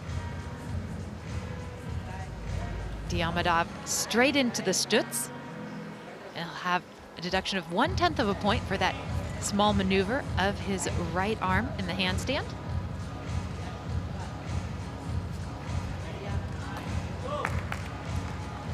Nice to pelt as well. And a double pike dismount stop. Oh, yes! That's what he was looking for. That was excellent from Singh.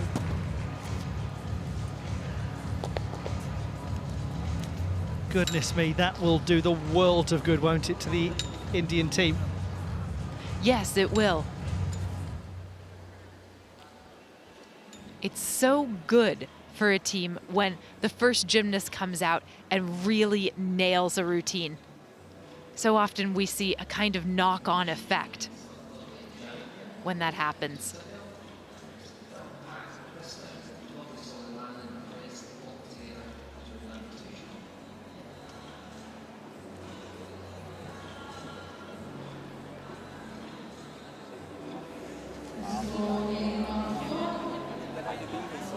Shishir Ahmed, 10.25.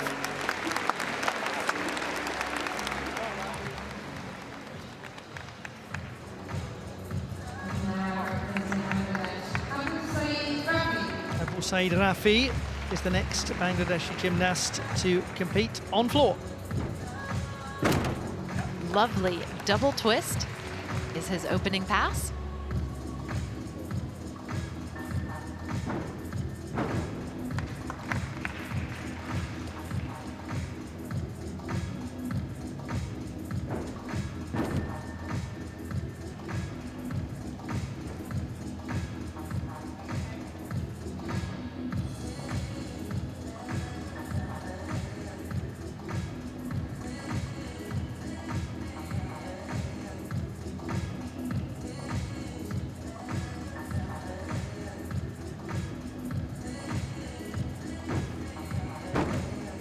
A solid round-off layout. That was probably his penultimate tumbling pass. Oh, and that is a shame. One of the hardest skills in that routine is the dismount. That 1.5 twisting front layout. It doesn't go his way today. Just a wry smile there from Abu Saeed Rafi. He was so close to the end of that exercise. 12.75 for Yogeshwar Singh. He picks up a 1/10 bonus. And that is because he didn't move his feet at all on the dismount. For men, on everything apart from the pommel horse, as long as you've got a suitably complicated dismount, you can pick up a bonus if you keep those feet planted. Tapan Mohanty, all-around champion of his country.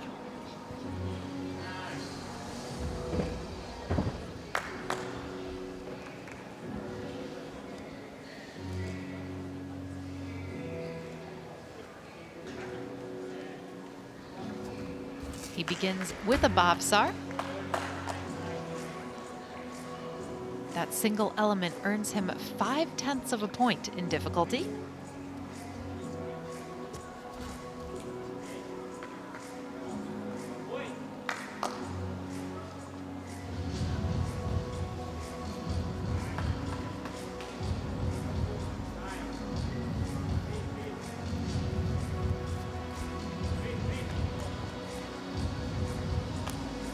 Tapan Mohanty bringing to a close his parallel bars performance for Team India, and he does do very nicely.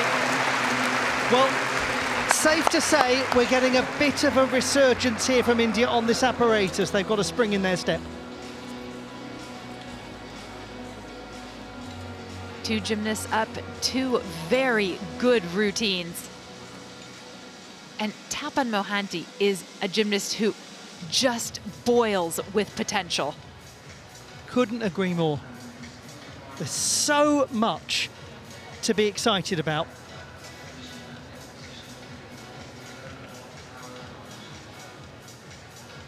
He'll come away from today with reflections on things that have gone exactly as they were supposed to, things that have gone not at all as they were supposed to.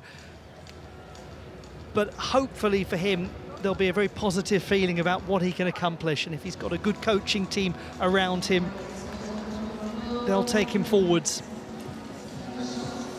So you're watching Glasgow 2026, the men's team final and the individual qualification in artistic gymnastics at the 23rd Commonwealth Games. This is subdivision number 2.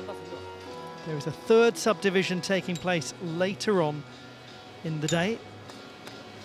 And that is where we anticipate the really close contest for the team title is going to be. And it's the job of all of the teams here to set as high a score as possible and then to sit back in the crowd and watch and see if it's enough. You never know.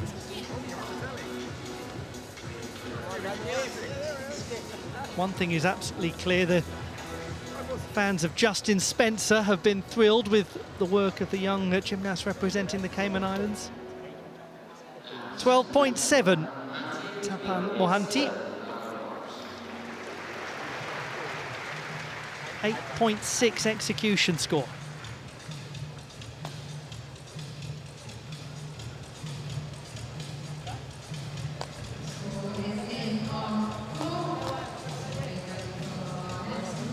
There is one last Indian gymnast to come on the parallel bars. Somebody who competed on this apparatus at his debut World Championships last year in Indonesia.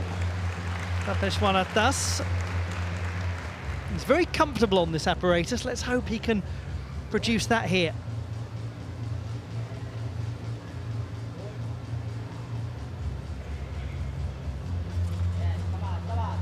He chooses to begin with a tip pelt. Then a little hop with quarter turn and back into the middle. He works very quickly. Oh, but he's off on the stutz.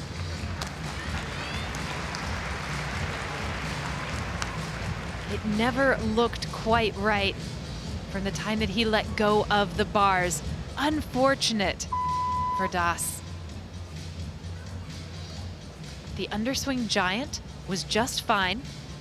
And then he sets himself this with the half turn. And you see the shoulders not at all squared with the bars and the arms bending.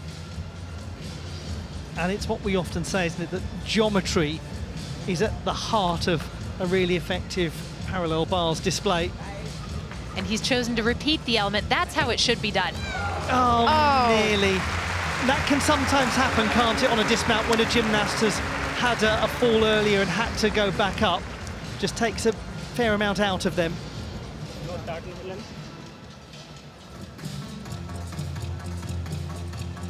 Two counting scores in the team competition on each apparatus.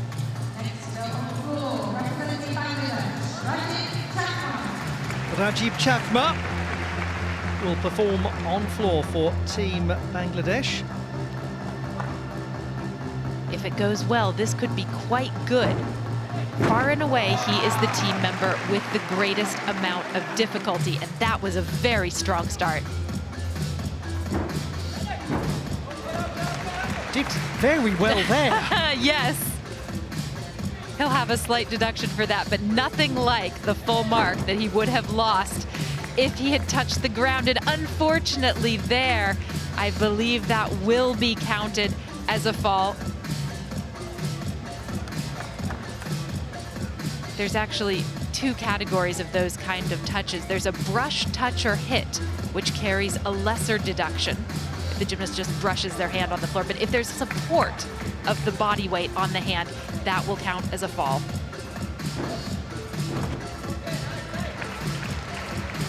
He has got some really nice tumbling though. Oh yes, looking towards the future. He is one of the gymnasts that they are going to build upon. At the moment, just getting full control of his tumbling passes is the goal, but exciting that to see from Rajiv Chakma. There was an amazing save earlier on where he was practically in a supine, a seated position, and just sprung up, showing amazing strength. The quadricep muscle is very well developed amongst gymnasts. They certainly got their work out there. Let's have another look at this. Again, the difficulty is all there. This is his final pass, the double pike. It's really good in the air. Just needs to absorb the landing a bit better.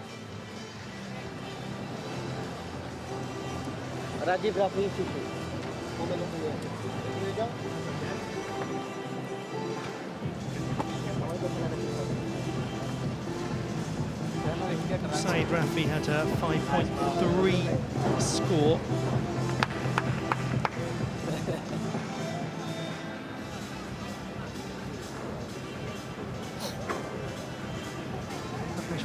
Das 10.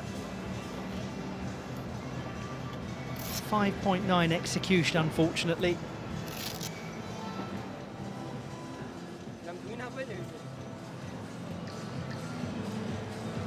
India poised to be in a leading position as a team at the end of this subdivision.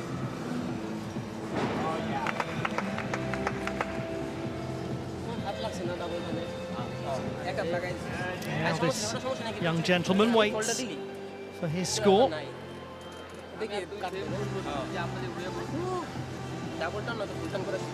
So much pride they'll be feeling in Bandarban, in the south of Bangladesh on the Sanghu River. It literally means the forest of monkeys. It's a very small settlement. And he's putting them on the map gymnastically. I bet he can't wait to reflect upon this and to come back to the Asian Games, his next multi-sport games experience later in the year. I imagine he'll have a nice rest period over the holidays at the end of the season as well. That's so important. 10.45.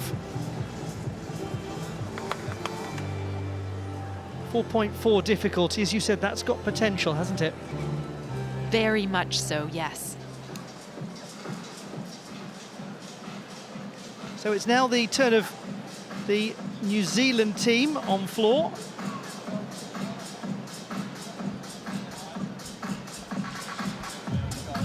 Let's go, William. And such a proud moment when family gets to sit and watch.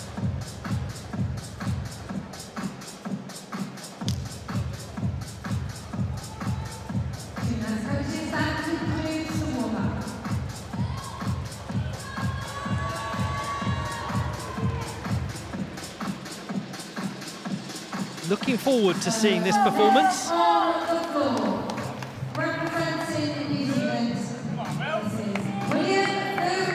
William Fu Allen of New Zealand, they're reigning back-to-back all-around national champion.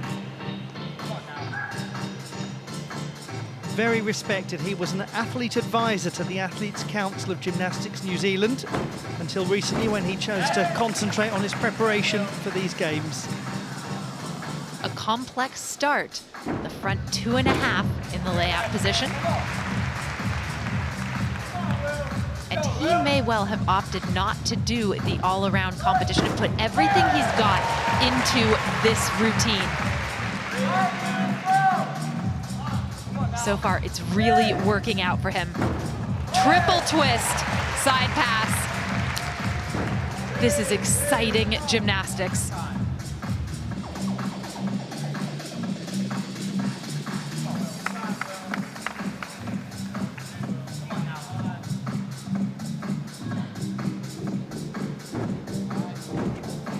Twist to front layout.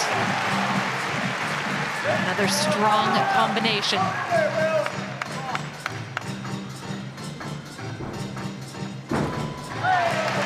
We said that this would be exciting. It was. William Fu Allen, that was worth waiting for. They certainly think so. He is a terrific young gymnast. Oh, what a joy. Added to that, by the way, he has a first-class Master of Science in Biology from the University of Auckland. He's an expert in arthropods. This is one of the strongest floor routines that we have seen at the games so far. Really good front double pike. Just the smallest of hops on the landing. And then the same thing going backwards as a dismount. We are with Justin Spencer of the Cayman Islands on the parallel bars.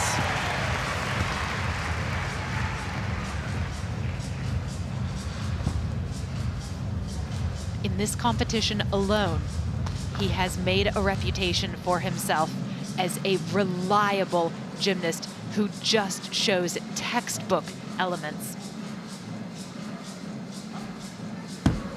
There we go! He's done it again, hasn't he? Case in point. Wonderful.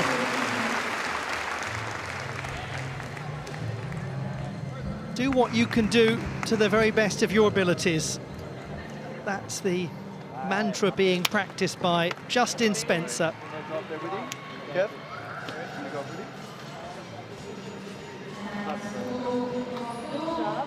I said yes.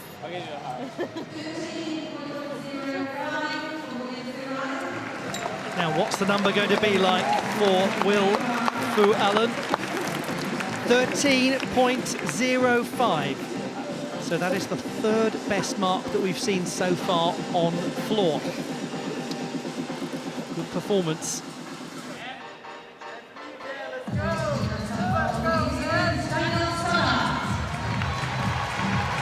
Daniel Stoddart is the next New Zealander to compete on floor. He's capable of powerful work. And that was a case of under rotation. He didn't hold the pike position long enough. Perhaps another quarter of a second might have made the difference between him sitting down and him getting to his feet.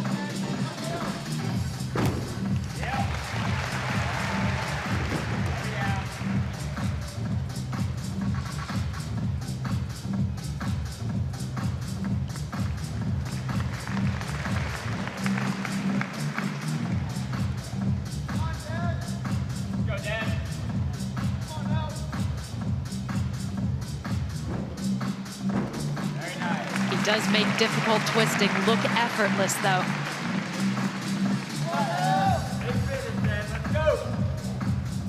His teammates are cheering him through this. Double pike. Holds it well at the end. Daniel Stoddart of New Zealand. They're supporting each other really well as a team.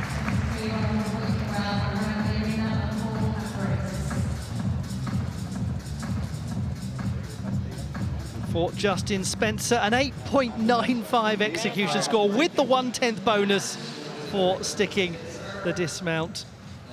11.45.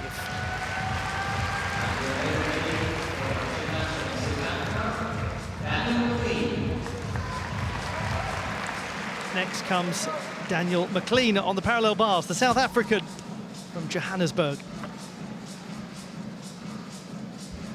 From what we have seen of him so far, I would expect this to be quite a clean exercise. But just as I say it, the tippelt goes awry for Daniel McLean.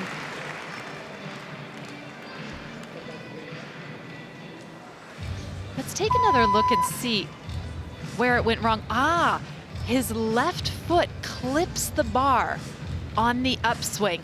And that's why he's not able to continue. That's such a marginal moment, isn't it? The momentum completely impeded. And it looks to me like he's going to repeat the element. Here we go again.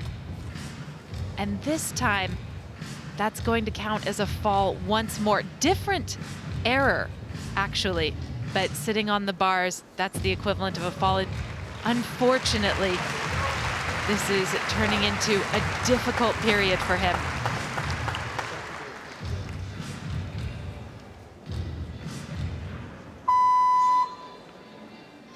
There is not a gymnast in the world that doesn't know this feeling when an exercise just won't settle, when you can never really get started. Actually, on the second tippelt, he overcorrected for his mistake. And therein was the difficulty.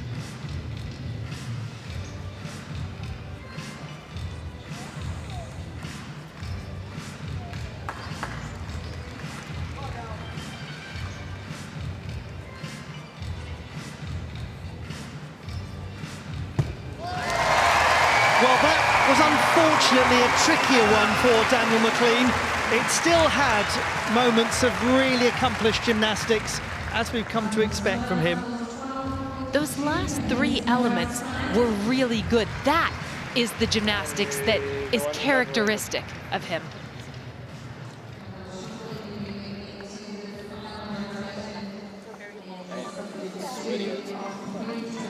Stoddart scoring 12.2. So New Zealand currently in third position in the team standings, but some way to go before we've got full clarity on that, because we're midway through.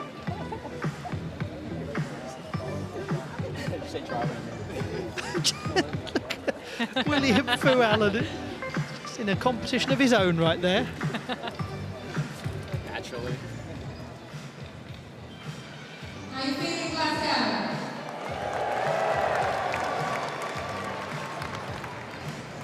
Lovely moment when you see yourself on the big screen. The scores of the 5 rotations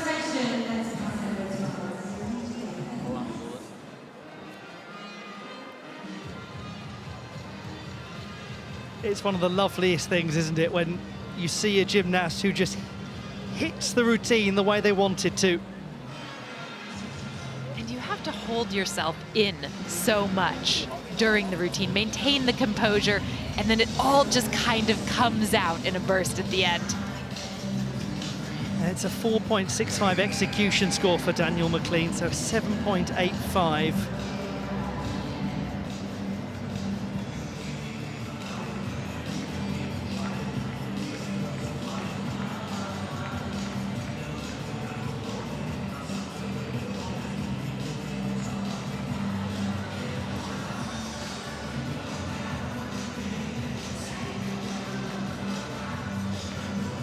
Later on in the day, the final subdivision of the team event.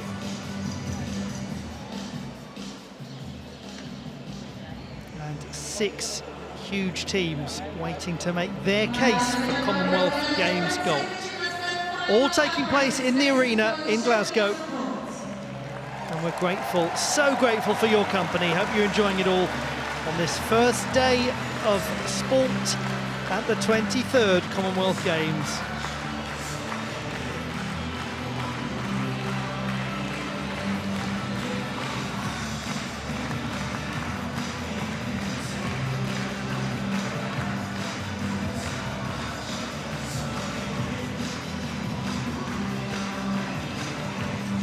One rotation remains.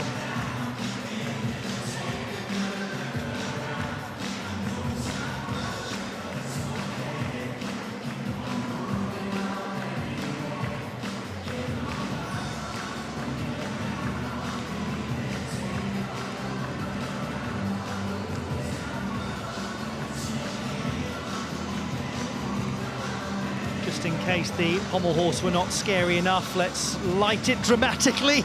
And it's Bangladesh who heads to it next, with New Zealand to follow. Brilliant arena presentation in the arena, just opposite Celtic Park.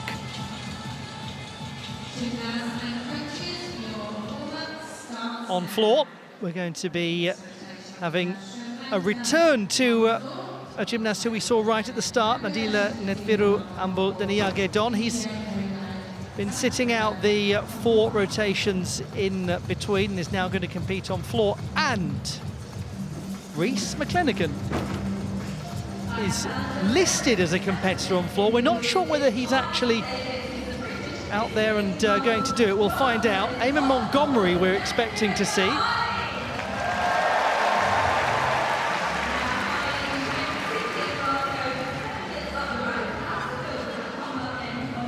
Come back to all of that in due course. Over on the horizontal bar, we've got India, Cayman Islands and South Africa.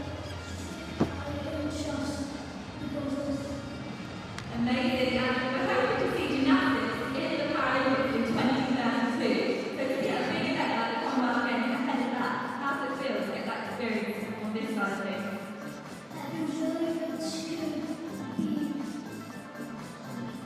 How does it feel to watch a really big competition ahead of potentially competing at the Paralympics in 2032?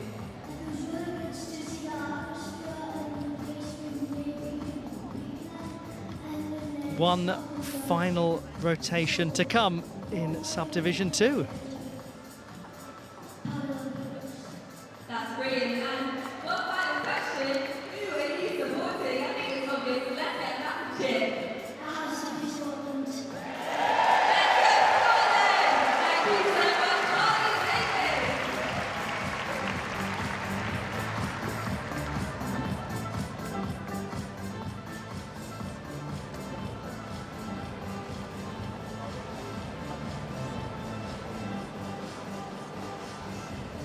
Nice to see the return of the Northern Irish gymnasts in this last rotation, after we saw Rhys McClenaghan right at the start and Ewan McAteer in the 3rd rotation. They'll be in the second half of this rotation using the split warm-up system. When you've got a certain number of gymnasts, it goes beyond a threshold, then you have to give the second half of those gymnasts their own period of warm-up time. And we're certainly going to have that in play in the final subdivision.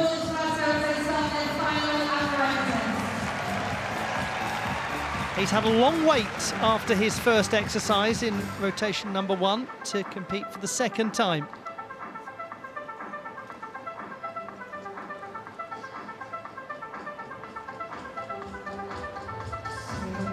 This is a very ambitious 20-year-old who said his goal is to show that Sri Lanka can belong among the best in Asia. He won 6 gold medals at the National Sports Festival last year. From the north of Colombo, Nadila Netviru Ambu Deniyagedon. Oh, he's held that! Brilliantly done. Well done. It actually looked like his foot might have slipped in the steps back initially after the double front. And there's 1 foot out of bounds, so there will be a penalty of 1/10 of a point associated with that pass. Such ease in the press to handstand, though.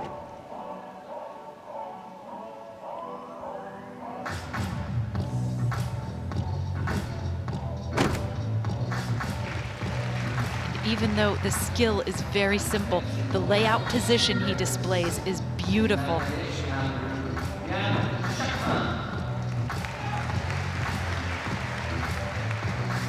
It's very clear from how he carries himself that this is a serious young gymnast with ambition.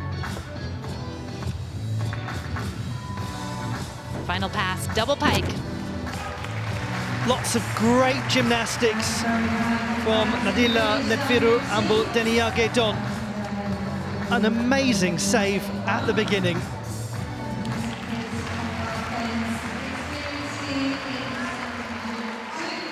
The horizontal bar is the final destination for India in this team competition.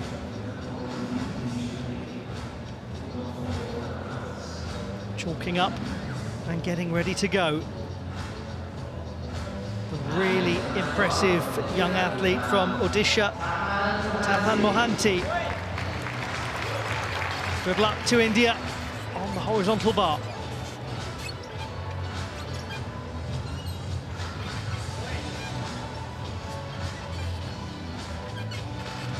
Front Stalder showing beautiful body position. He'll be gearing up for a release skill here. Well-flighted Kacha. And a back Stalder. Good start. Secure.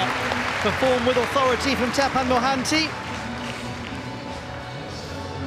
One gets excited about what we might see from him in a future games.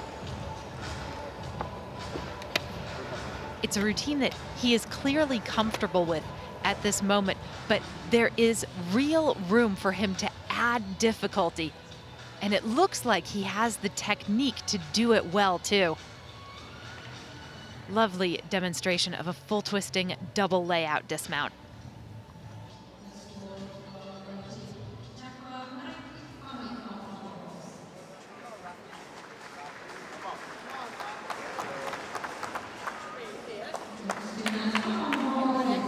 The pommel horse is the last apparatus for Team Bangladesh.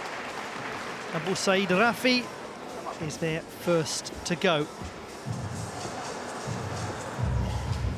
It's a very calm entry into this exercise. It's very light on his hands. Handling the difficulty. Well, he really was close. That started very nicely. And it just shows you how one missed hand placement can throw a gymnast right off the horse.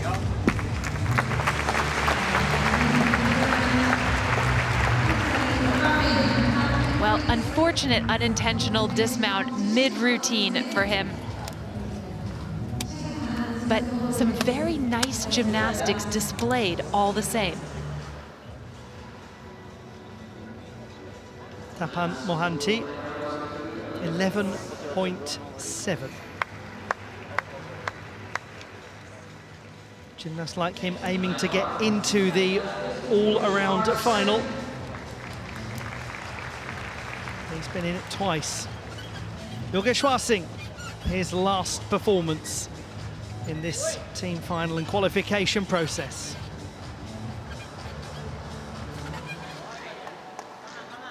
Easily through the Takamoto with half turn. He's opted for a layout Kachev and actually gains acceleration on the giant out. It's a mark of good technique. One of the rare in-bar Stalder elements.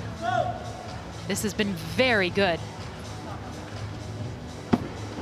And he holds his dismount well with a big backward step.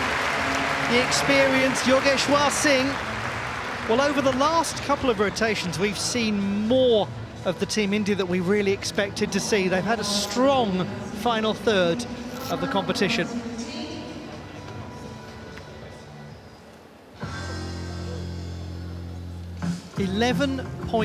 .4, but one to keep in mind in the years ahead.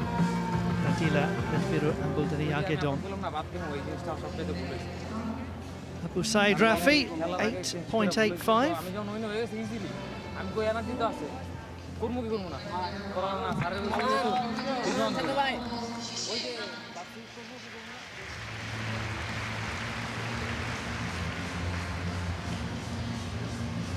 Shashir Ahmed.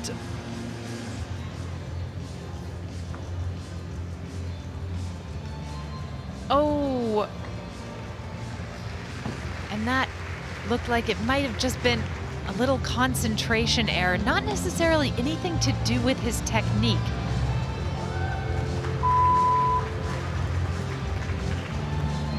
He is quite compressed in the circles. He's not really swinging with his body fully extended the way that we see from most gymnasts. And that has contributed to this second fall.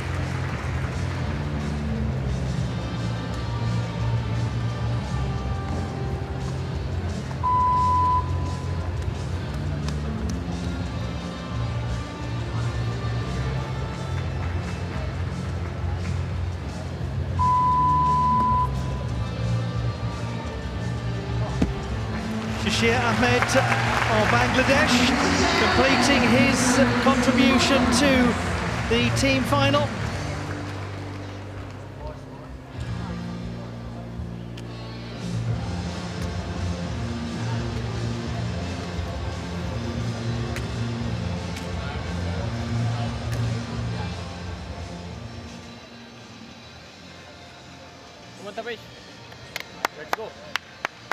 Yogeshwar Singh picks up a 12.65 on the horizontal bar. India leading the way in the team event so far.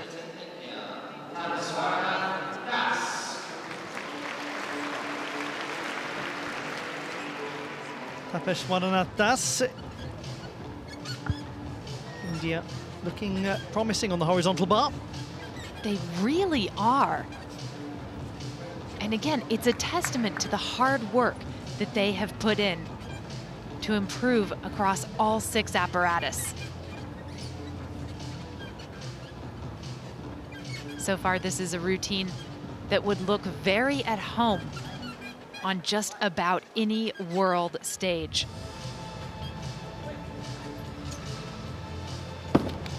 Been nice to watch, hasn't it, this final rotation from India.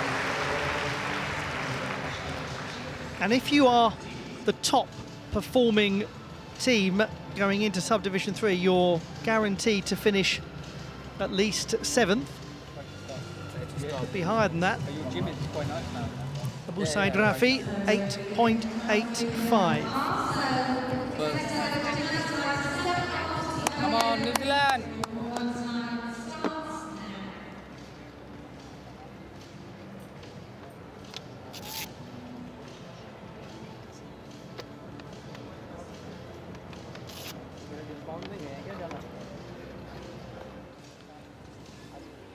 The score for Shashir Ahmed is 2.05.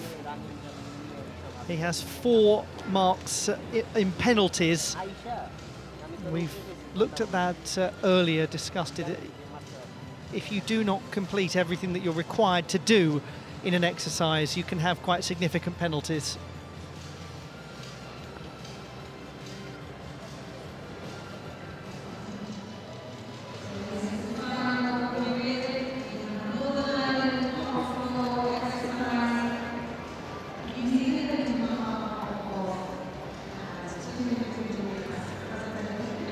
Team New Zealand are getting ready to compete on the pommel horse. We're looking back at Tapesh Wanatas on the horizontal bar.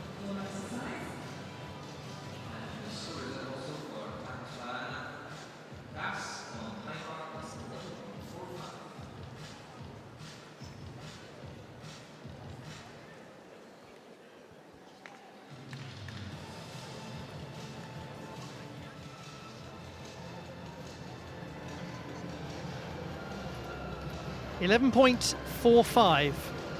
So that completes the Indian team competition. 208.55. That is the score to beat.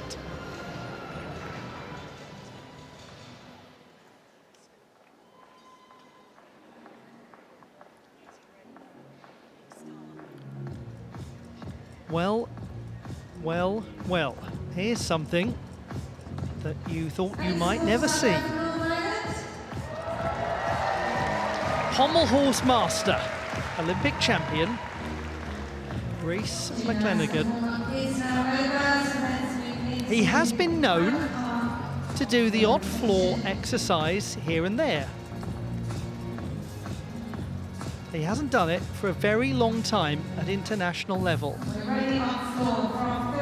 We think this might be the first floor exercise from Rhys McClenaghan in an international competition since the Commonwealth Games in 2018. This is going to be fascinating to watch.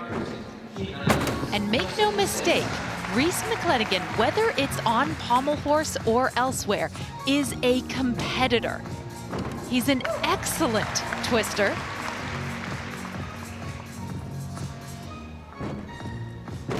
Triple twist side pass, and I believe his second pass was a 3.5. There's the 2.5 to a front layout. Wonderfully stuck landing as well.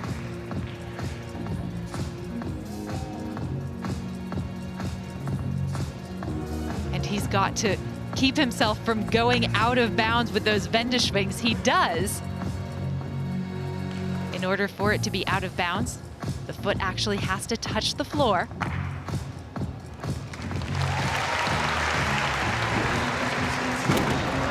Oh, he was so close to that right at the end. Oh, Rhys. What a joy that was to watch. That was a beautiful exercise. I mean, the number of times in your life that you see one of the greatest pommel horse gymnasts of all time just come out and do that on floor.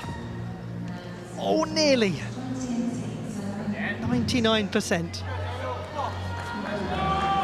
Daniel Stoddart is on the pommel horse for New Zealand.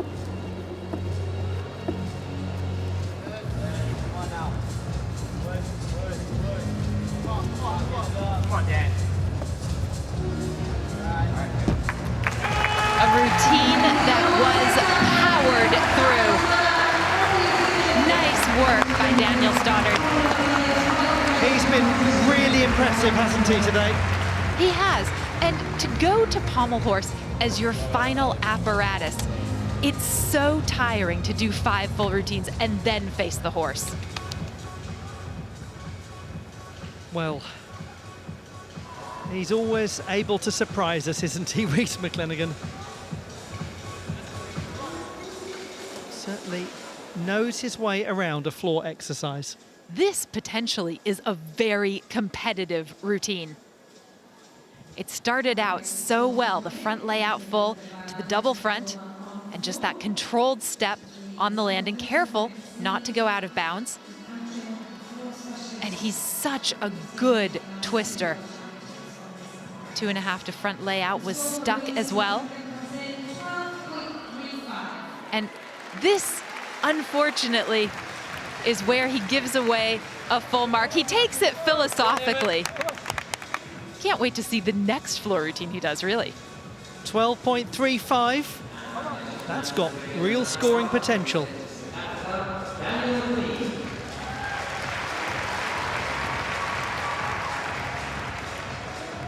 Daniel McLean. Horizontal bar is where his qualification campaign will conclude.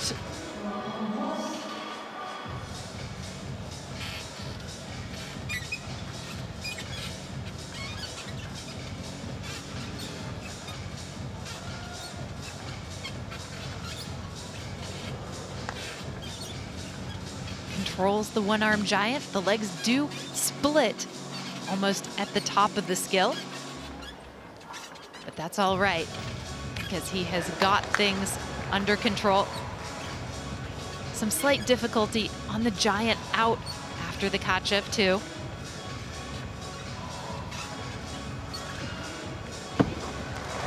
Hands go down, but there'll be hands going together in applause for Daniel McLean, because he's been very interesting to watch. This is a gymnast of quality. Particularly a delight to watch on floor. Hope we get to see more of that. Daniel Stoddart, 10.85. There it is, come on now. And because of the 2 per country rule for apparatus qualification, and with 6 teams to come later, if you're sitting up there at the top of the rankings at the end of this, you're pretty much in the final. Now to Eamon Montgomery of Northern Ireland, great gymnast on floor. Oh yes. Very good opening. He's very at home here, one imagines. He has been in World Cup finals. He has shown this on some of the biggest international stages. Was 5th in Birmingham, and he just stays in bounds there.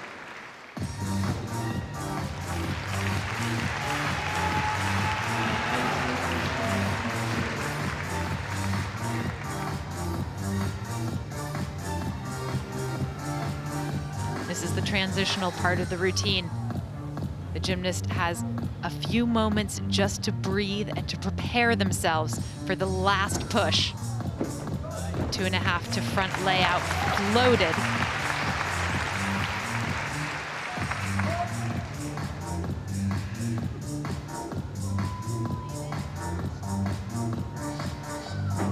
Final tumbling pass, double twisting, double tuck, such difficulty at the very end of the routine. Lovely. Well performed. Eamon Montgomery, who won a World Cup silver medal earlier this season. As we said, if you're at the top of the apparatus rankings, you've got a really good chance of making it into the apparatus final at the end of this subdivision, with 6 teams to come, but with the 2 per country rule, or 2 per member association rule in operation. Certainly by no means a given, but we might get there. Justin Spencer, last performance from him. This impressive young man representing the Cayman Islands. That is likely to be his release skill. A Yamawaki done in a quite piked position.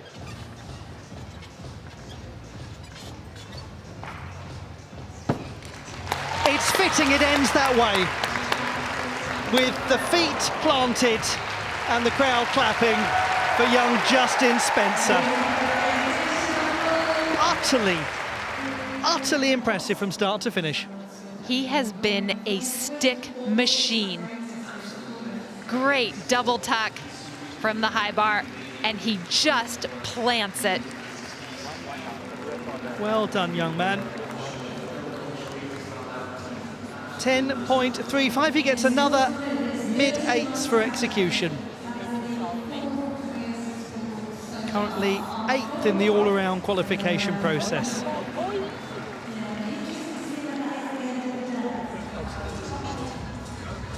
New Zealand and Alex Eistock on the pommel horse.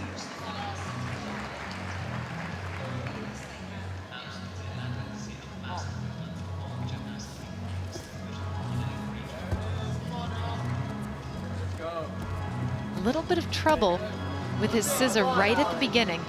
Looks like parts of his legs might have brushed the horse.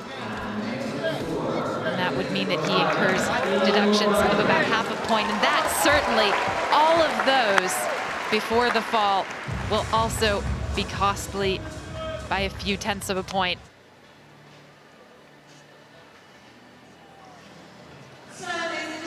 It's here where it all goes wrong. The momentum is slowed because the body is hitting the horse, and eventually he just can't make it around another circle.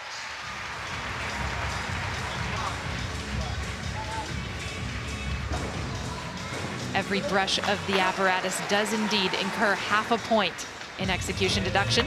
Great dismount, though. Very stylish finish from the young gentleman born in New York City. Grew up in California.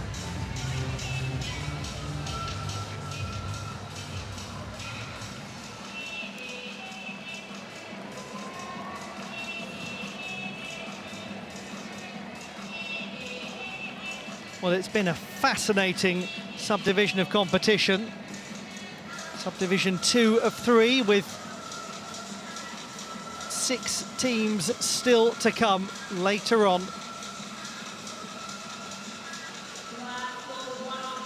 New Zealand giving it all that they had on the pommel horse. A 9.8 score for Alex Eistock.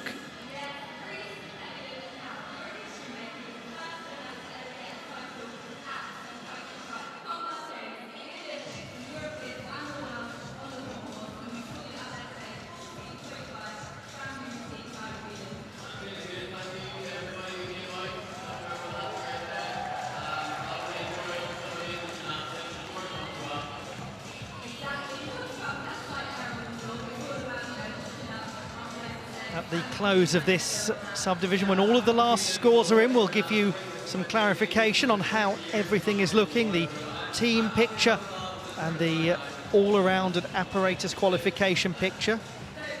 But all of that with the caveat that we still have to come. England, Scotland, Wales, Canada, Cyprus, Australia. Huge, huge teams and huge scores still to come. Eamon Montgomery, Northern Ireland's floor specialist, scores 13 exactly. Just one penalty tenth coming off that score.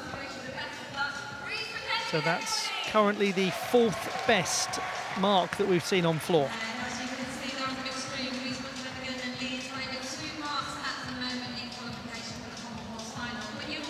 And we understand that there is a challenge in progress. Seems to be centred around whether he did actually cross over the line. We'll let you know if anything changes there.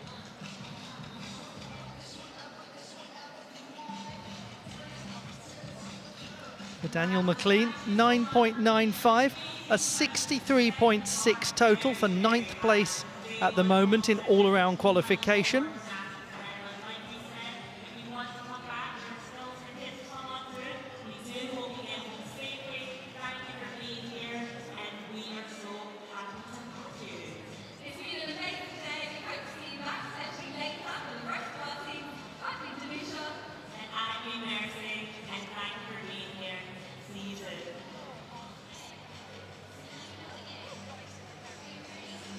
And no change to Eamon Montgomery's score. It remains 13 exactly.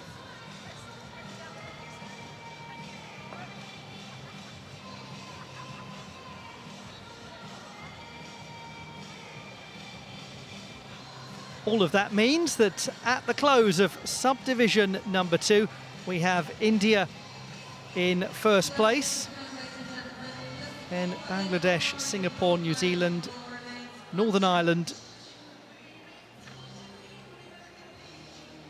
India, very much the team that has given everyone else a challenge going into the last subdivision.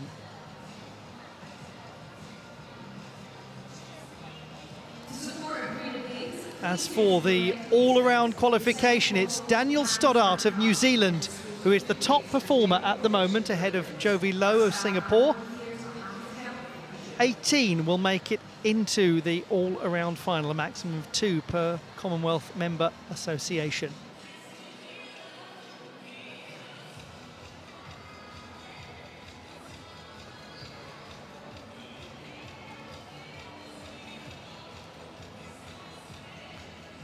In floor qualifying, it is Daniel McLean, the African champion on the apparatus, who is the best that we've seen so far. He leads the way. Is it going to be enough to get into the final? 8 make it in. 2 per member association again.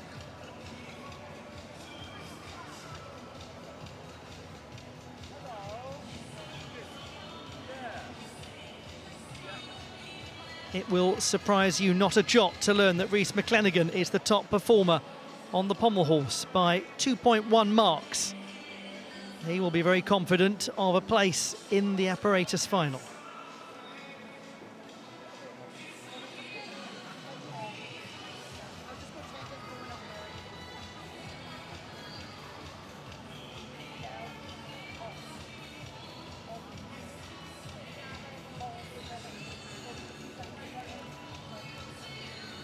On the rings, Daniel Stoddart, once again top performer. Impressive day.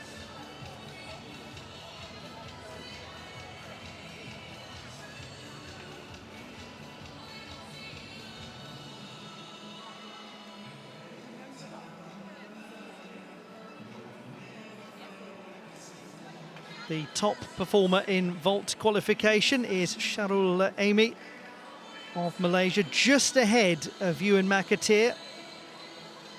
Him just ahead of Clayton Bell. The parallel bars, it is Ng Chung Chen of Malaysia, who is narrowly ahead of 3 others.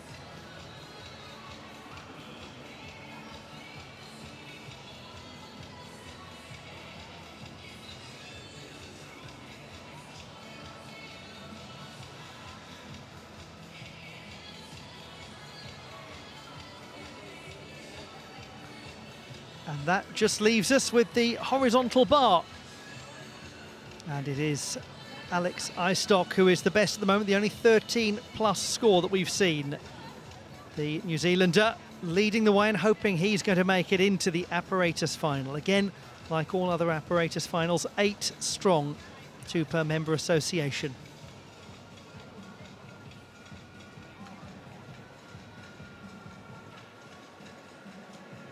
And all of that brings us to a close at the end of subdivision number 2. There is one further subdivision to come, and that will see clarification on who is going to win bronze, silver and gold in the men's team final on day 1 of artistic gymnastics at Glasgow 2026. Part of the story clear, more to come.